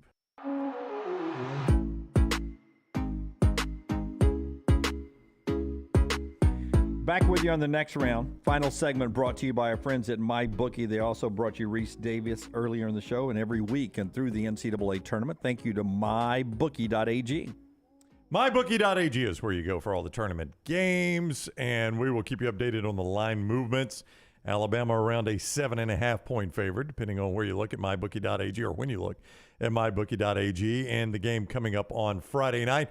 We keep you posted on that. You play all the big games right there at MyBookie.ag. Don't forget code next round when you sign up at MyBookie.ag. Code next round gives you a sign-on bonus, and it can be up to $2,000 of a sign-on bonus, up to $2,000. A lot of places do that, and they attach strings. You have to bet it 5 times, 6 times, 10 times for it to become yours. Not MyBookie.ag. When you use code NEXTROUND at MyBookie.ag and bet one time, it is yours and yours forever. MyBookie.ag, code NEXTROUND. That is MyBookie.ag, code NEXTROUND. Bet anything, anytime, anywhere. Use that code for the sign-on bonus up to $2,000 at MyBookie.ag, code NEXTROUND. And you can see the show's brought to you in part by our friends at Bud Light. Easy to drink, easy to enjoy. They bring you poll questions. We got another one that we've just sent out that Taylor has actually sent out, Taylor Corn. Who was the more disappointing SEC team in the NCAA tournament? Was it Kentucky? Was it Texas A&M? Was it Missouri? Or was it Auburn? You can go vote at Next Round Live. Not disappointing. We don't include Mississippi State there because we thought they were not disappointing at all to make the play-in games with where they were in the rebuild there. So that leaves the three teams that are left, Alabama, Tennessee, and Arkansas. And we're asking the question, regardless of brackets, who are the four teams that are playing the best right now, regardless of bracket? Here's Eric Musselman, or he's been known now as Muscle Man by taking his shirt off, after Arkansas won 2 games over the weekend, including knocking off Kansas. Here's Eric Musselman. Well, I've been coaching a long time. That's as great a win as I've ever been a part of. Again, because of the history of Kansas, because of some of their veteran players that were part of a championship team last year. A lot of people didn't think we were going to win our first round game. And I've continued to tell the guys internally, and I've continued to tell the staff that we are a team that continues to get better. That just doesn't happen this time of year, but because of all the circumstances that have happened, we're still evolving. We're still adding offensive plays. We're still adding defensive coverages. We're an evolving basketball team. Still getting better, peaking at the right time, whatever you want to use. How dangerous is Arkansas, before you give me the four that's playing well? How dangerous is Arkansas? Well, I think they're dangerous. I mean, you look at this was a team that had an 8-11 stretch back from December until March. And now when you look at this team, the way they're playing a little free. And you've got three legitimate NBA guys in Nick Smith, Anthony Black, and Brandon Council. And so you've got NBA players all over that roster. And are they good enough to beat UConn and UCLA to get to the Final Four? Well, yes. Or Gonzaga? Yeah. Well, the one that jumps out to me, because I think you were going to ask us about the hot teams. UConn is one of those 4 that are playing the best basketball, in my opinion, right now. I mean, they are battering people. And again, early in the season, we were saying UConn might be the best team in college basketball. Right. They were number 1 at one point. Yeah, they went through that dip. Now they're back up. Dan Hurley's a hell of a coach too. Yep. And with their bigs, I think UConn can beat anybody. So I think UConn would be a difficult matchup for Arkansas. But, yeah, they could beat them. I mean, they've got a ton of athletes. Yeah, that's who they have. And UCLA and Gonzaga playing good basketball. They're down in the West as well. It's a tough place to come out and make it to the Final Four. So who are your 4 that's playing the best right now? I think the playing the best are Houston. I think Texas 8-2 in their last 10, including multiple wins over Kansas. I think UConn. And then my 4th, I would have to dig around for a little bit. I do think Michigan State's playing extremely well. Tennessee, just based on that last game against Duke. I mean, Bama hasn't played their best. I was about to say Alabama has won by 21 and 22. I mean, I guess Bama, if you don't include them in that group, that is scary. Yeah, I mean, look, I would not back off of Alabama winning the national championship. I would stick with that. But now Houston, Texas, if those two do advance, that is going to be the game of the tournament, in my opinion. Because those two teams play right there. Yeah, to get to the Final Four. Yeah. Houston versus Texas, I think that will be an all-out battle. And I think the Zags and UCLA, I think this next round, that's going to be an incredible game too. No, and that's, to me, the four teams that are playing better, and that's, relative because Alabama and Houston are everybody's picks, it seemed like, to be in the national championship game. You take Alabama and Houston out, it's Texas, UConn, Gonzaga, and UCLA for me. That West is insane right now. But I agree with you. I think Texas is playing good enough to win it all. That's how good they're playing right now. The problem right now with UCLA is we all knew coming into this tournament, Jalen Clark was going to be a huge loss. You didn't see David Singleton, who is one of their best three-point shooters. He turned that ankle. It looked so bad in real time. And his reaction, it's like, could he have possibly really, really done some bad damage to ligaments, and we don't see him again this tournament? If you grade on a curve, you got to grade this on a curve. Discuss Tennessee in this discussion. I know it's not pretty, but when you consider what they are playing without, the fact that they are in the Sweet 16 with a legitimate chance of making the Elite Eight is pretty incredible. Yeah, even with Ziegler, we didn't expect them to score a lot of points. That's right. So the only thing they've got to be able to do is not turn the basketball over. They didn't do that against Duke. 9 turnovers. Still, adjusted defensive efficiency, KenPom, they're number one in the nation. That's right. So that defense can beat absolutely anyone. And if they're not turning the basketball over, Tennessee's going to be a really tough out. I mean, that's, again, I brought it up to Rece. Rick Barnes, rightfully so in a lot of cases, gets busted for his lack of advancement of the postseason. I mean, Eric Musselman's a guy that has been to back-to-back Elite Eights, who's got a good shot of getting to another one now. Rick Barnes is a guy that's had a lot of early exits in this tournament. He's had a few moments, but he's had a lot of early exits, does have a Final Four in his resume. If he can get this version of this Tennessee team to the Elite Eight, that is one heck of a coaching job by him. Well, I agree, but whether it's Eddie Jackson or another time, you just look just at Alabama football, something most people are familiar with. There's always one injury along the way in the regular season that sometimes does not haunt you until right when you're on the cusp at the worst possible of a time. championship. Yep. And then you're like, if we had Eddie Jackson. That's right. There'll be a time you'll say if we had Sakai Ziegler. If we had Ziegler, maybe we'd win it all. I don't disagree. By the way, for Alabama, they're one of 16 teams that are left. Of the 15 other teams for Alabama, they played Tennessee, they played Michigan State, they played Houston, they played Arkansas, they played UConn, they played Gonzaga. Alabama's in familiar territory with the teams that are left in this tournament. What an unbelievable schedule they played. 6 of the other 15 teams in the Sweet 16, Alabama's already played them this year. It is impressive. Yeah, I mean, and I'll say this again. I think Alabama's the best team in college basketball, but it would not shock me if they lost to San Diego State.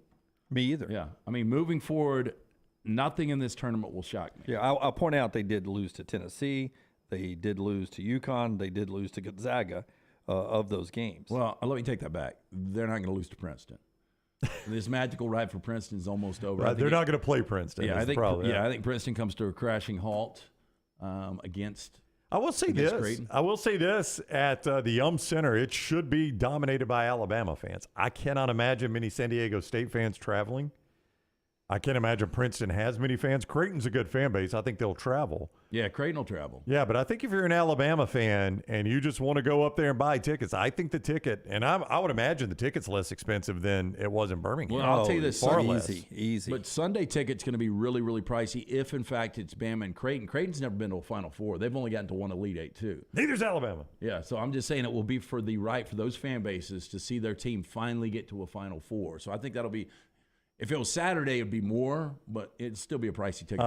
If you're just trying to buy 2 all sessions, now this is upper level, $166 each for both sessions in Louisville. That's 3 games, 2 sessions. That gets you into the Yum Arena at $166 for 3 166 games right get now. in for 3 games. You couldn't get in the Saturday night's game for $166. That's right. In Birmingham. Such an easy drive up I-65, Alabama fans. And in fact, we will be up there on Friday. And we'll be doing parts of our show from up there on Friday. 9 to 1 Central. Alabama tips off before 6 o'clock. Whenever they decide to tip, what is that? 5:40? Yeah, something like that. Is the tip time. So stay with us all week long. We'll tell you where you can come hang out and have a cocktail with us. We're going to be down in the Yum Center area doing our show on Friday. So make plans to, if you're going up to Louisville, watch us this week. We'll send out on social media. Taylor will build a cool graphic for you, and we'll pass it along to when you can come join us. Do you think Bama fans will hang out if they beat San Diego State for Princeton and Creighton? Because you would assume if Alabama fans all get behind Princeton, I mean, I'd much rather play Princeton than Creighton. We thought this. I mean, there was a lot of talk about who Alabama fans. What's their mascot? Come on, Tigers! Cheer for Saturday night. It is Tigers. I don't know. I mean, you'd much rather play again. I mean, I've always looked at it this way: I can either play Creighton or the team that was good enough to beat Creighton. You know what makes Princeton such a good deal if they're good enough to beat Creighton? Right? These Cinderella runs come to an end, though. I agree. $58 get in for just the Friday night games. Come on, Alabama fans. $58. Come on, Alabama fans. Some of the games that Princeton has lost this year, I mean, I've got this. They lost to Delaware, Brown, and Dartmouth. I think Dartmouth was like 268 in the That's all conference law. You know, it's conference play, Lance. Yeah, and gets heated. Delaware wasn't. Probably had to play Brown right before a final exam. Samuel says, today I learned what state Creighton is actually in. That is Omaha, Nebraska. You know, I went to a Creighton game when I was out at the Monowai trip. They are, to me, right in this period of time, what UAB was under Gene Bartow in the early 80s. Yeah, they packed. I went to their arena. It's a very nice arena downtown, right next to TD Ameritrade Field, where they play the baseball tournament. And it's a very nice arena. They packed it out. Providence and Ed Cooley, who's now the Georgetown coach. Oh, has that been today. announced? Yeah, it hasn't been announced, but all the reports are, I think, does that mean Patino to St. John's? Could mean, yeah, Patino to St. John's. But anyway, Ed Cooley and Providence were in town against Creighton that night. I don't get your UAB analogy. UAB was they were in the Elite Eight. They were in the Sweet 16 a lot.